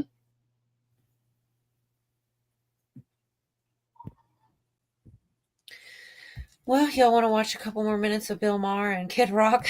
Bring it. I really did enjoy it. I wish I had another one. This is just the one that I happen to have in here. So I don't get this. Wish that on any human being, there's something wrong there, clearly. And everyone Wish what on wish with what on? Biden. Oh, Biden. No, Guy it was could a hardly it was walk, a, it was like, a, could talk, like anything. And like everyone's It was a watching this, terrible- Democrats are like standing up for him. It Like, is- it but is I'm a- thinking that I put myself in those shoes. I'm like, something was really wrong with Trump. Like, would I sit there like you've kind of insinuated and asked other people, like, what's your breaking point? Like, I don't know, but if I would have to think that I'm a rational enough human being that, like, if something was that bad, I'd be like, hey man, this is fucked up. No, Someone's got to step in here. Like, what the fuck is going on? I was trying to get him to leave a long time before most people were, some people were, but I can't argue that point. It just always comes down to a matter of degree and what you think is the bigger, Well, so people, once they size. grasp onto something, they're holding on to it. They're so scared to look at it from a different angle and let go. You know what I mean? That is their fucking everything. Their safety. It's like, no, I got in this boat. I'm going to keep paddling. It's like, well, you're going upstream. Sure you don't want to turn around? Yeah. Isn't it amazing, though, that they're almost the same age, and yet Biden is like crypt keeper, kind of like, well, that's genetics, Skeletor. Well, or how we treat ourselves. Absolutely. Whereas Trump, almost the same age, and I used to say it in my act, like it was like he puts on the wig and the face paint, and he's like Kiss in 1976. It's like he hasn't changed a day. Nothing is different.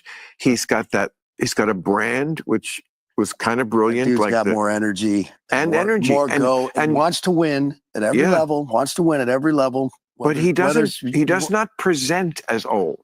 You know what I mean? He doesn't It's fucking insane, Bill. Sometimes, I'll talk to him. Like, sometimes I'll call him. I told him, I said, sir, you don't have to pick up my calls all the time. Like, sometimes I've had a few beers. Oh, he's not doing anything. He's up calling my. Trust me. And then he'll get me back. He'll call me like. All right, let's see if I can get the sound off. Perfect. Yeah, he said he calls him like 4 a.m. or something, just to mess with him, or 5 a.m. I don't even know if there was any more really of that, because like I said, it's got also someone else's opinion of it. And I guess there's a little bit more. I don't know exactly how much. Yeah, that's about all of the actual 2 of them. I don't know. Like I said, he does tell it how it is. Good night, Kiss Off. Good night, Kiss Off. Thought somebody else. Good night, Carolina. Carolina, good night. Behind the garage and fired it up. So, yeah, I wish that I could find the clip. It was so funny. Trump was making a joke because I've noticed he's a lot more funny these days than he used to be. He really is. And he was talking about how they basically were saying Biden was too, like, he couldn't be prosecuted, or he was just not there or something. He was just not competent. He goes, he said something like, don't say that about me. Just give me the charge or something like that. He'd rather you get in trouble than you say that about him. Like I said, I wish I had the clip. He was much funnier with it, but that is pretty funny. Like, that's like a bigger insult than saying you did something wrong. You're too incompetent to face what you've done. Yeah, we do the same thing to each other. Like the conservative side would say, Biden is so incompetent. Look at him. He's shitting his pants and can't even speak. Kamala, so incompetent, and I see the same thing on Trump arguments. Incompetent. Just look at what he said. So stupid, and so I think we're always going to get fed this. It's like I'm picturing like throwing bird seed out to the mockingbirds that chirp it up. They love that shit, resist Yes. the bird seed. That's exactly it. They keep saying same thing over and over, no matter who it is.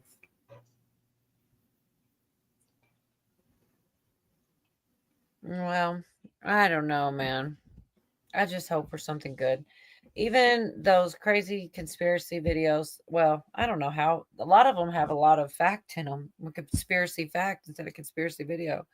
Like what the whole Guantanamo and stuff like this. Like, I don't know. I just hope they actually release all the information, all the files, or at least a big chunk of them, and literally unweave it and get rid of all kinds of people and make and explain why this person's guilty, why they have to leave the office.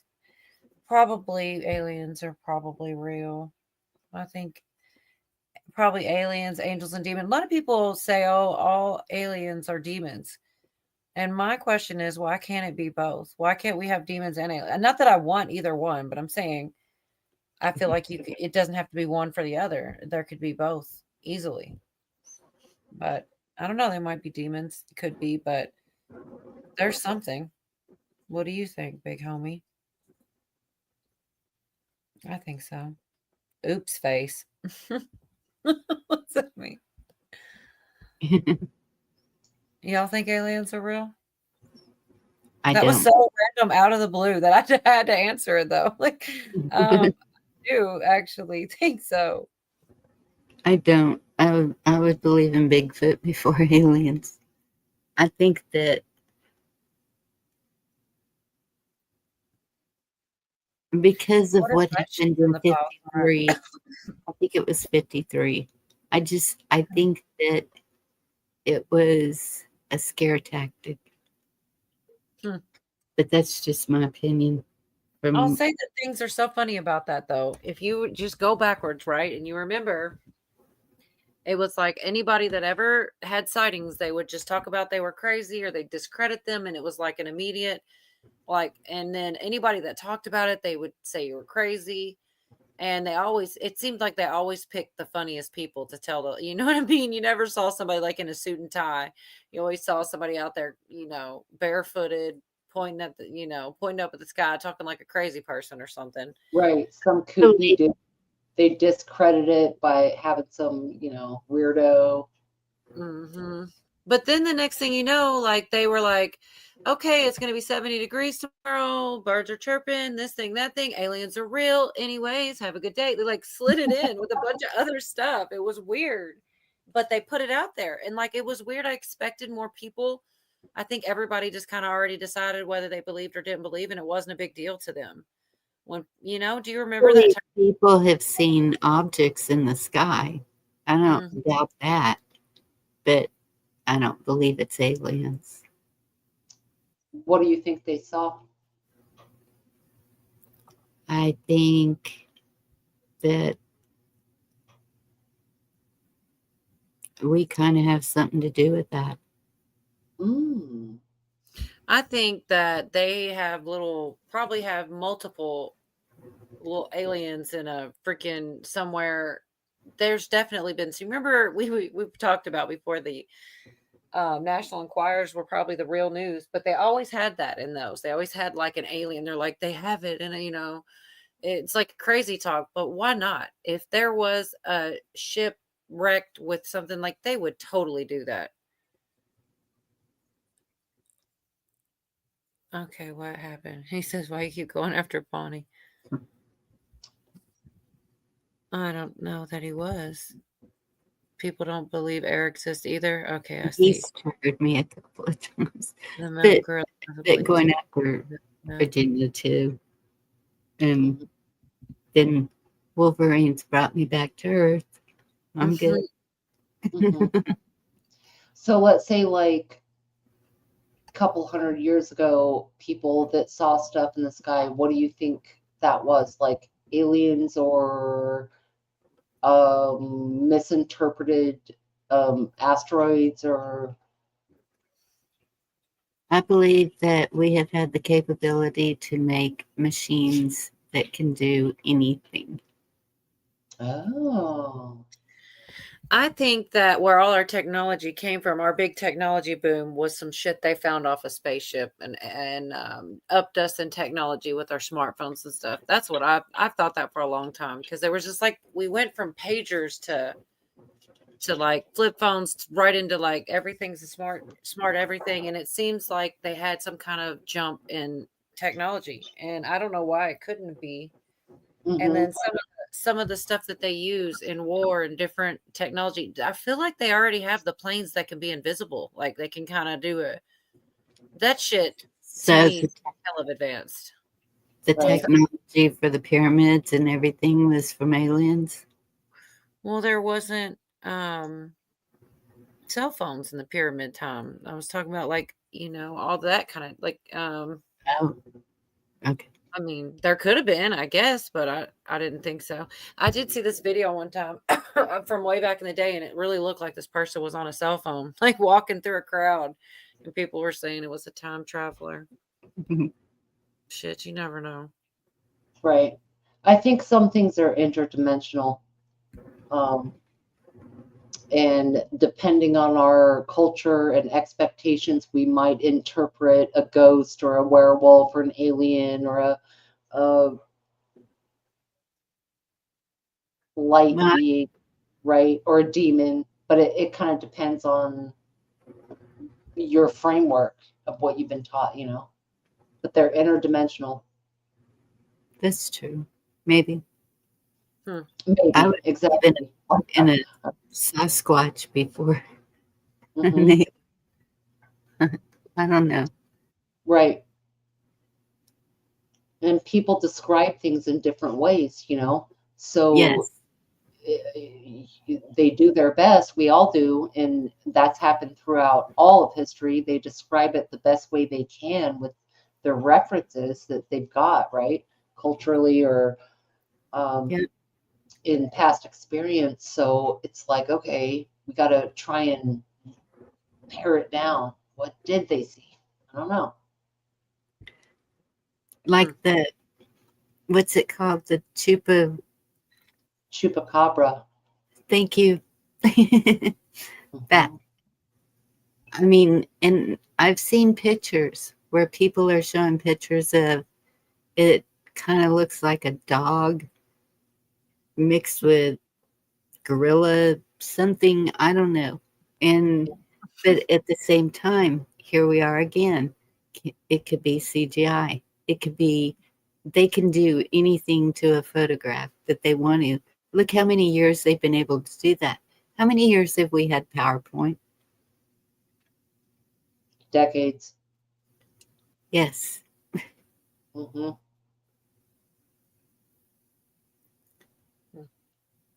Y'all remember the show Unsolved Mysteries? They loved to put Bigfoot up there, but it was always the same film, the same picture, that far away, blurry, dude or thing walking in the woods, little ways out. That was the one. Went around forever, and it got everybody's fire built up for, oh, what is that? And I think the same thing with JFK circling back Saki. Going back to the Kennedy files and stuff, right? They're the video images. The Zapruder film was the most famous, and then you have a couple of perspectives of other pictures that were taken or whatever, right? But there's a lot. Like when I was watching one of the pictures today, so look at the reflections in shadow of things. I was looking at the reflections in the side of the car. You know what I mean? So we get this certain image. Now, how much would they have thought to manipulate every single part? How good were they at Photoshop? Releasing it now or manipulating it then doesn't matter. Look really close at the panels of the shiny doors. What's in the reflection there? The shadows of the trees and things in the background, correlate what makes sense and what doesn't, because it wasn't until really recently that a lot of us started looking at the fine details of digital and photo manipulation. That's true.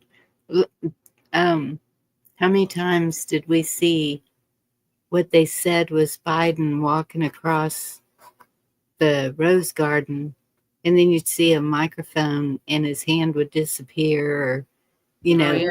CGI of it looking like it did. Yeah, there's been too many incidents of that and so that's when everybody says, how come you don't trust anything? It's like all this time I know people have been saying this is a movie, grab your popcorn, but it's almost like it is. It's almost like they are putting out what they want to. Mm-hmm. Well, For sure. Well, once again, though, there was a whole lot of speculation when Biden was in because they hid from the cameras. Like, he didn't do press conferences, and there was like a real big deal that a lot of people were. They remember all the conspiracies that he really wasn't in there because no one really saw him. They don't really ever see him come or go. Like, people were saying he wasn't even living in that house because they didn't do the press for like 100 days or some weird absurd amount of time. They didn't have press into the White House to see him actually there. Mm-hmm. But now they don't ever turn the cameras off. They do press conferences. They constantly, he's always in front of somewhere talking to somebody, saying something. And it's just, even when Zelensky was like right there with the cameras on. And even if it is a movie, they're being a hell of a lot more transparent this time than they were with the other president. And it's just, I think it's good cop, bad cop. I think that they knew Kamala could not and would not win. I think that some of these optics you're talking about with transparency and seeing them, do things live right there, I think that's to appeal to the desires of the followers. They want to see it and hear it. People are tired of being left in the dust, right? Like Biden, I don't even hate Biden. I think it was elder abuse. I know he was a piece of shit in the 60s, 70s, 80s. He made mistakes. I get that. All right. But I don't even think he knew where he was for the last couple of years of his presidency. If at any point there was a clear decline, it was elder abuse. I don't think that had dementia. I don't think that they put her in there because they knew she was going to lose. I think they knew he was going to lose, and that was what they came up with. That was the best they could do, but they knew deep down she was going to lose too. But he was going. Their other option. What they did was wrong. First of all, they didn't even do it the right way, and they thought they were going to sneak her in there. They thought maybe they'd get lucky. Whatever it was, like, what do you call it? They were doing a Hail Mary, and it didn't work because the Hail Mary was weak. That's their best shot. That was their best shot. Come on. Well, they didn't have much time to that they were going with one narrative and then they quickly shifted and they didn't even do it the right way. And I just don't think that it was all planned out. It would be a shitty plan. It doesn't even make sense. Like, I think it does make sense if you think about the plan where Trump needed a stopgap. Let's say in this moment, we're going to believe in white hats. Let's say those are real. Maybe they needed a stopgap because Kamala was absolutely never, ever going to win. The press, it was a humiliation ritual, if you will. But that makes me cautious about Trump because there was a circus to that the intent, man, they made it look like an effort. But maybe this was a stopgap, but not in the way that 8chan tells us, between Trump being 25 or 45 and 47. Sorry, not 25, 45 and 47. I believe they knew without question she would lose, and might have known way back when, because even when Biden first started, he was campaigning from a closet because of COVID. We never really saw him, right? So Yes. I think the brakes were put on purpose. They knew it would be a sinking ship, but we're still being led to the New World Order, period. The digital AI financial system to replace central banks is the end game. All the civil unrest with immigrants and groups and the border and fentanyl and DEI and all of that. We've all been affected by that, right? That's not the end game. The end game is the restructured central bank, which will be called the Sovereign Wealth Fund, which will be run with AI and digital technology. And I hate everything about that. Yep. Fuck the moon, best life. Hope Trump gets us to the moon. Fuck the moon. There, no. We are being led to slaughter, people. We're being led to slaughter. Yeah. Sorry. I got passionate there for a second. That's my belief. We're being led to slaughter. But Virginia, that's the way I see it. And that's why I feel such a strong urge to fight for this country, is because I see it sliding in a downward spiral, and I don't know what is the most effective, quickest way to do that. That's why we've been pushing the assembly, but it takes time. People are leery of getting involved in anything right now, because we've seen where organizations can just come and pull you out, put you wherever they want to. We've seen the justice system is completely backwards. All of it is to keep us right where we're at, I believe.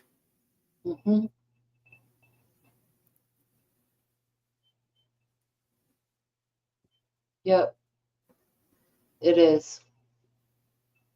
And what can we do? That's a common sentiment. What can we do? Well, I've thought about this, right? So, like, we're going to get pushed into a new type of centralized banking. It'll be reframed so that it's prettier. Now, what do? Everything you can not to participate in it, because in my opinion, the dollar and gold are still going to be used by the elite, as we call them, right? So they're trying to force all of us to put all of our resources into this new reframed wonderful system. But you know what? They're going to use what we already have, and they will be the only ones using it if we all comply. Just like 100 years ago with gold being confiscated, for the better good, whatever. Oh, I swear, we got to do this. Okay, we're in the same thing right now. Now, the people who would have kept their damn gold at that point did pretty well. We're in the same framework. The dollar and gold, that solid commodity is never going to lose value. They are trying to funnel the rest of us sheep. 10,000 lemmings can't be wrong. You all think the Sovereign Wealth Fund and the $5,000 check and the AI digital banking centralized system. Oh, we're going to get rid of the IRS. That's a good thing. We're just going to make it this. No, it is a freaking trap. Exactly, Best Life. Trump giving away money is not a good thing. It all No. leads to universal basic income, UBI. That all leads into a socialist system, all right, that funnels your income and then your medical and then your insurance and then your privacy. And well, I mean, I don't know what's on top of what, all right. I know I'm babbling right now, but I like certain things he's doing, but don't get it twisted, dude. Yeah. That system is on its way.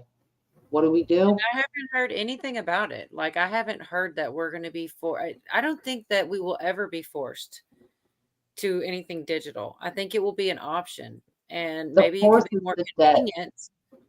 But if you don't want to do it, I'm sure there'll be other measures. There'll be other ways to do it. It's like people still have landline phones just because they're cell phones.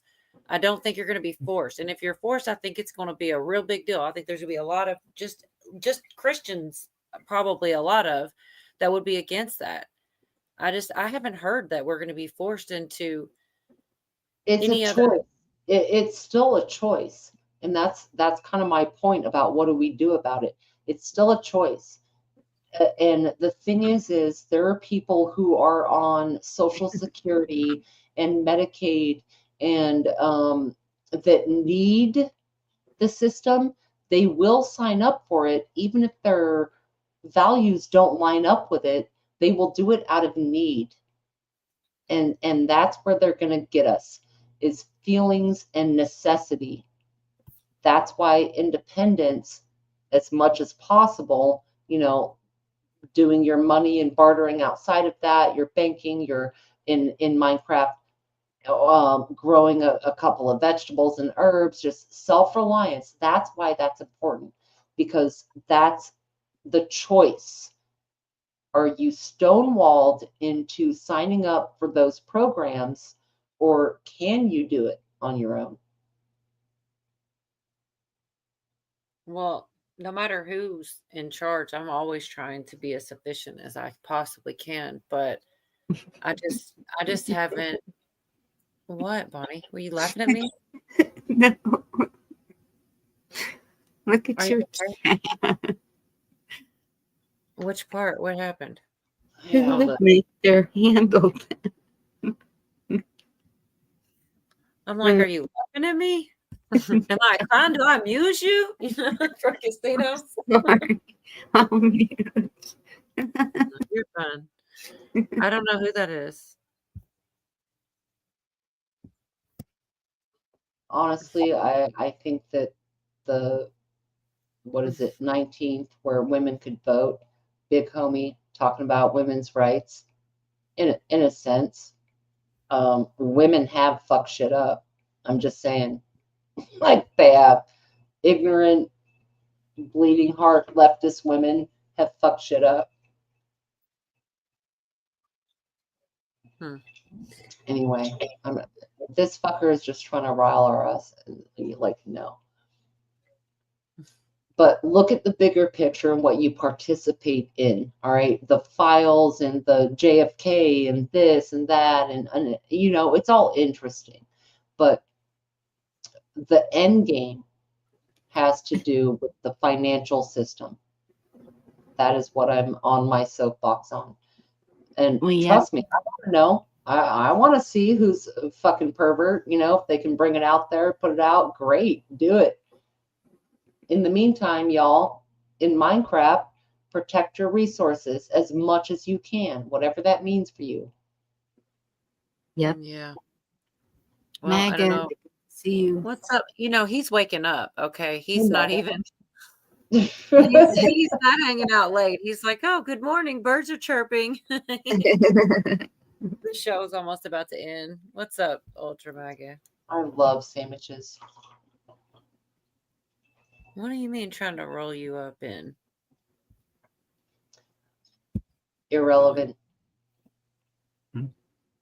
Hard just to get a good sandwich anymore. Wait, what? What kind of sandwich? Tell us about the sandwich, Bess. I'm so confused. Oh, you're ready for a food porn part of the night. Like, I love a sandwich. So tell us the dream sandwich for the day. Sucks, Echo. Hate to hear that. I heard a lot of people saying they were eating corned beef hoagies. Oh, after St. Patrick's, they had leftover corned beef. Yep.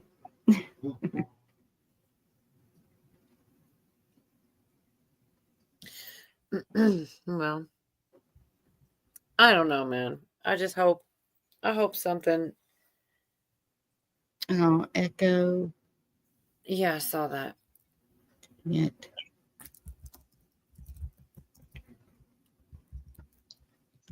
Damn, Echo. Did you say women ruined everything? Yeah.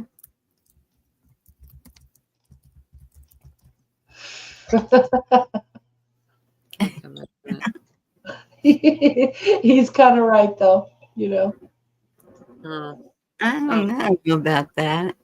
I keep saying, okay, so it's a man's world. How's that going? Man, Navy vet and fucking cinnamon rolls. It is Navy vet, right? That or Navy vet and another person. Two different, always. No, Navy vet is always cinnamon rolls. It Yeah, seems. I'm about to, I know I have some in there too. I think I'm going to have some tonight because I'm always, every time I turn around, he's talking about freaking cinnamon rolls. They're so good. Corned beef and cabbage in years.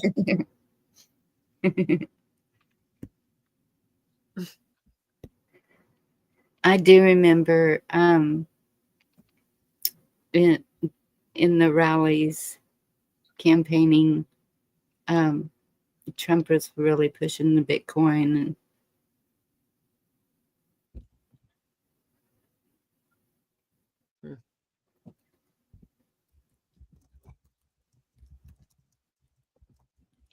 Did you lose your train of thought, Bonnie?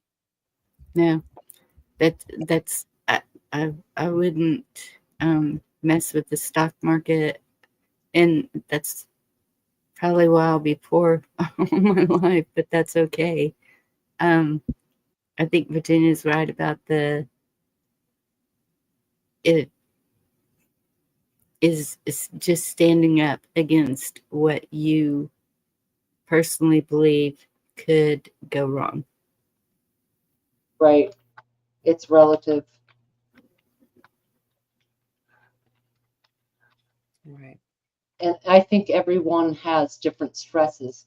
Like some people are worried about where they live or what they do, or if they have a job, or if they have money, or if their, needs are being met in a certain way in their community, you know what I mean? And it's going to look completely different for various people. Like we talk about shit hitting the fan one way or another. Well, that's going to look different. The people in North Carolina just had that a few months ago. Wasn't in my state. It was in like 3, 4, 5 states in that region. Think about all those people who had prepared, had food, had shit set back and stocked, and lost everything in an unpredictable event. So never rest on your laurels, you know what I'm saying? Yeah. And I think that's why a lot of people who know how to sew know where to put things. Right.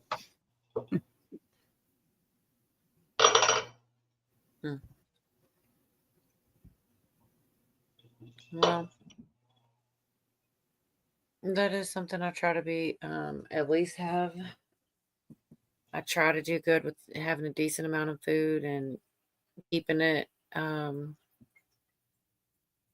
rotated and making sure it's in all the right. Like sometimes if it's when it was freezing outside, it was like I had some things in the garage I had to rotate. I had to bring those in. It's like a lot, but I do that just in case something crazy does go down, that I would be able to be just fine, But I hope that it doesn't, and I really don't see it. And maybe I'm blinded, but I feel like we were headed that way, and getting out all these people who wish America bad will get us safe again.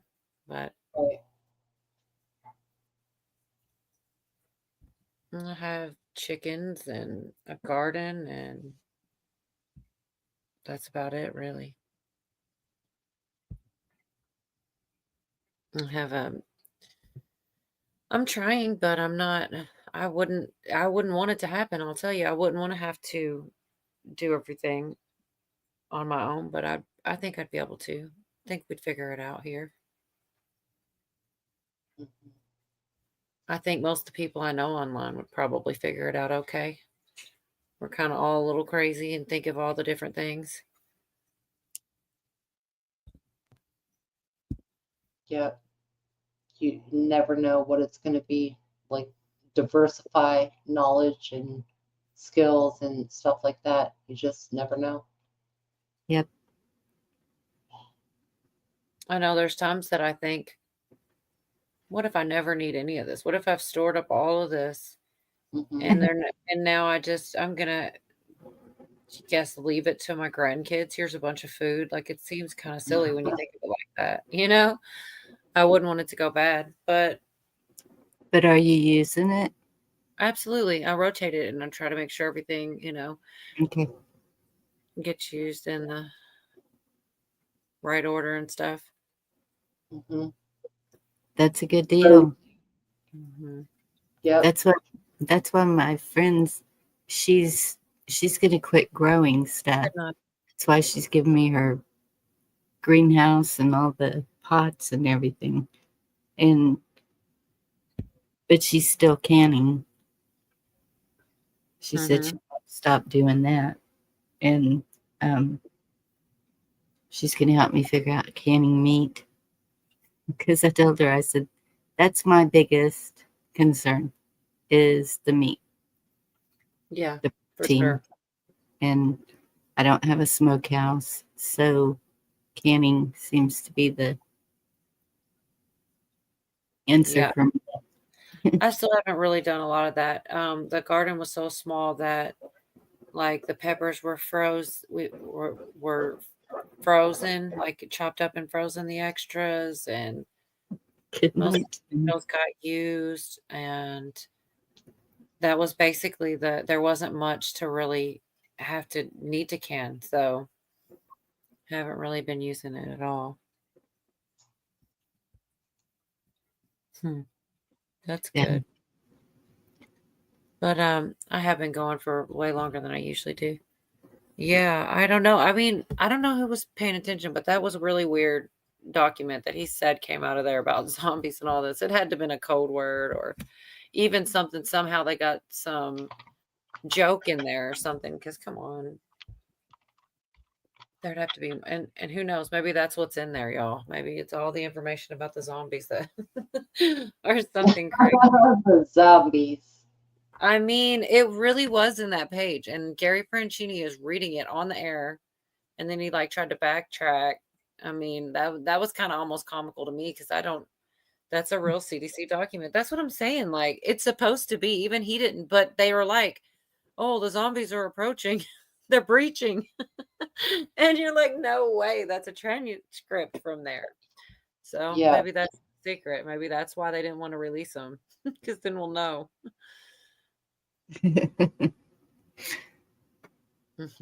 Yeah, so is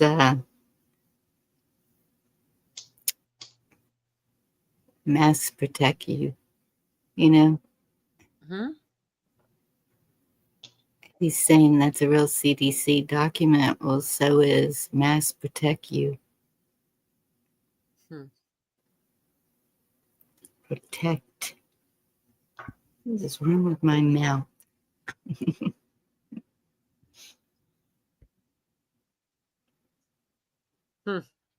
Well, that goes back to that predictive programming and stuff. Like, I don't know what they were trying to accomplish with all. There was a lot of zombie movies for a while, and then they kind of died back down. Hundo. There were some good ones. I liked it for the little while, but And there's been a lot of alien movies and a lot of alien talk up there. yeah, and then they actually said, "Oh yeah, by the way, those are real." So maybe they're going to do the same thing Exactly. with zombies. Oh yeah, they're real, guys. By the way. Oh my god. I What's did real hear. is what's right in front of you. Your children, your grandchildren, your right there, where you live, where you go,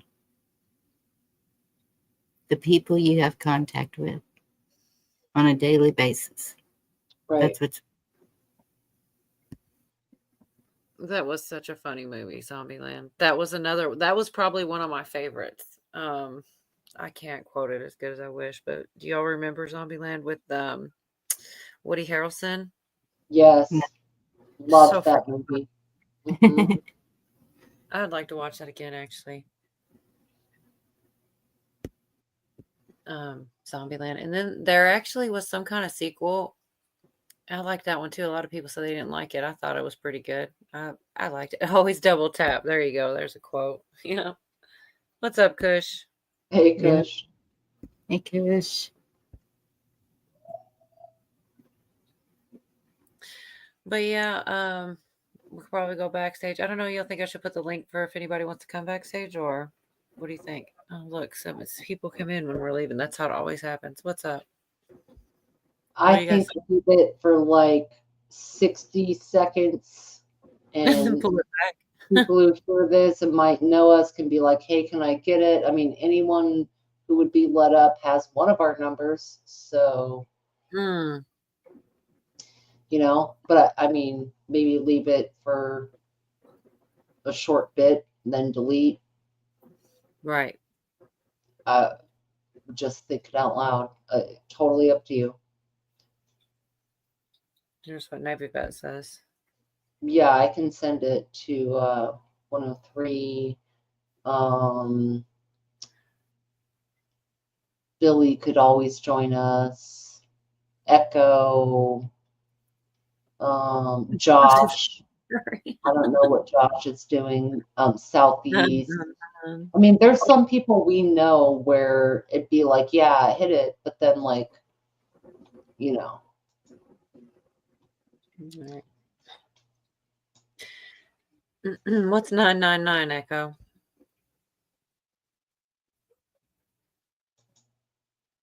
Nine nine nine. That's 666 upside down. Just saying. I don't know what that's for, but because he said 1 2 3. Watch out for number 7. Wait, did it get put in there? It's only showing on the StreamYard side, not in the chat. He took it back out again. Message Okay. retract. Oh, was it deleted like really fast? Okay. He's just doing what you said. He probably left it for a minute and then Yeah. took it back out. Drop it Southeast again. said drop it again. Well, Do it it went again. like Best Life Drop it like it it's hot. dropped really fast, like 15 seconds at best, and it was gone. Wolverine. Drop it like it's hot, Billy. Drop it again. Yeah, drop it like it's I feel hot. like he's totally ignoring me. He's like, listen, I did what you told me to. Yeah. Yeah, it went super fast.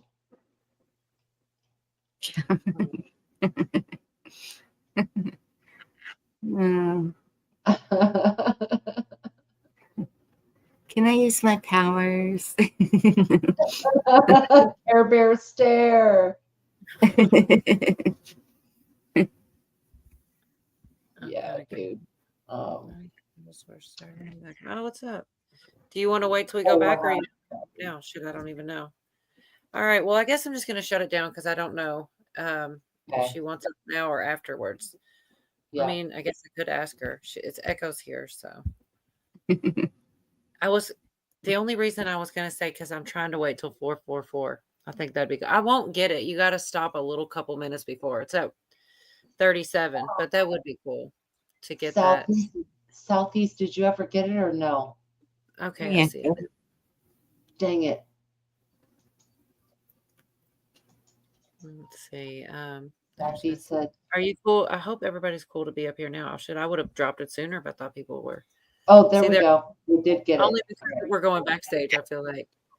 You know Word. what? So now you see what I'm looking at. I'm trying to get to 444. It's so dumb. It's still it's not it's totally not gonna work because you have to like do it a little bit before and you don't ever know exactly how much before. But like we're Right. so close. So freaking close, Billy. Hit the button. Hit the button. I'm about to that long goodbye, you know. It's a southern thing. All right, I'll Good just night, end it. Fine. everybody. Ruin my dreams. Good night, y'all. Y'all made me feel stupid.